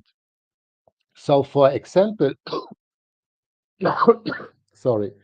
So, for example, when Israel create settlements today in the West Bank, there is no actual reason for Israel doing so, except the reason that it's a colonial, supremacist, racist ideology driving that state. Because the idea of settlement or colony construction in the West Bank is not because Israel is overcrowded, so they have to expand into the West Bank. No, the ideology is Israel itself, we have already secured. It already belongs to us. So it's about stealing and expanding and getting more and more land. So To give you here also an example, in 2023, Israel is the only country, as far as I know, the only country which does not have official state borders. And if anyone would learn political science or anything else in university, I think in the first year you would learn what's the definition of a state, and state borders are one of the definitions of a state. But why does Israel not have official state borders? For one simple reason, because of its ideology, because of its colonial, racist, supremacist ideology. Because if you define state borders, you are basically defining two things. Because the state border does not only tell you what belongs to you, it also says what does not belong to you. And Israel is not willing to have official state borders because it's an expansionist ideology. They want to take over more and more and more land. And if they would have a state border, it would be more difficult to do so. And actually, Golda Meir, one of Israel's former prime ministers, said it perfectly. She said, Israel is not determined by a line on a map. Israel is determined by wherever Jewish people live. So if they build a new settlement or colony in the West Bank, the moment the first Jewish family moves into one of the homes, in the mindset of Israel, in the mindset of Zionist ideology, this now belongs to Israel. Now, just in a few sentences, another important aspect of that ideology and the way it is operating. Israel is trying to minimize the possibility of any kind of criticism or resistance towards that vicious regime they have created. And in order to do so, one important aspect they have been doing is working on weaponizing anti-Semitism. So wherever criticism comes up, and for sure, for example, the conference you are organizing, and I'm very proud to be part of that conference. From an Israeli Zionist perspective, this is already a gathering of anti-Semites. Because if you just if you do not follow to 100% the Israeli official state narrative, then you are labeled as an anti-Semite. And unfortunately, many, especially Western countries, allow this kind of behavior and follow suit in this kind of weaponizing anti-Semitism. Another important aspect is the conditionality of support. Many countries, especially again Western countries, but also unfortunately we see other countries, like Arab countries, for example, who condition their support on specific aspects. And these aspects are lobbied by Israeli or Zionist lobby groups. For example, we support your organization, but you should not do this or that. We support your group, but please do not this or that. The conditionality of support is limiting the ability of resistance and of criticism. And unfortunately, you find in Palestine, as in many other places in the world, sufficient number of people or organizations who are following suit with this kind of logic of conditionality. The third main aspect is language, because the colonial regime does not only colonize by force in terms of military might, in terms of economic impact, uh, political impact, but also on a cultural, social level through language. Israel has introduced terms which are used globally. For example, as you probably have already discussed, in the genocidal attack on Gaza lately, the Western media always talks about the Israeli hostages, on the other hand, the Palestinian prisoners. This is terminology, and terminology is key in defining a situation. Terminology is key in understanding a situation, and terminology is key in resisting a situation.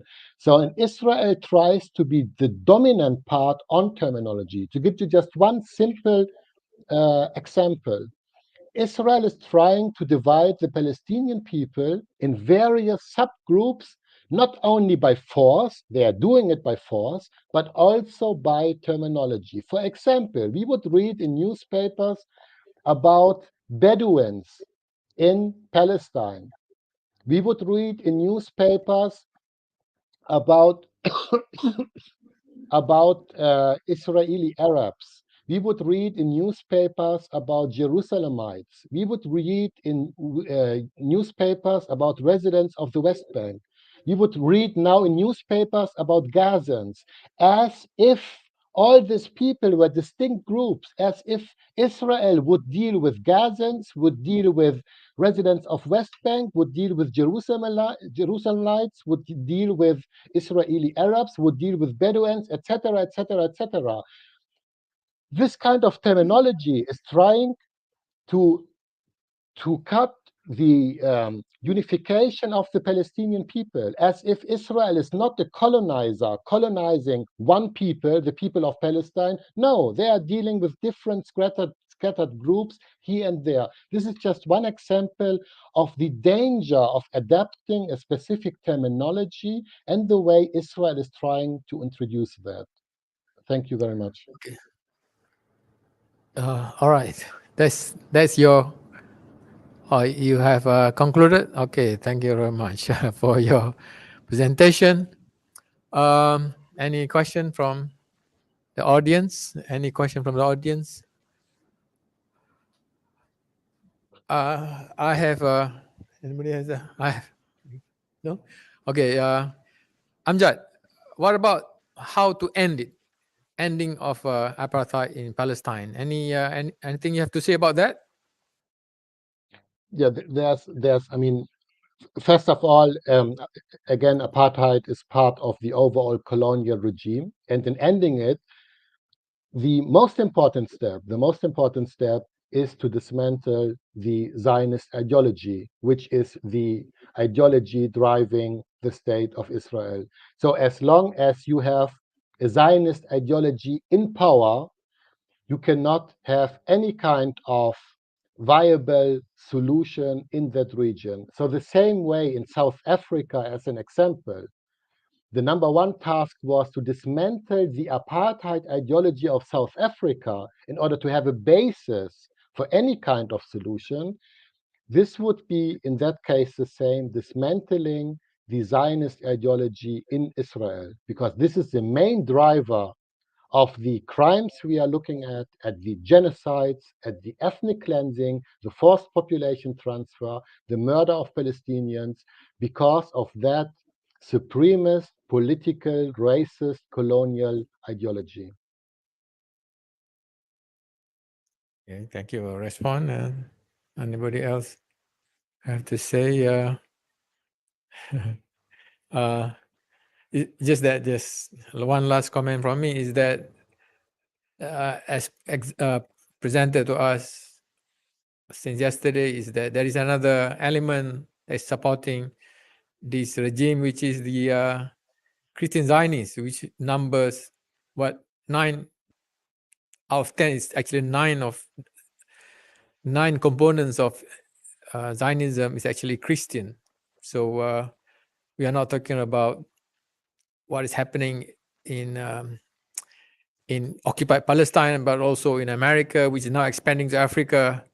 So how do you end that? Because it's in America and it's also spreading to Africa. Any thoughts? Yeah, it's true. It's spreading to many countries. We are looking at the global phenomena of this kind of ideology getting more and more popular, because I think it might be quite attractive to people if I tell you, simply based on your birth, you are superior to anyone else. So you don't have to do anything. You just happen to be born the way you are born. And I'm telling you, because of that, you are already superior. You don't need to be educated. You don't need to be a good person. You not need to love your parents or your neighbors. You just have to be born, and you're already superior to all other races in the world. Unfortunately, for many people, this is an attractive thought. But for us, I think it is important to make clear to people that if you follow this kind of ideology, you cannot claim moral grounds. You cannot claim, like in the case of Europe, you cannot go around the world and preach human rights, and at the same time, you are looking at Gaza and you repeat the phrase, Israel has the right to defend itself. No, if you believe just for an inch that international law has any value, if you believe just for an inch that there are ethics in the world and moral grounds, and if you look at the situation in Gaza, as many human rights organizations, countries, universities have concluded, we might be looking at a genocide. Let's talk in the sense of we might be. Even if we say we do not conclude that we are looking at genocide, if there's a chance for genocide, and even if this chance would be 1%, if the chance of a genocide in 2023 in this part, on our earth, we're not looking at a different planet, we are looking at something happening among us on earth in 2023. And again, I just want to say, if the chance of a genocide happening is 1%, every human being in this world, every state leader in this world who is doing nothing is not only complicit to the genocide happening, they have signed in the way they are looking at the world, and they have made clear that they do not regard human life equal to human life. They have made clear that some people have more value than other people. There's no other conclusion we can take out of it. So the moral superiority of Europe has fallen today with the potential genocide in Gaza. And we all know that there has never been a European moral superiority, but now it has been set in stone that there's nothing in Europe which supports human rights or international law or the rule of law. They are following the simple principle, survival of the fittest, and that's it. If you are strong enough, take whatever you want, and if you are weak, then this is your own problem. Thank you very much. Amjad. Thank you. Okay. Again, thank you very much for having me. Okay. Our next speaker for today is Bana Abu Zuluf, whose topic of presentation is contesting international law's verticality. Oh, I've never heard this word, Artwilian perspective. Okay. Bana, you are already in the studio. Can you please introduce yourself and then proceed with your presentation? Go ahead. Hello, thank you so much for inviting me. My name is Bana, and I am a PhD researcher in the University of Maynooth in Ireland. I'm currently located in Dublin, in Ireland. I'm very happy to be here and speaking to you about my my presentation. Thanks for inviting me. Okay, so today my my topic is really about looking at, you know, international law, and this often assumption that international law is horizontal, that it applies to everybody equally. And I apply, you know, the case study of, you know, Palestine as an example of this sort of verticality instead of international law. And I use third world approaches to international law, which is TWAIL, as an approach and as a method to drive me throughout my research. I begin by you know, discussing the argument of, you know, accountability. You know, we Palestine has been, used as an example of understanding, accountability through international law as an important mechanism. We've been encouraged to use international law as a venue, for justice and accountability for Palestine. But however, there are two standpoints that are often, provide a paradox for this sort of application. One is that, Palestinian dispossession is often aided and abetted by the international community that needs to impose and enforce international law, because international law cannot enforce itself. It has to be enforced by states, unfortunately. So how can international community, then Western powers, ensure Israel's accountability to international law when they are themselves complicit in Palestinian oppression? So there's this paradox there. So for this research, I look at, that settler colonialism in Palestine as, characterized by a grip of Western hegemony over the Middle East region, and cannot be understood without taking the broader lens to the decades-old colonial subjugation of the global South in general. So notably, Palestinian subjugation falls into the realms of contestation because its very perpetrators have the safeguarding, identity-centric political justification of victimhood that they exploit to deny their agency in Palestinian oppression. So navigating, Palestinian rights in this hostile environment had little to do with the promise of international community towards Palestine and the Palestinians, but with a credulous understanding of accountability mechanisms or politics in general in today's new colonial world order. So how do I make sense of this paradox here? So in this research, really, I attempt to argue that there's a general sense of urgency to act when there are human rights violations, but this does not happen when it comes to Palestine. So I argue that this urgency to act on human rights violation is really contingent on states' political interests, as evidenced by immediate action taken on Ukrainian war. So I must note that after a week after the Russian invasion of Ukraine, an ICC investigation was opened. Must I remind you that Palestinians asked for that on the very kind of small level, asked for years and years for accountability through international law, through an opening of a case in ICC, and it took years and decades to open a case. I also argue that another visible dimension in Western states' urgency to act is really the global North and global South dichotomy. And this is built, very visibly on colonial history that is ingrained in international law's selective responsiveness. So international law has a colonial aspect to it.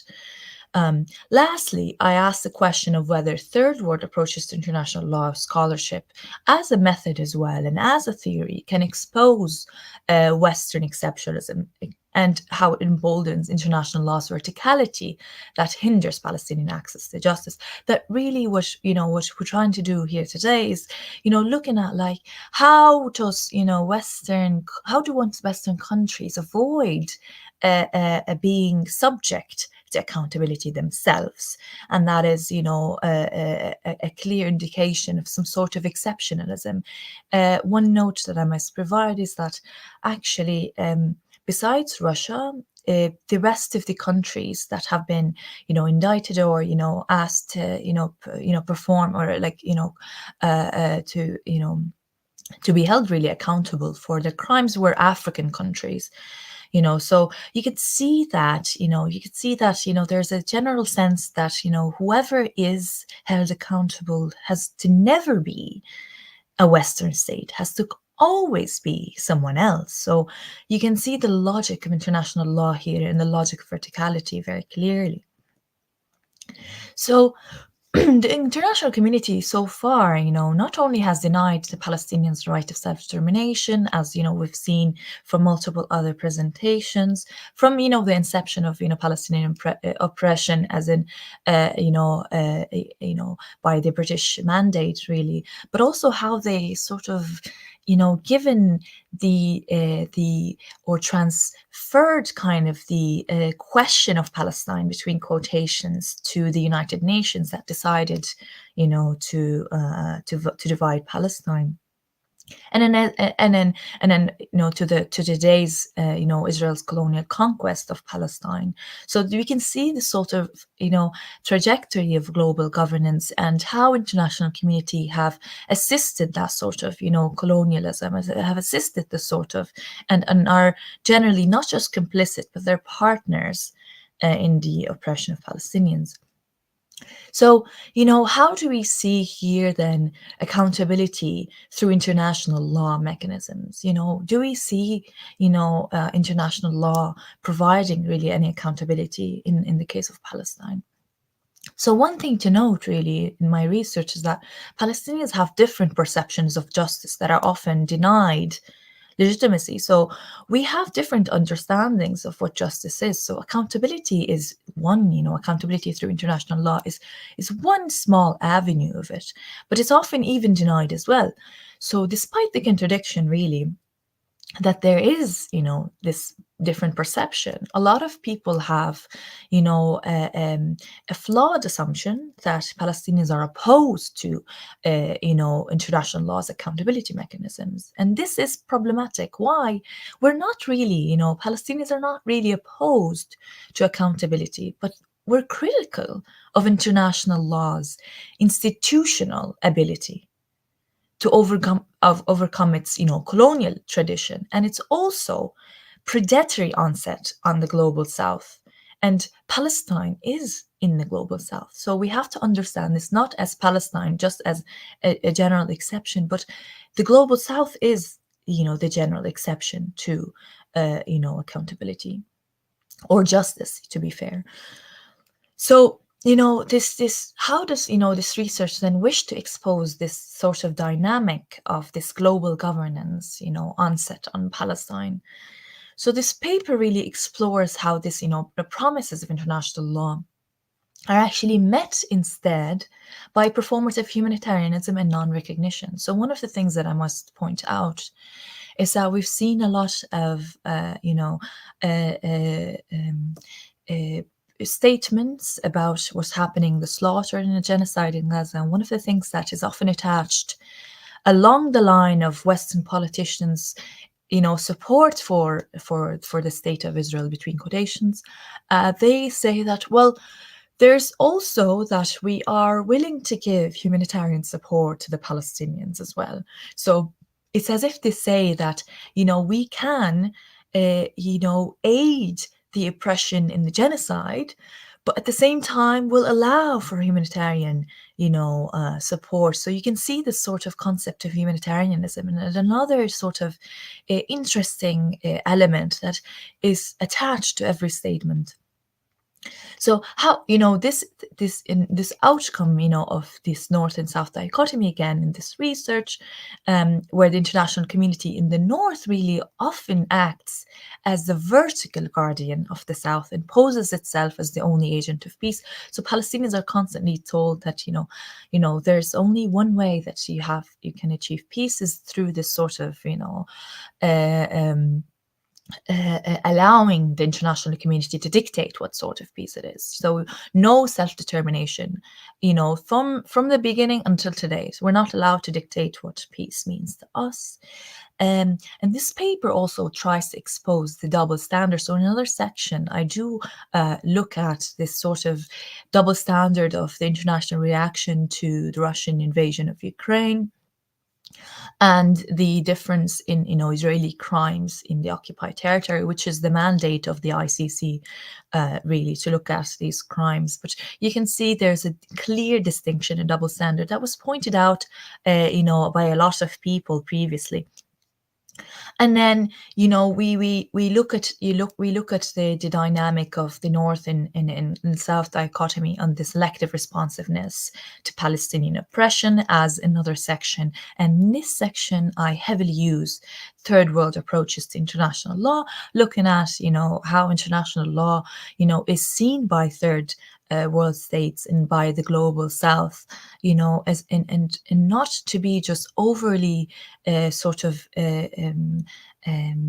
positive about international, but to be critical. You have to be critical about, the colonial dimensions of international law and how it was created and how it has lots of limitations as well. So, and one of the things that I mentioned before is this often denial of Palestinian right to self-determination, but it's also ignoring the underlying causes of Palestinian dispossession and oppression. And often, what it does is that we've seen this happen in the genocide in Gaza, is that every kind of focus has been on what's happened on October 7th and underlying, denying and ignoring the underlying root causes of why Palestinians would ever want to resist at all. So by refusing, to recognize Palestinians' right to self-determination and only providing passive assistance through humanitarian aid, the Western governments cement the status of Palestinians as a subordinate group, who receive only conditional support upon their acceptance of this two-state solution. We can see that often, with funding, that there are conditions, and one of the conditions is often the idea that that you agree on the concept of the two-state solution, as in Palestine, a Palestinian state on the 1967 border. And there's also another condition as well, that Palestinians remain as perfect victims. So that as long as Palestinians only remain as victims and they do not want to break the shackles of oppression, that they're willing to support them. So they want us really to accept the larger status quo of Israeli dominance and ethnic cleansing as a condition.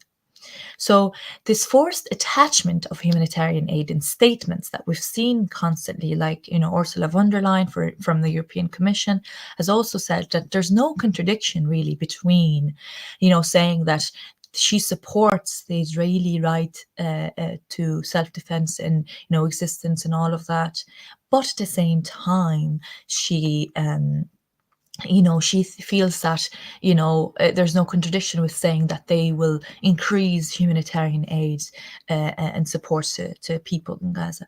So you can see that, this sort of, colonial kind of, ex-colonizers, and I don't know if they're ex-colonizers really, as they continue to really subject the global South to exploitation and with neocolonialism as well.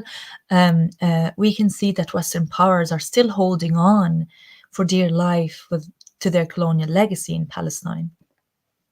So at the end, really, what I intend to do to answer this question, really, is international law really horizontal or vertical when it comes to Palestine? It's very visible for us, the answer for this, I can see, but for a lot of people, they still, don't see that element of verticality.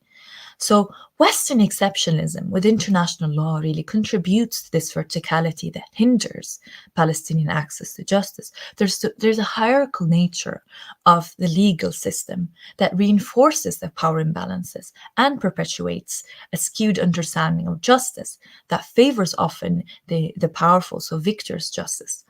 So this verticality becomes, again, a tool of oppression, limiting the avenues of whereby Palestinians can seek justice and redress for dispossession and oppression. So the dominance really of Western states in shaping and interpreting what actually international law means and what it marginalizes, what it includes, it really marginalizes the aspirations of the global South, including the Palestinians. So we see how international law is often an avenue that we cannot really, approach because of this dynamic. So why are we often forced to approach international law and only international law, when actually international law does not posit any sort of significant threat to the world system as it is, a capitalist, a colonial, and oppressive, exploitative system? So this makes it difficult for Palestinians as well to challenge the status quo. So again, the lack of recognition, accountability for Israeli violations, and the impunity really that Israeli, the state has, it perpetuates this system that subordinates often and disenfranchises the Palestinian people from all avenues. So there are no avenues for justice for Palestinians in the sense that we can see that this understanding of justice is only premised on what they permit as justice. So again, do we ever really feel that international law has any merit? We cannot say that Palestinians are completely against accountability mechanisms. There are still many organizations that function in that level, but we have to be critical towards how international law has a lot of limitations from its onset as a colonial tool, and from the understanding of global governance and global powers and a rule-based order. So that really concludes my presentation. Thanks for listening, and you're welcome to ask questions as well. Thank you very much, Bana, for very interesting presentation, which I'm sure will attract a comment from at least from Saul, who is the expert in international law. Who, whether my perception is right or not, is a contrast in perception of international law, because Saul has a positive perception of international law as something which can be of service to the Palestinian cause. So, Saul, I give the floor to you. Come here. Yeah. You can speak from there. Camera will be in towards you. Okay. Thanks. So, Salam Bana, can you hear me? Yeah, I can. Okay, you can hear me. I don't know what's going on with the camera. Oh, now it's actually moving. So, well, I don't know where the camera is, but anyway, that's okay.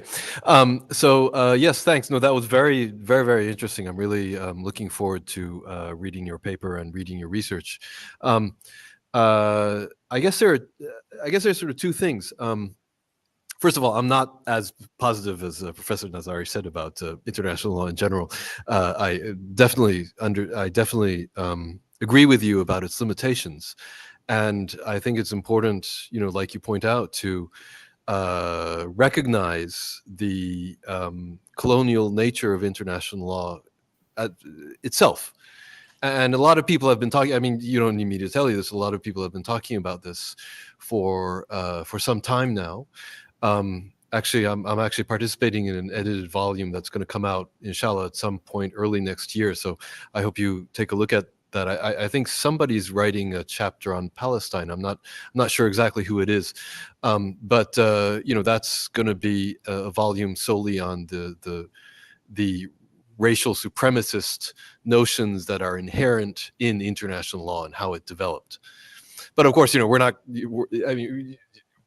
think we make original contributions, but we're not going to be the first people to say that kind of thing. I guess there are kind of two things, hearing your presentation, and sort of two things that I'm interested in sort of asking you about. So first, you have the political nature of how international law is applied, or how powerful states demand international law be applied, how these demands are always made in a selective way. And that's one thing. And then the other thing is what I just mentioned about the basically the racist and colonial history and the colonial sort of ideas that are inherent, already embedded in international law. And I think these two, well, maybe having said that just now, maybe they aren't separate. Maybe they're actually the same thing. But I'm curious as to which one you are focusing on, or maybe you're focusing on both. Maybe the two are, in fact, not as sort of a separate thing as I might have thought. I don't know. What do you think about that? Thank you so much for this. This is interesting, and I would love if you could kindly maybe send me that edited volume once it's produced. I would like to say that often when it comes to international law, there's an idea that like we can look at international law in its history and criticize it, but still feel there's an like a legibility, there's a usage of international law. This is in fact actually even in third world approaches to international law, there's still a debate around this. There's still a debate: do we just like burn it all down? Like we don't want to use international law. International law is terrible. It has a colonial kind of aspect and nature, so we must completely, avoid working within its realms. But you'll have other people saying, no, I think there are still, a utility in international law. I don't really address particularly this aspect in my research because I think it's a longer kind of debate. What I do really look at is looking critically at, the racial dimension as well of international law. I didn't mention that in my research, but I actually do use that as well, the idea of, racialized international law and application of international law. And so I do mention that, and I do become also critical of its colonial dimension, but also look at, even with that sort of understanding of its limitations, we're still until today being forced to use this avenue as the only way out. And to be honest, it's almost as if it's kind of enforced in a way that, well, since you don't have many other avenues, and this is one avenue of hope for some sort of accountability, some sort of deterrence, some sort of end for this, it's sort of kind of place of hopelessness, a place of also a little hope as well. It comes from a space of hopelessness, but also a little hope that there would be accountability rather than actual belief or strong reliance or belief that international law holds, a strong merit, or that it holds a promise for the Palestinian people, as we've seen that it doesn't. If you've seen actually Karim Khan, the ICC General Prosecutor's comments on the genocide, he actually justifies some of the stuff. He says that there are times that an investigation is needed because some loss of life could be, in some ways or the other, really collateral damage. So he really is justifying of thousands and thousands of Palestinians, amongst them, children, not the exception of just children, but a lot of, just, Palestinian civilians. So who are living in a concentration camp in Gaza.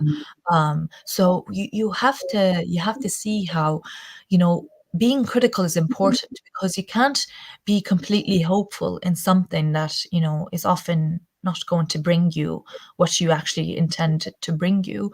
But I will not go to tell these people, including the victims of, the atrocities, that no, they cannot go to the avenue of international law because of its colonial, dimension or all of that.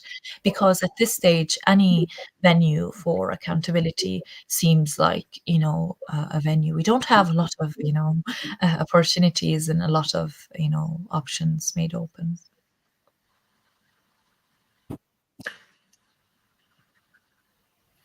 You want to respond back? Yeah. If I could just really briefly. Yeah, go ahead. Yes. Okay. Thanks, Van. Thanks for that. That's very interesting. I do agree with you that it's this kind of sort of dilemma, sort of paradoxical feeling that one gets, that we understand the limitations of international law, but somehow it's at the same time it's what we have, and maybe it could lead to some semblance of improvement, inshallah. So we'll see. I'll get you the reference for that book later, for sure, inshallah. And the comments by the chief prosecutor were a scandal. And I think you might know that I think the BDS movement is calling for his removal as the chief prosecutor. I don't know, I don't know if that's really a strategic move, but we have to see. I mean, I have mixed feelings about it, but it really is. His comments were ridiculous. Absolutely. Thanks. Okay, we don't have much time, but quick comment from me is that the BDS movement claims itself to be working within the framework of international law. Yeah. The other, I don't know, we have time. A lay person like me would want to ask, then what if international law cannot be depended upon? What next, or what to do then? Any quick comment? Yeah, I honestly feel like, there couldn't be an answer that isn't some sort of grand answer like, oh, well, we need a world without imperialism, we need a world without colonialism, we need Western states to, stop their, oppression, exploitation of the global South. It has to be those grand asks that we make that would eventually be the answer for what's next, really. But because we can't really give the sort of smaller remedies. Palestinian is subjugation to oppression, and Palestinian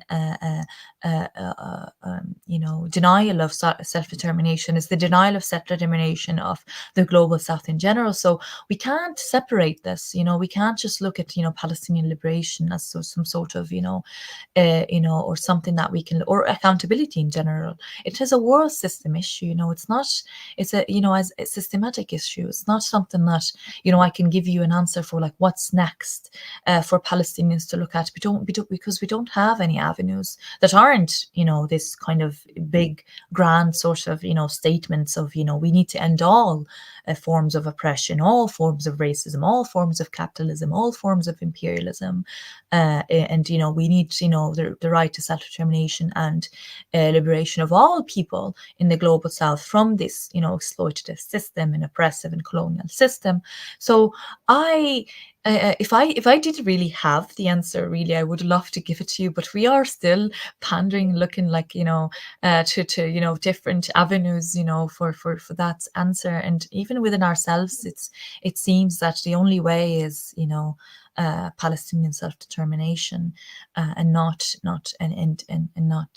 Palestinian liberation, and not really these smaller level of remedies. I think justice is for Palestinians different than it is, and for the global South is different than what we were permitted as to call justice. So I would give this answer. Hopefully, it's not too problematic and not too short. But that's my answer, because I don't have one really that would particularly give a step-by-step pragmatic answer for this. Yeah, but that will probably be a question which your examiner will probably ask you at the end of your dissertation. So, Absolutely. anyway, yeah. Thank you, Bana. Thank you. Thanks very much for inviting me. Thank you. All right. Our next presenter is Yusuf Patel and Daud Gul. I think Daud, will be doing presentation, right? Are you there now? Yes, we will start with Yusuf. Oh, both of you are here. Okay. All right. Hi, So thank you so can much. can you Yes. please, both of you, introduce yourself and then proceed with your presentation? Go ahead. Fantastic. Thank you so much for having us, first of all. My name is Yusuf Patel. I'm a South African architect, currently doing a PhD at the Newcastle University in the United Kingdom. I'm currently in Johannesburg conducting some field work. I'm looking at specifically incarceration sites, ex-colonial incarceration sites across Africa. And for the purposes of this paper, a comparative analysis between incarceration sites in apartheid South Africa and Palestine. Yeah. My name is Dawood El Ghoul, and I'm doing a PhD studies at the Newcastle University, and I'm looking at the emerging geographies of the Israeli occupation and Palestinian resistance in Jerusalem. Fantastic. Dawood, do you mind if I just jump in straight away and then you can pick up? Okay, fantastic. So basically what this paper is doing is, like I said, a comparative analysis between two detention sites, one in Johannesburg, the other one in Jerusalem. In my case, looking at 2 floors in Johannesburg Central Police Station, which was used during the apartheid regime, and 2 rooms in Dawood's case in Jerusalem that is actually still currently being used. So the historical ties between the struggle against apartheid in South Africa and the Palestinian liberation have deep roots. During the dark days of apartheid in South Africa, the Palestinian people were amongst those who stood in solidarity with anti-apartheid activists and lent both physical and moral support to the movement, providing valuable financial and political backing. Nelson Mandela himself expressed a deep gratitude for the unwavering support of the Palestinian people. He saw the Palestinian struggle as intertwined with the South African cause, understanding that the fight against oppression and discrimination transcends borders. He famously stated that we know too well that our freedom is incomplete without the freedom of the Palestinians. And while the similarities between apartheid South Africa and the injustices in Palestine have been extensively covered through comparative analysis on laws, racial and ethnic differentiations, Bantustans, control of lands, control of movement, amongst others, this paper focuses on similar practices in detention, criminalization, and torture. More specifically, this paper provides a comparative analysis of the most notorious 9th and 10th floor of John Foster Police Station in apartheid South Africa with room 4 and room 20 in Jerusalem, unpacking indefinite detention without trial in South Africa and administrative detention in Palestine, and the way the 2 interrogation rooms in Jerusalem and 2 interrogation floors in Johannesburg are, and in the Palestinian case, still being used for control and dominance. Okay. Detention in apartheid South Africa was a definitive societal experience. Over 3 decades, from 1960 to 1990, a reported 80,000 people were detained without trial. Thousands became political prisoners and 73 people were murdered in South African prisons. Notions of detention and imprisonment were intimately intertwined with the government's pursuit of control. As a result, several political activists lost their lives in South African prisons. The apartheid government attributed these deaths to suicide and in some instances to simple misfortune. The apartheid government began to impose even stricter measures on detention after the Sharpeville massacre, which left 69 people dead and 180 people seriously wounded after apartheid police opened fire on protesters. The government subsequently, in 1963, introduced the General Amendment Act. This act gave the government the authority to detain individuals for 90 days without trial. In the next few months, over 1,000 people were detained. Detainees had no access to legal advice and were stripped of their legal rights, which meant that there were no mechanisms for proving their innocence or guilt. In 1982, the apartheid approved an even stricter measure with the introduction of the Internal Security Act, which ultimately allowed for people to be detained indefinitely. The security branch used Section 29 of this act to torture individuals and who would be detained indefinitely. One severe form of torture was to place people in solitary confinement, which left them alone in a cell with no access to people and no confirmation on how long they would be detained for. 73 deaths in detention were recorded between 1963 and 1990, as well as numerous counts of torture in South African prisons and police stations during the apartheid era. No individuals have ever been held accountable for any of these acts. The 22nd person to have died in detention was Ahmed Timor on 27th October 1971, 4 days after being arrested at a roadblock. In Timor's case, as with previous deaths in detention, inquests confirmed police accounts and absolved the security branch of any wrongdoing.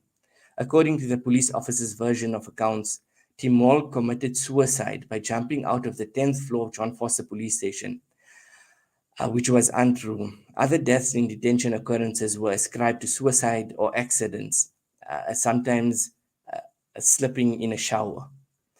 Prison architecture and the experience of imprisonment is central to the political history of apartheid and the legacy of post-apartheid South Africa, as it is in most post-colonial contexts.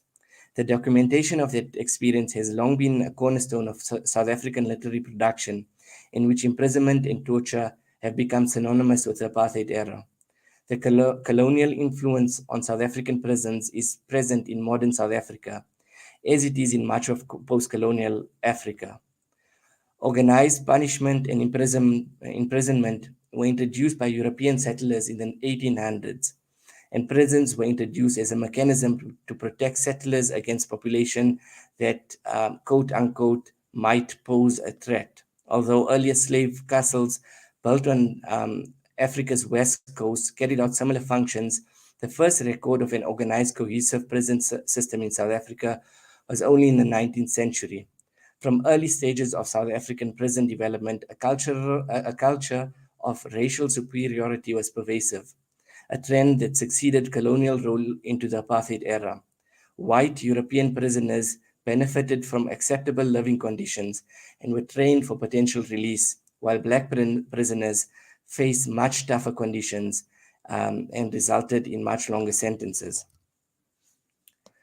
So now I'd like to speak really quickly about our site of detention, the analysis, the most notorious John Foster Square. In 1968, Prime Minister Balthazar John Foster opened John Foster Square Police Station, which was characterized by its square-shaped blue structure in downtown Johannesburg. The building comprised 10 stories and included holding cells, administration offices, and interrogation rooms, and overlooked the busy M1 highway that links Johannesburg South to the city center. The portion of the highway passing John Foster Square included a double-decker carriageway, which meant that the top tier of the highway passed the building at its second floor. The high volumes of traffic and resultant noise, as well as the central position of the police station, provided an ideal backdrop for security branch members to conduct their work. The police station was heralded as a state-of-the-art modern police station and is the largest in Africa. It housed all of the major divisions of the police force, including the security branch of the police force dedicated to curbing anti-governmental sentiments. The reputation as a site for torture and brutality soon followed, as the building became the primary location for detention, interrogation, and imprisonment. Harsh detention regulations were directly attributed to the 8 deaths in detention between 1970 and 1991. The 9th and 10th floor of John Foster Square became the most notorious. 9th and 10th floor were dedicated to the security branch task force. Officers of the security branch were given top secret status and authority denied to other officers. The building aided in the privilege given to the department, as the building's lifts only went up to the 9th floor, which gave the security branch the ability to restrict access into the notorious 10th floor. The 10th floor was accessed through a dedicated final flight of stairs, where numerous detainees were tortured. Evidence by former security branch officer Joe Nyampule revealed that there were strict security measures in place to keep the officers and work of the security branch separate from the rest of the police station. These included restricted areas, code systems, and bells to ensure that access to the 9th and 10th floor was strictly controlled. The detainee cells were located on lower floors and were particularly designed for solitary confinement. The cell interiors were painted dark gray and the floors were black. Some detainees were afforded a foam mattress and a toilet, while others slept on a mat in a cell without a toilet. Windows facing public roads were boarded with thick fiberglass and security bars, and in the center of the room was a single light bulb suspended from the ceiling. This light bulb was never turned off.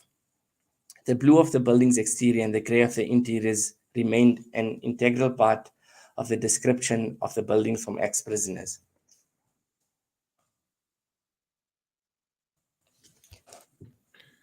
Okay. Also, in the case of Palestine, we have similarities and differences, where in these detention rooms and interrogation sections, and also in the jails, we have hundreds of Palestinian prisoners were killed. 75, as a report in 2018, 75 intentionally killed, and 7, as part of them, were gunshot wounded in prison. And there are more numbers about the brutality of the prisons and interrogations. We have a lot of literatures about numbers of prisoners. Now it's really topical issue about Palestinian prisoners, swap deals, and a lot of things, but we have little literatures on the situation of the Palestinian detainees and the techniques and technology or strategies are used for interrogation in the Israeli interrogation sections. In Jerusalem, we have one main interrogation and detention section. In the next slide, Yusuf will be moving the slides, so we can see in this map in the compound that include number 1 and 2, it's called Al-Maskoubiye. So it's really famous and it has a long history. And this compound, it's not just an interrogation and detention center. It's a complex of different departments that include interrogation. And number 1, it's where it's called rooms 20 or cells 20. Now the name is changed to department number 7, but it's still famous with its old name 20 or number 20, which is the most brutal interrogation section by the Israeli intelligence. Number 2, it's called room number 4 or rooms 4. Which is famous as a notorious, especially with children. We have a lot of literatures about children. The rooms were changed, like the place of the department was changed from number 2 to number 3 a few years ago, but still it's functioning as it used to be before. And it's moved closer to the court. So the detention center in Al-Maskoubiye is really close to the court, and also it has different courts, including civil courts and military courts, where detention is based on different geopolitical areas. So the definitions of the citizenship, residency, and geography might have totally different regulations and policies of detaining Palestinians that include the famous policy, the administrative detention that was issued as part of the emergency law by the British colonialism during the British mandate in the 40s, and it continued until now. So the emergency law is still applied by the Israeli authorities, also in Jerusalem, which has a mix of civil laws and military law in the city. So the idea of different geographies, it's created the need of having a new department that is only exists in Jerusalem, that is called in Hebrew Hami'utim, which means minorities.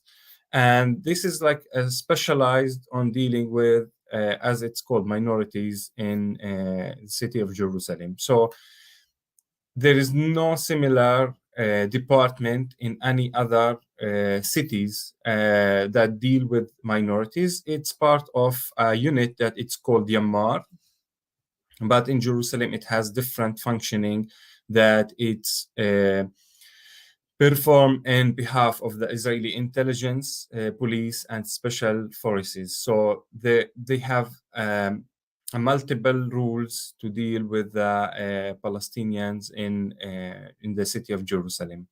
In the next slide, I'm saying that the unit, in the paper we show that the unit established officially in 1993. And this makes sense because 1993 there was the Oslo Accord. So intentionally, the Israeli changed the performance from the intelligence to a new undercover unit. And we can see in the picture members of this unit as undercover in Al-Aqsa Mosque. And the first commander who established the unit, his name Itzhak Cohen, And he used to work before for the Israeli police and intelligence, Shabak. And then there was the idea to perform differently after the Oslo Accord in Jerusalem, which, as part of different geopolitical decisions, were continuing the Israeli military control within different covers and performances or names in the city. And next slide, we show a video, but I will say that there are several literatures talking about targeting children as part of a collective punishment. Some of them suggest the name porn as a target. Some of them are focusing on criminalizing children and targeting children in Jerusalem. And if you are following the news recently, the highest number of children were released from the Israeli jails or were in prison are from Jerusalem. So it's like a famous policy. It's really used, and it's part of the collective punishment applied in Jerusalem. The Palestinian previous Minister of Prisoners Affairs, Isa Qaraqi, he said that rooms number 4 is the slaughterhouse of the Palestinian childhood. And the video in this slide, there is part of the interrogation with the child, Ahmad Manasra, that he became famous after publishing the video. And there is like a whole story about him that he's staying now in isolation for years. And his mental health is really destroyed because of all the policies and the experience that he faced and trauma that he faced in the interrogations in rooms number 4. And we can draw similarities to the way that interrogation sections are done in South Africa by the equipment and furniture that exist in both rooms. In cells 20, it's designed for physical and psychological torturing. It's really worse than rooms number 4, and it has some literature say it's like a higher level of interrogation and brutality in these cells. Usually, it's described as underground. And in Jerusalem, because of the old buildings, the compound of the Russian compound, Maskubiye, it has no floors. So we have it as different rooms. But in other cities like Haifa, the police station, it's based on floors, exactly the same as in South Africa. And in cells 20, we have several stories about it. And these pictures are a drawing of stories that were collected from prisoners in 3 years ago. Only 3 years ago, there was a lot of terrible stories were documented by Ad-Damir prisoners organization, that it's one of the main human rights organization following the cases of the Palestinian detainees, prisoners, violence, and everything related to prisoners. And all what we can say about detention, prisoners, torturing is not the same as after October the 7th. In our article, we are not talking about after October 7th because it's like still ongoing. And one of the videos that I heard this morning from one of the prisoners that released from Silwan, from the Abbasi family, he's talking about really something that I have never heard of, keeping prisoners in cold temperature without windows, in cells without windows, without blankets, without food, with beating them, and also sexual harassment. There's a lot of things to talk about it. And I think this article is documenting and talking and analyzing before October 7th, but there are a lot more to talk about it after this date. Yusuf, you might do the conclusion. I don't know if we just want to leave it there so we got a few minutes for any comments or questions.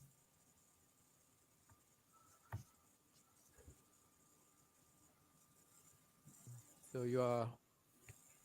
Sorry, let me switch on the computer, this camera. Thank you for your presentation. Any question? Norma, you prisoners, anything to say? Just a comment. Can you hear me? Yes. It's just a comment that what a stark contrast between the Israeli hostages and how they were treated and the Palestinian hostages, isn't it? That's all really. It's terrible.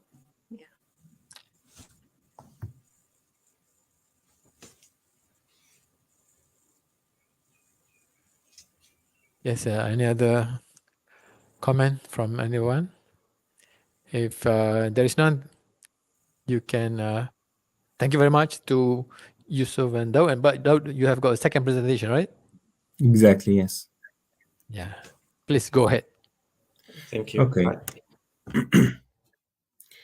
Just will try to share the presentation.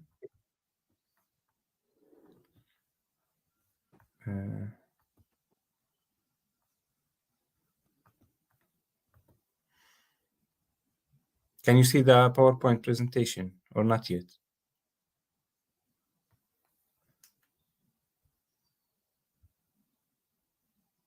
Not yet. It's still uploading. So You have a co-presenter, right? Yes. Hala is your co-presenter. Exactly, yeah. Does he or she want to introduce? Does she want to introduce herself to the audience?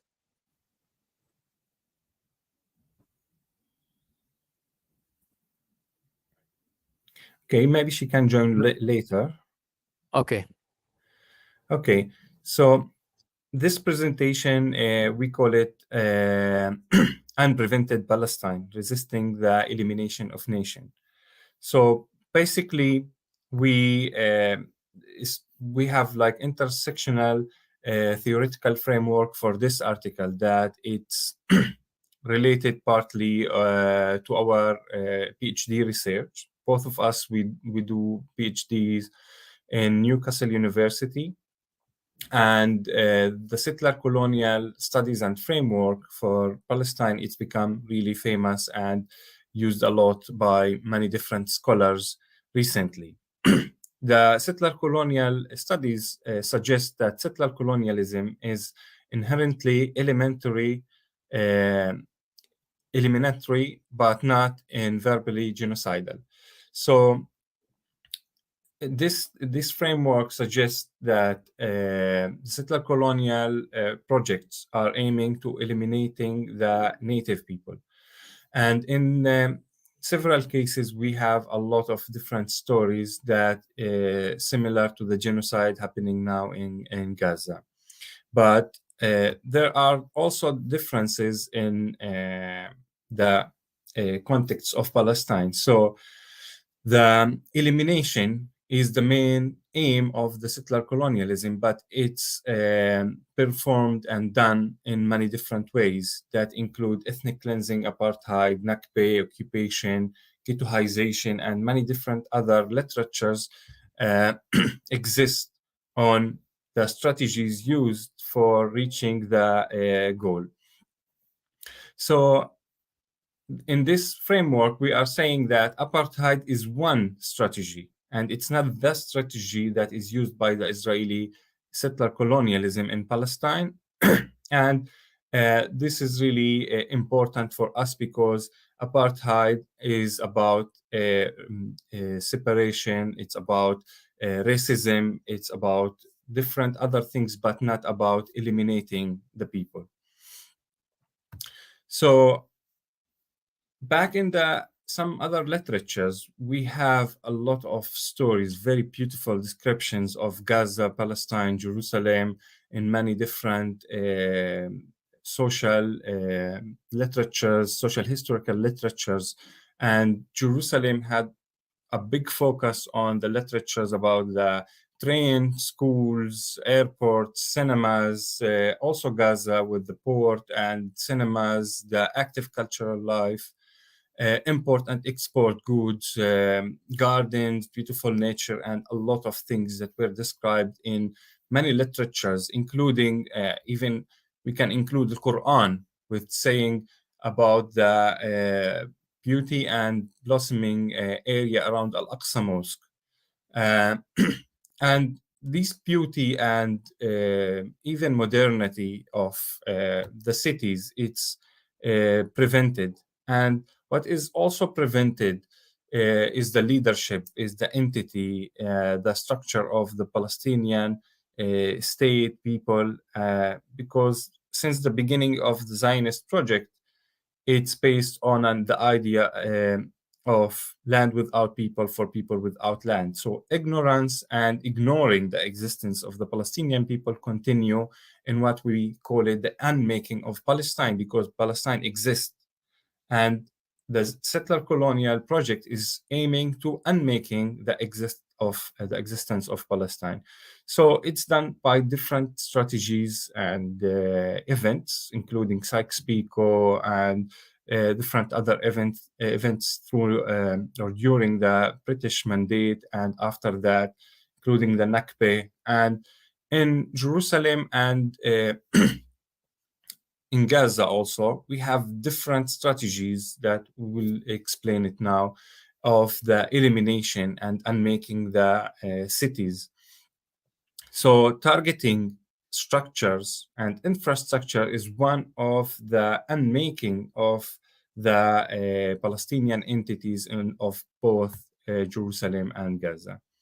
So the methods are used in Gaza. Recently, we can talk about long siege, and there are plenty of literatures. One of the main literature that we are using in this article is Cities Under Siege, that is explaining both the siege and the switching cities off, which is the same of the modernization of cities that is used by Israel, United States, and the British government in Palestine. It was used 2002 in Jenin, and it was used in Iraq. Basically, it's putting siege in cities and also trying to switch electricity, water, and destroy the infrastructures of these cities to make it unlivable. And this is exactly what is happening now in Gaza, including a genocide and a forced transfer.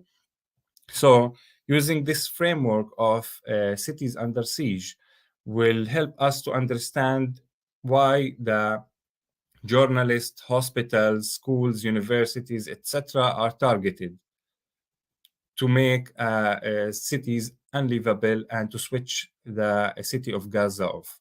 In Jerusalem, it's totally different. We don't have bombing and the brutal genocide as it is, but it's done in a different way that is called by literatures as silent transfer, slow violence, house demolition, collective punishment, etc. There are plenty of strategies that is used in Jerusalem that recently include kind of integration of the Palestinians and assimilation policies. In Jerusalem, we have different borders, but the elimination of the city of Jerusalem, of Al-Quds, it's done in a process that include dividing the city in 1948 to east and west, and the annexation in 1967. Similar to the previous presentation, when the performance of the Israeli intelligence was changed to undercover police or unit. The same in Jerusalem. The first time that the metropolitan Jerusalem exists officially in the Israeli urban planning was in 1994. And it's part of the de facto that started to, as main strategy that used by the Israelis on the ground, to change the city of Jerusalem and to try to prevent the existence of a Palestinian city, the same as preventing a Palestinian state in Jerusalem, and the plans of the metropolitan Jerusalem, as it's done on the ground, is totally preventing any future or hope of a Palestinian state and a city that it be controlled by the Palestinians. So the annexation, separation wall, different projects that include an airport between Jerusalem and Dead Sea, increasing the geography of the metropolitan Jerusalem and the Israeli hegemony, settlements, settlers. It's we can talk a lot about it. And in Gaza, it's totally different. I mentioned targeting the infrastructure. So nowadays we have totally mass destruction in the city of Gaza, and this building is the symbol of the Palestinian state. It's the Palestinian Legislative Council in Gaza that was bombed and destroyed totally in the city. So in Hala's research, I don't know if she's with us online or not. Her research is looking at Palestinian women at the intersections of colonial and patriarchal violence. I don't know if you want to talk about it, Hala, how the preventing of Gaza is also preventing the research, and it's just an example of preventing Palestine. Hello everyone, I hope you can hear me. Yes, we Thank can you, hear Dawood. you. Okay, perfect. Thank you, Dawood, for the presentation. I'll talk a little bit about my research. My research was supposed to be in Gaza Strip. It was interventional, and so the practical part of it was interventional. My research used two main methodologies: decolonial ethnographic research and also participatory action research. I used ethnographic research to understand the multi-sites where victims of domestic violence go and receive services. And I did that for about 6 months. In the next 6 months, I started mobilization in the community, forming action groups and raising awareness.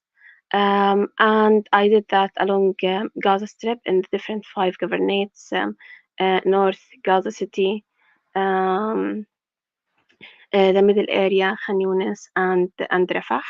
I used to go to different places, do public sessions, have discussions, show them some practical elements of the issues and stories that was unfolding in Gaza during my research. And after that, we started to form a body of people who would like to be participants in changing and combating domestic violence. In a way, that the mobilization was linked between the people on the ground and also the decision makers in many places, like the Legislative Council or the different NGOs, INGOs, religious figures, traditional figures, and all of that. Before coming back from Gaza, we have already had our grassroots local created strategy to combat domestic violence, and it was agreed by the decision makers and the stakeholders in different organizations, governmental and non-governmental, to be implemented together in a very long and sustainable plan to combat domestic violence. The action groups were, some of them were legal toward the Sharia law or toward a change in criminal law, which is our criminal law in Gaza Strip is related to 1936 British mandate.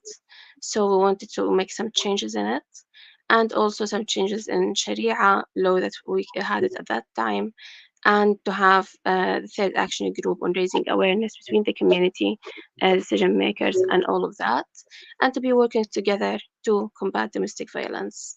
Before leaving, like the many meetings and many public sessions that we had, it created a bigger momentum where we all, as Palestinians, women, men, traditional figures, religious figures, decision makers, parents, youth, came together in a place called Rashad al-Shawa, a historical building, one of the oldest architectural and cultural buildings in Gaza Strip.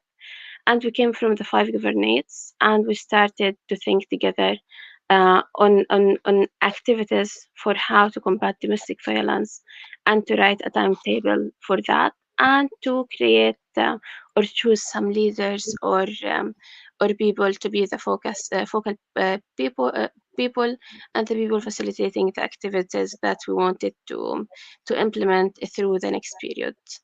Like the research started on August or September 2020, 22. And after we had that meeting that was very impactful, we had a meeting with the decision makers. We showed them the plan. We agreed on the sustainable strategy and the action points, where to start and what to do and all of that. And I connected like the leaders from the community, the volunteers, with the decision makers, to make sure that new leaders are created and they will work on the plan, even if I got back to the UK to do my writing up. I came to the UK like a few days before the 7th of October, so before the beginning of this aggression. And the groups were working on the first pilot initiative on changing in the law. And we visited like the first two steps in the strategy. However, since the beginning of 7th of October, many of my participants, specifically female activists, were killed. Many of the victims I interviewed, and they was part of the mobilization and becoming survivors, were also killed. Many of the stakeholders were killed in this Israeli aggression, and most of the buildings that we did the mobilization, the ethnographic research, and all of that were totally destructed and demolished. Among them, Rashad al-Shawa's is a historical building, totally demolished, where we came together, more than 200 people from all over Gaza Strip, to work on the strategic action plan. And also the Legislative Council was destructed. That was supposed to be the place where we strategize the laws, change them, mobilize them, work with the decision makers together to change the law to laws that perfectly address and serve domestic violent survivors. So talking about that, my research in a way, it was very successful. Intervention was very successful, but then everything was prevented, and now all what we worked toward achieving is actually prevented. And the success that we once had a very strategic and a clear way to achieve is now unfortunately imagined because of the control and the aggression and the demoralization of Gaza Strip by the Israeli occupation. Thank you, Hala. I will continue from here, explaining that another theoretical framework is used in our paper, which is geographies of hope. So geography is really important, and several literatures on in difference to the settler colonialism and the focus on colonial strategies for the elimination of people. So native usually speak about geographies of hope, about the hope and the future. So we have different literatures that related to geographies of hope that includes also Edward Said. And it's basically based on humans making the future and making also the geography.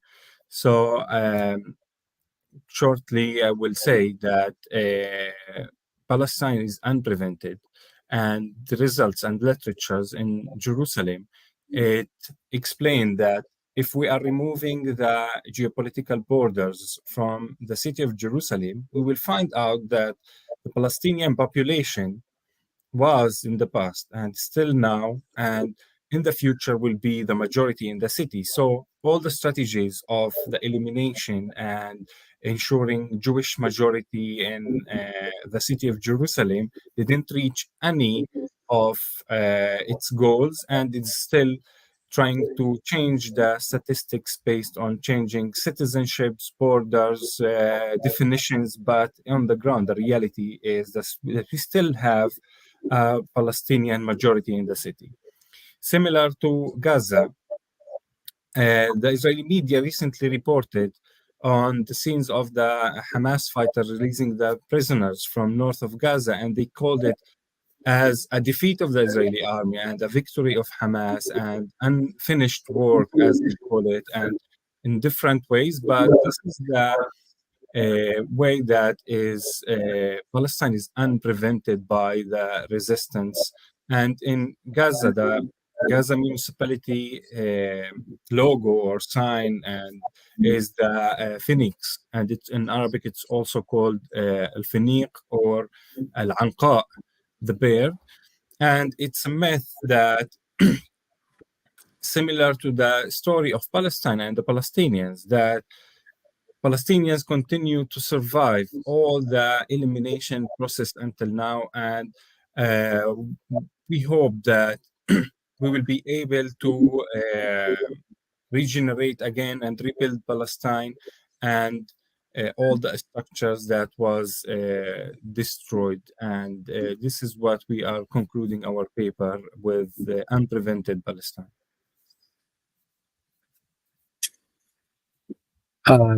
Thank you very much to Dawood, Patel, and Hala for your presentation. Any comment or any question from anybody here?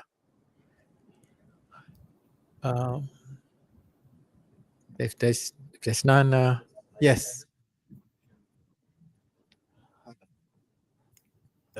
How would you move on with your research? Okay. The question Okay, so Hala mainly. yeah, for Hala, how will you move on with your research, especially the subjects of your research, the sample, stakeholders, decision makers? Many of them will not be there. Will you change like the topic, the focus, the sample? Thank you What so are much. your plans? Okay, thank you so much for your question. I hope you can hear me well. What happened is it's really unfortunate.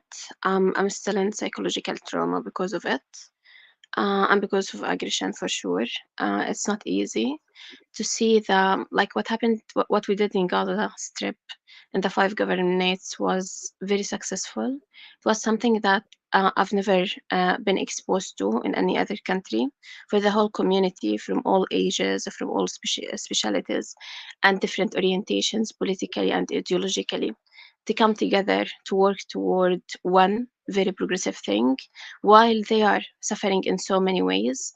And for other communities, like the domestic violence wouldn't be the first on agenda. It wouldn't be the priority. So like many of my interviews that I should be transcribing now are actually interviews of 2 hours or something with people who are already killed. So you can imagine how painful and traumatic it would be to work on that, and how painful and traumatic it would be to work on something that I know it's prevented now. I'm a local activist, politically and socially activist, and like everything we worked toward as a community was always controlled and damaged and prevented in many ways by the Israeli occupation.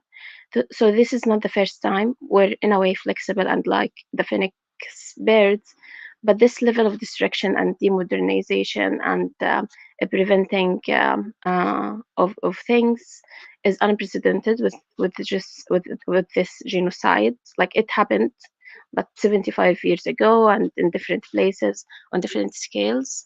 and it's ongoing, but not on this very damaging level. And for me, at least, this damaging level was new and unprecedented.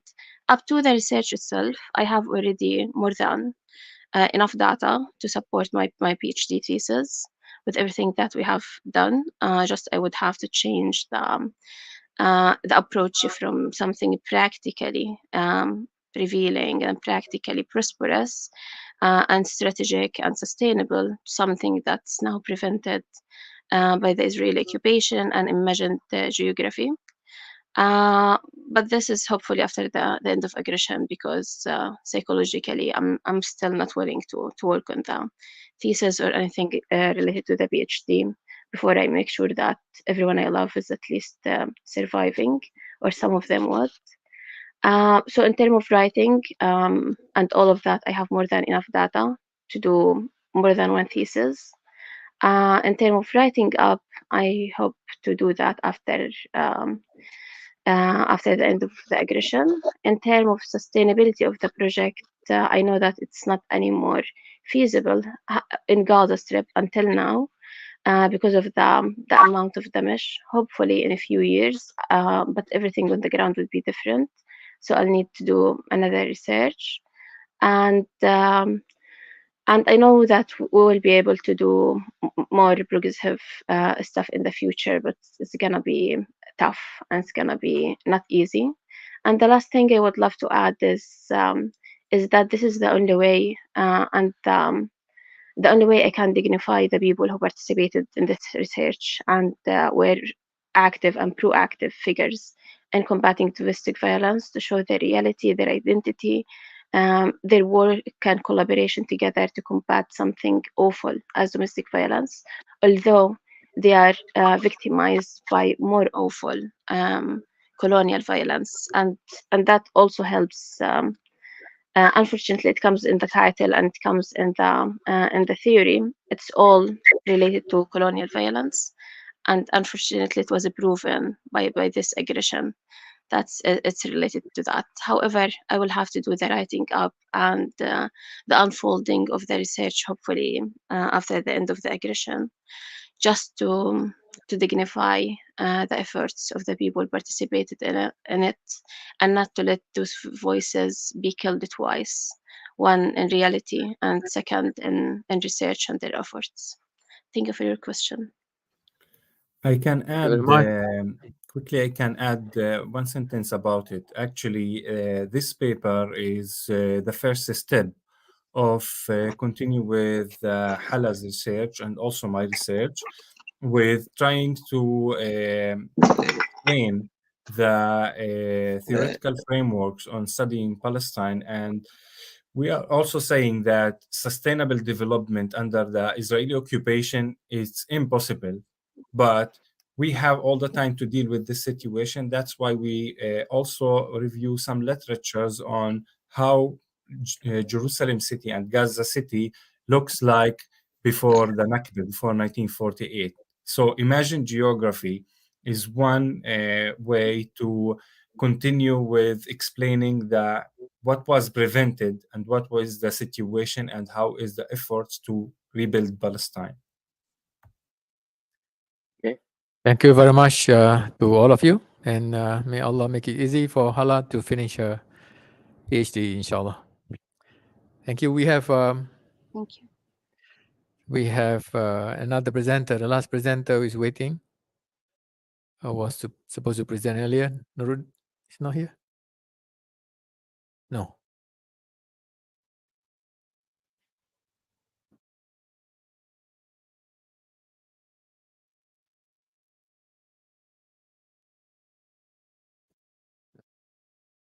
Not here. Supposed to be a last one, but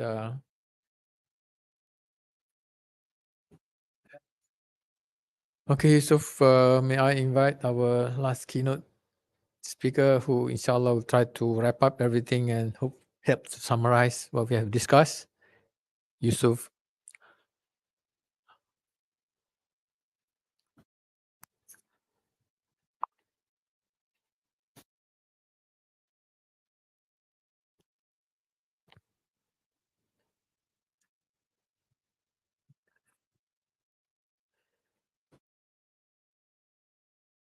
Okay, thank you very much for all the presenters. It's again the end of the day, and it's a long day, so I will not take half an hour for sure.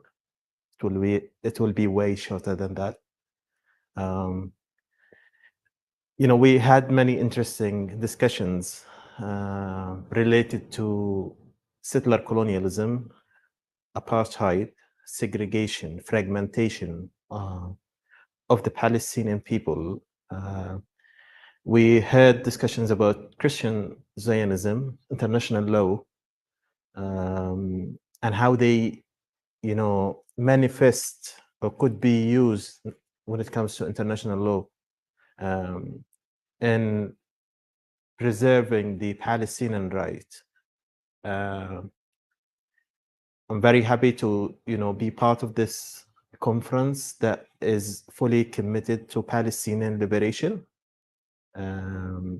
We do not shy away from voicing our support for a complete Palestinian liberation for our people, contextualizing what is happening in Palestine in terms of settler colonialism, racism,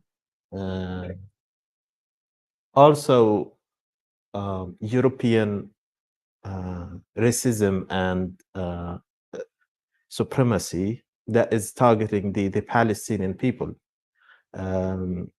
If we look at Gaza, Gaza is an example of the implications and manifestation of Zionism as a racist ideology that is targeting the Palestinian people. What is happening today in Gaza is a continuation of unfinished settler colonial project in Palestine by the Zionist movement that started physically manifesting in 1947, 1948. It started way before that.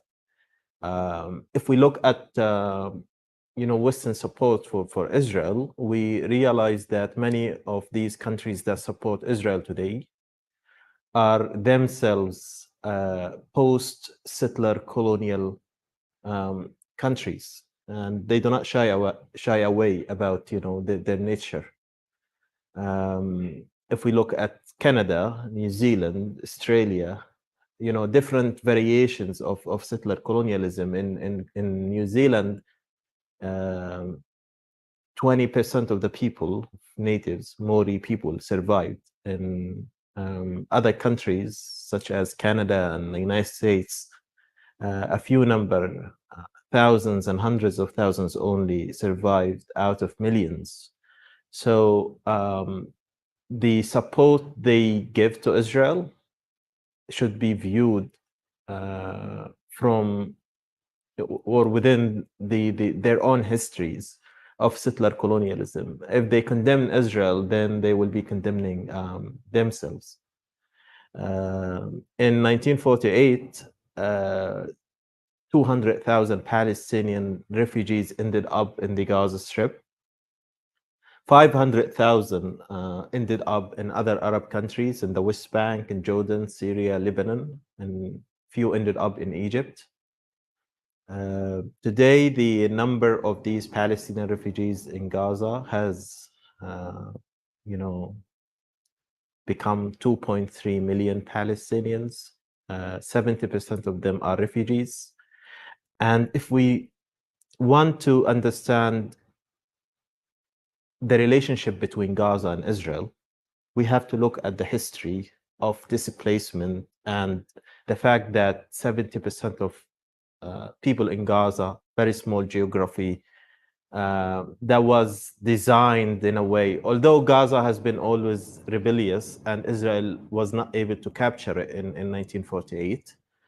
But also, I think Israel wanted to create a concentration camp for Palestinians in Gaza at the time because there was a flood of refugees from the greater Gaza district that they didn't want to be responsible for. So they pushed them to this tiny coastal enclave that became known as the Gaza Strip. It was a concentration camp for these refugees that over time has turned into an open air prison. And finally, today, it's turned into an extermination camp. So these refugees are viewed or have always been viewed as a threat to the state of Israel. Because imagine like stealing the house of someone and then having this someone like being homeless, living next to what used to be their homes. So you will always, like, if you're staying in that house, you will have the fear that this person will come back one day. And this is how Israel, views Palestinians in Gaza, Palestinian refugees in particular. As I mentioned yesterday, that a lot of these Palestinians came from villages and towns that are located across the border. They can see it, like literally. A lot of people do not know that Sderot is always mentioned in the media. It's a Palestinian town called Hoj. And the majority of people, refugees who come from this town, live now in Jabalia refugee camp. And some people I know have their great-grandparents, like their graves, in the graveyard of Sderot today. So Israel always viewed these Palestinian refugees as a threat, because they knew that they will one day return back. And this threat and the way Israel dealt with it has changed over time. So after 1948, Israel called Palestinian refugees who attempted to return back to their towns and villages as infiltrators, and they killed many of them as they crossed the border back to their towns and villages. Also, in the 50s, Israeli forces attacked Palestinian refugee camps in Rafah and Khan Yunis, killing hundreds of them. So there were like actual targeting of refugees to push them further south to Egypt. There were plans by international bodies such as UNRWA to allocate land for Palestinian refugees in northern Sinai in 1952 and 53, but they failed because Palestinian refugees in Gaza refused them, and they protested in masses, in large numbers, against this plan. But Israel never, gave up on the idea of depopulating Gaza in particular. If we look at the West Bank, it's more spacious. So people are scattered across a larger geography. But in Gaza, it's very tiny.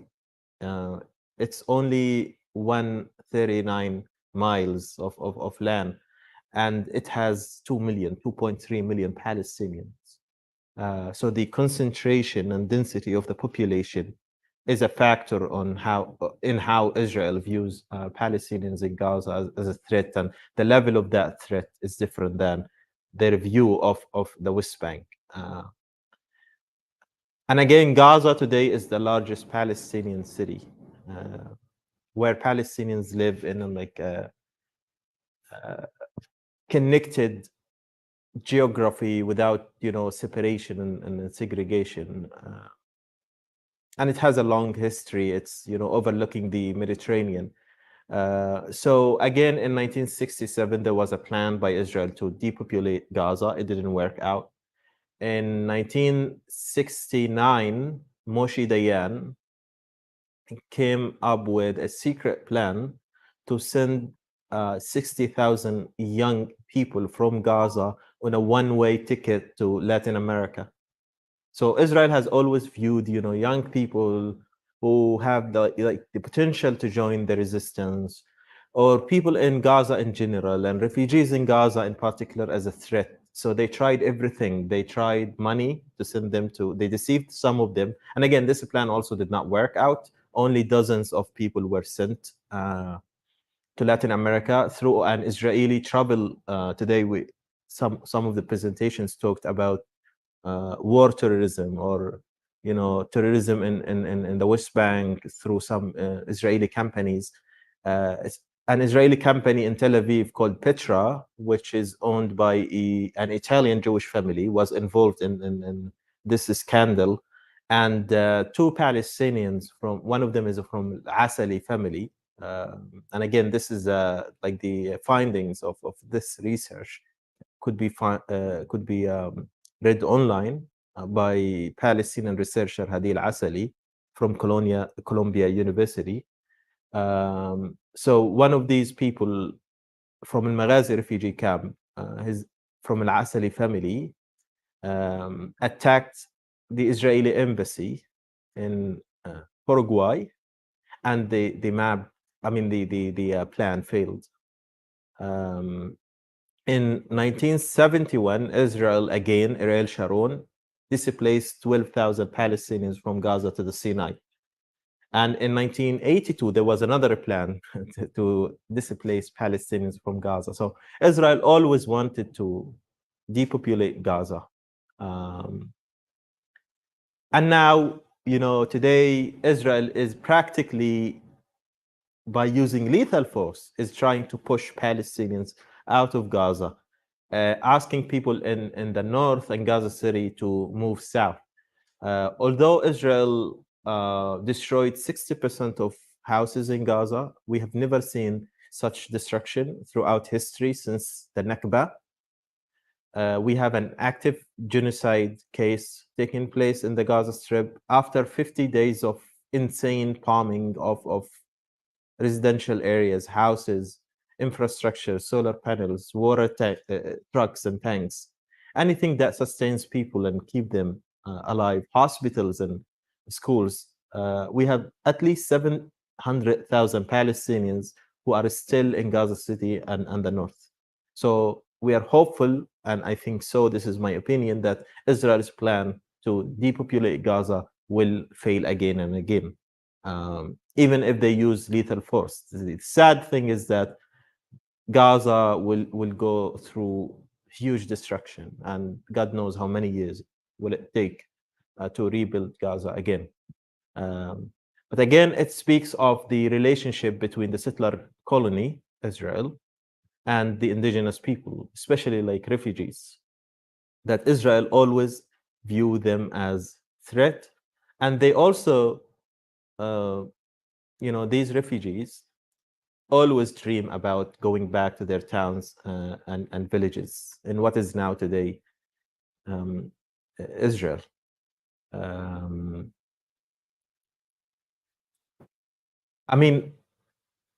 Some Palestinian refugees, including Ahmed El-Haj, who I think I briefly mentioned him yesterday too, he still lives in a rental house in Gaza because for him, Gaza is not his home. He comes from a village called the Sawafir, and for him, Sawafir is his home, not even Gaza. Like we grew up in Gaza. I grew up in Gaza. There are 8 refugee camps in Gaza, but we are not originally from Gaza. We come from a town that is now in Israel. And this is how 70% of people in Gaza view themselves. We are refugees, like internally displaced Palestinians. And Gaza is not our home. Although we love Gaza because, we grew up in Gaza. Gaza has a special place in every Palestinian heart. But again, Gaza is not our home. And without addressing the issue of Palestinian refugees, this question will never be resolved.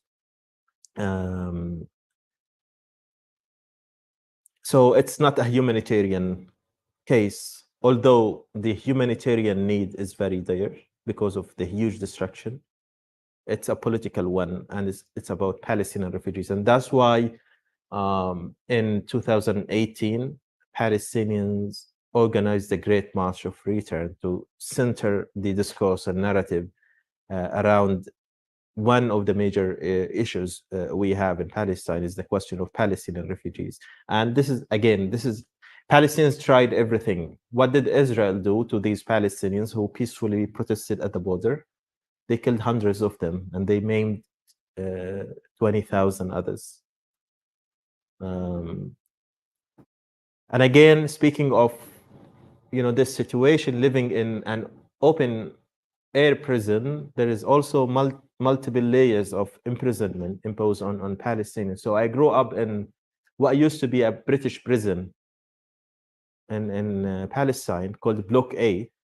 And ironically, it was also a home for 1,000 Greek refugees who ended up in this particular spot where I grew up, and they stayed there for a year in 1942. So 6 years before this spot became a refugee camp where my family ended up in 1948. And again, today, thousands of young people migrated from Gaza to Greece. It's a cycle because of Israel's oppression, because of the siege, because they cannot find opportunities. Although they're educated, they cannot find jobs. So it's a cycle. They're going back to Greece, where refugees once came to my refugee camp, or what later became my refugee camp as refugees too, escaping Nazis who invaded their island. So growing up in what used to be a prison, and up until now, the gate to the refugee community, so we have a gate, this is the only entrance. The gate to the refugee community is the actual gate of that British prison.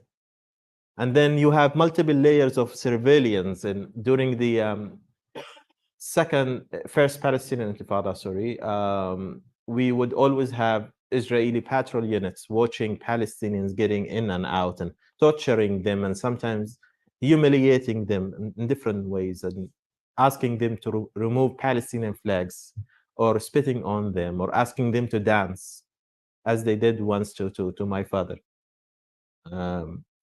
And then over time, we have seen how the automation of war and using surveillance equipment and drones, which collapsed on October 7, all of a sudden, it didn't work,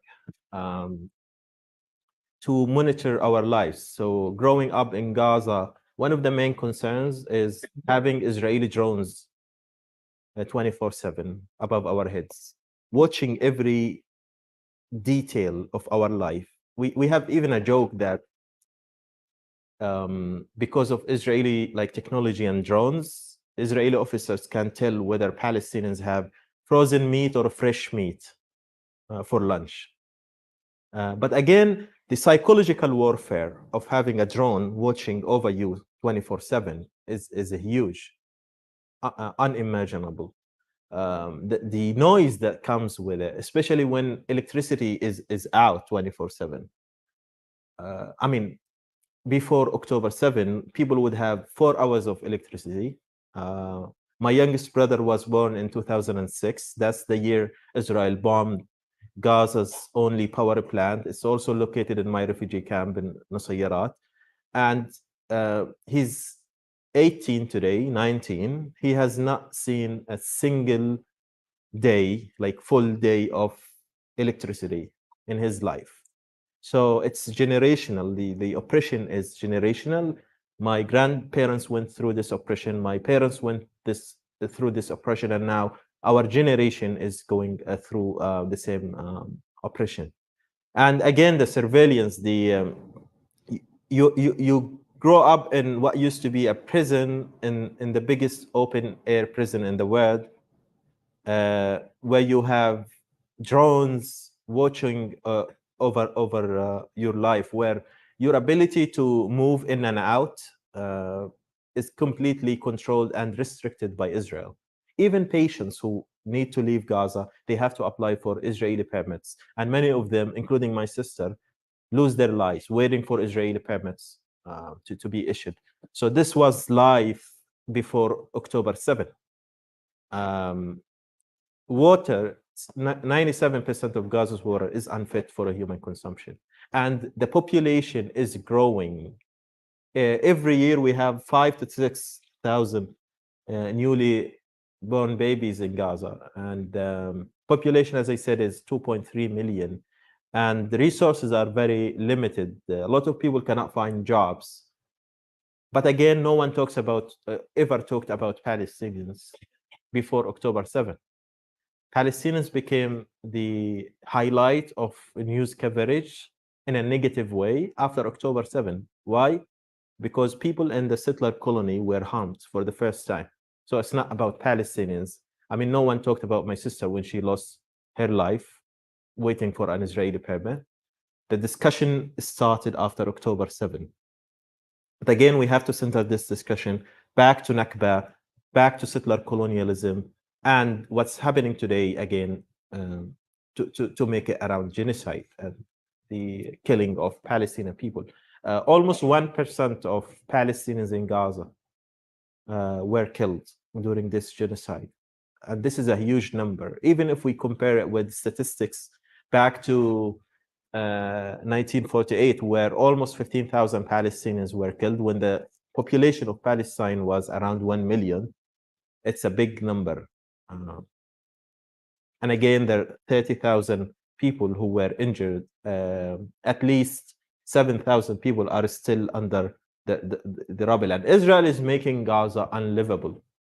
Even if the war ends today and they extended the humanitarian pause, quote unquote, up until tomorrow, even if we have a complete ceasefire, which is unlikely, 60% of people will be homeless. So Israel's genocidal intention is very clear, that they're making Gaza unlivable. In 2012, the UN issued a report saying Gaza will be unlivable by 2020. It's 2023, and we have all this death and destruction. So Gaza is unlivable now, for real. But again, when the UN said that in 2012, the world did not intervene to stop the slow death of Gaza or making Gaza unlivable. What we see today is the opposite of that, where the United States is providing Israel with military aid, $14 billion, almost $4 billion a year, $3.8 billion a year in military aid. And not only that, Palestinians are like murdered twice with weapons, military aid, and also complicity and supporting what they call Israel's right to self-defense. Although, the huge number of people killed, civilians, women, children, men are, very clear to everyone, but they again and again use this cause that dehumanizes Palestinians and, prioritizes Israel over the Palestinian people. But I don't want to end on a helpless note. I think we're not here to just feel sorry for the Palestinian people. Even if this is, an academic space and discussion, we're committed to Palestinian liberation, and there are different examples in history where injustice took place and tragedies took place, and a lot of people lost their lives. We talked about South Africa today, Northern Ireland, and there are different examples, and indigenous people and otherwise in Hawaii, and where people finally emerged victorious despite the tragedies and loss of life. And I think the Palestinian people too have the same belief that one day they will emerge victorious, that they will be allowed to exist as a nation and have their full rights in Palestine. The cost of that is very big for Palestinian families, where entire families, were completely removed, erased from civic records, including the family of our colleague Raed Qaddoura, who graduated from the University of Malaya and lost 53 members of his family. He was killed along with his children and parents and many of his nephews and nieces.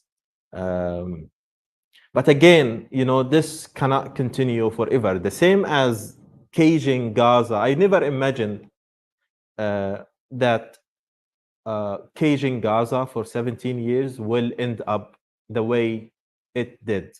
To be honest, I was surprised. But I always knew that caging people is not sustainable, and something will happen. An explosion of people will happen that will end this. And if Israel is not happy with the outcomes of what happened on October 7, they should think about killing 22,000 Palestinians, including those who are under the rubble, and injuring 30,000 others in Gaza, and making 60% of people homeless. If they are interested in justice and peace in the future, they should think twice about the implications of doing this to a refugee population after they did it in 1948. So our commitment to Palestinian justice hopefully will result in Palestinian liberation one day. And again, when we talk about Palestine, Gaza is only 1.3% of historic Palestine. It's a tiny geography. Our understanding of liberation extends to different Palestinian communities, refugee communities, Palestinians in the diaspora, anywhere in the world, that Palestinians should be able to go back and live in Palestine if they choose to, and have equal rights. I'll stop here. Thank you very much. And again, I would like to thank all presenters and contributors on behalf of the Hashim Sani Center for Palestine Studies. I would like also to thank the International Institute of Advanced Studies for hosting Islamic Studies, for hosting this year's edition of the Palestine Studies Conference.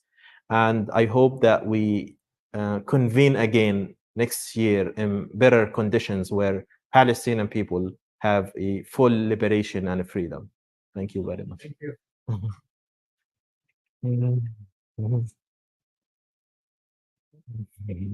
Okay, thank you very much. Thank you. Yeah. Yusuf, thank you very much. So that concludes our conference. Inshallah, thank you very much again for everyone. And we will look at the papers again, and we hope to publish them. Hopefully, because for those who are watching and who presented last year, the proof is already the proof copy of the book is already ready. Just minor editing needs to be done, and should be coming out very soon. Published by University Malaya Press, inshallah, alhamdulillah. So we'll try to make sure that not only in terms of the overall long-term objective of liberation of Palestine from the river to the sea is achieved, but we also want to make sure that people who are involved also gain something for their career, inshallah. All right. Assalamualaikum warahmatullahi wabarakatuh, and good evening to everyone. Good. Bye-bye.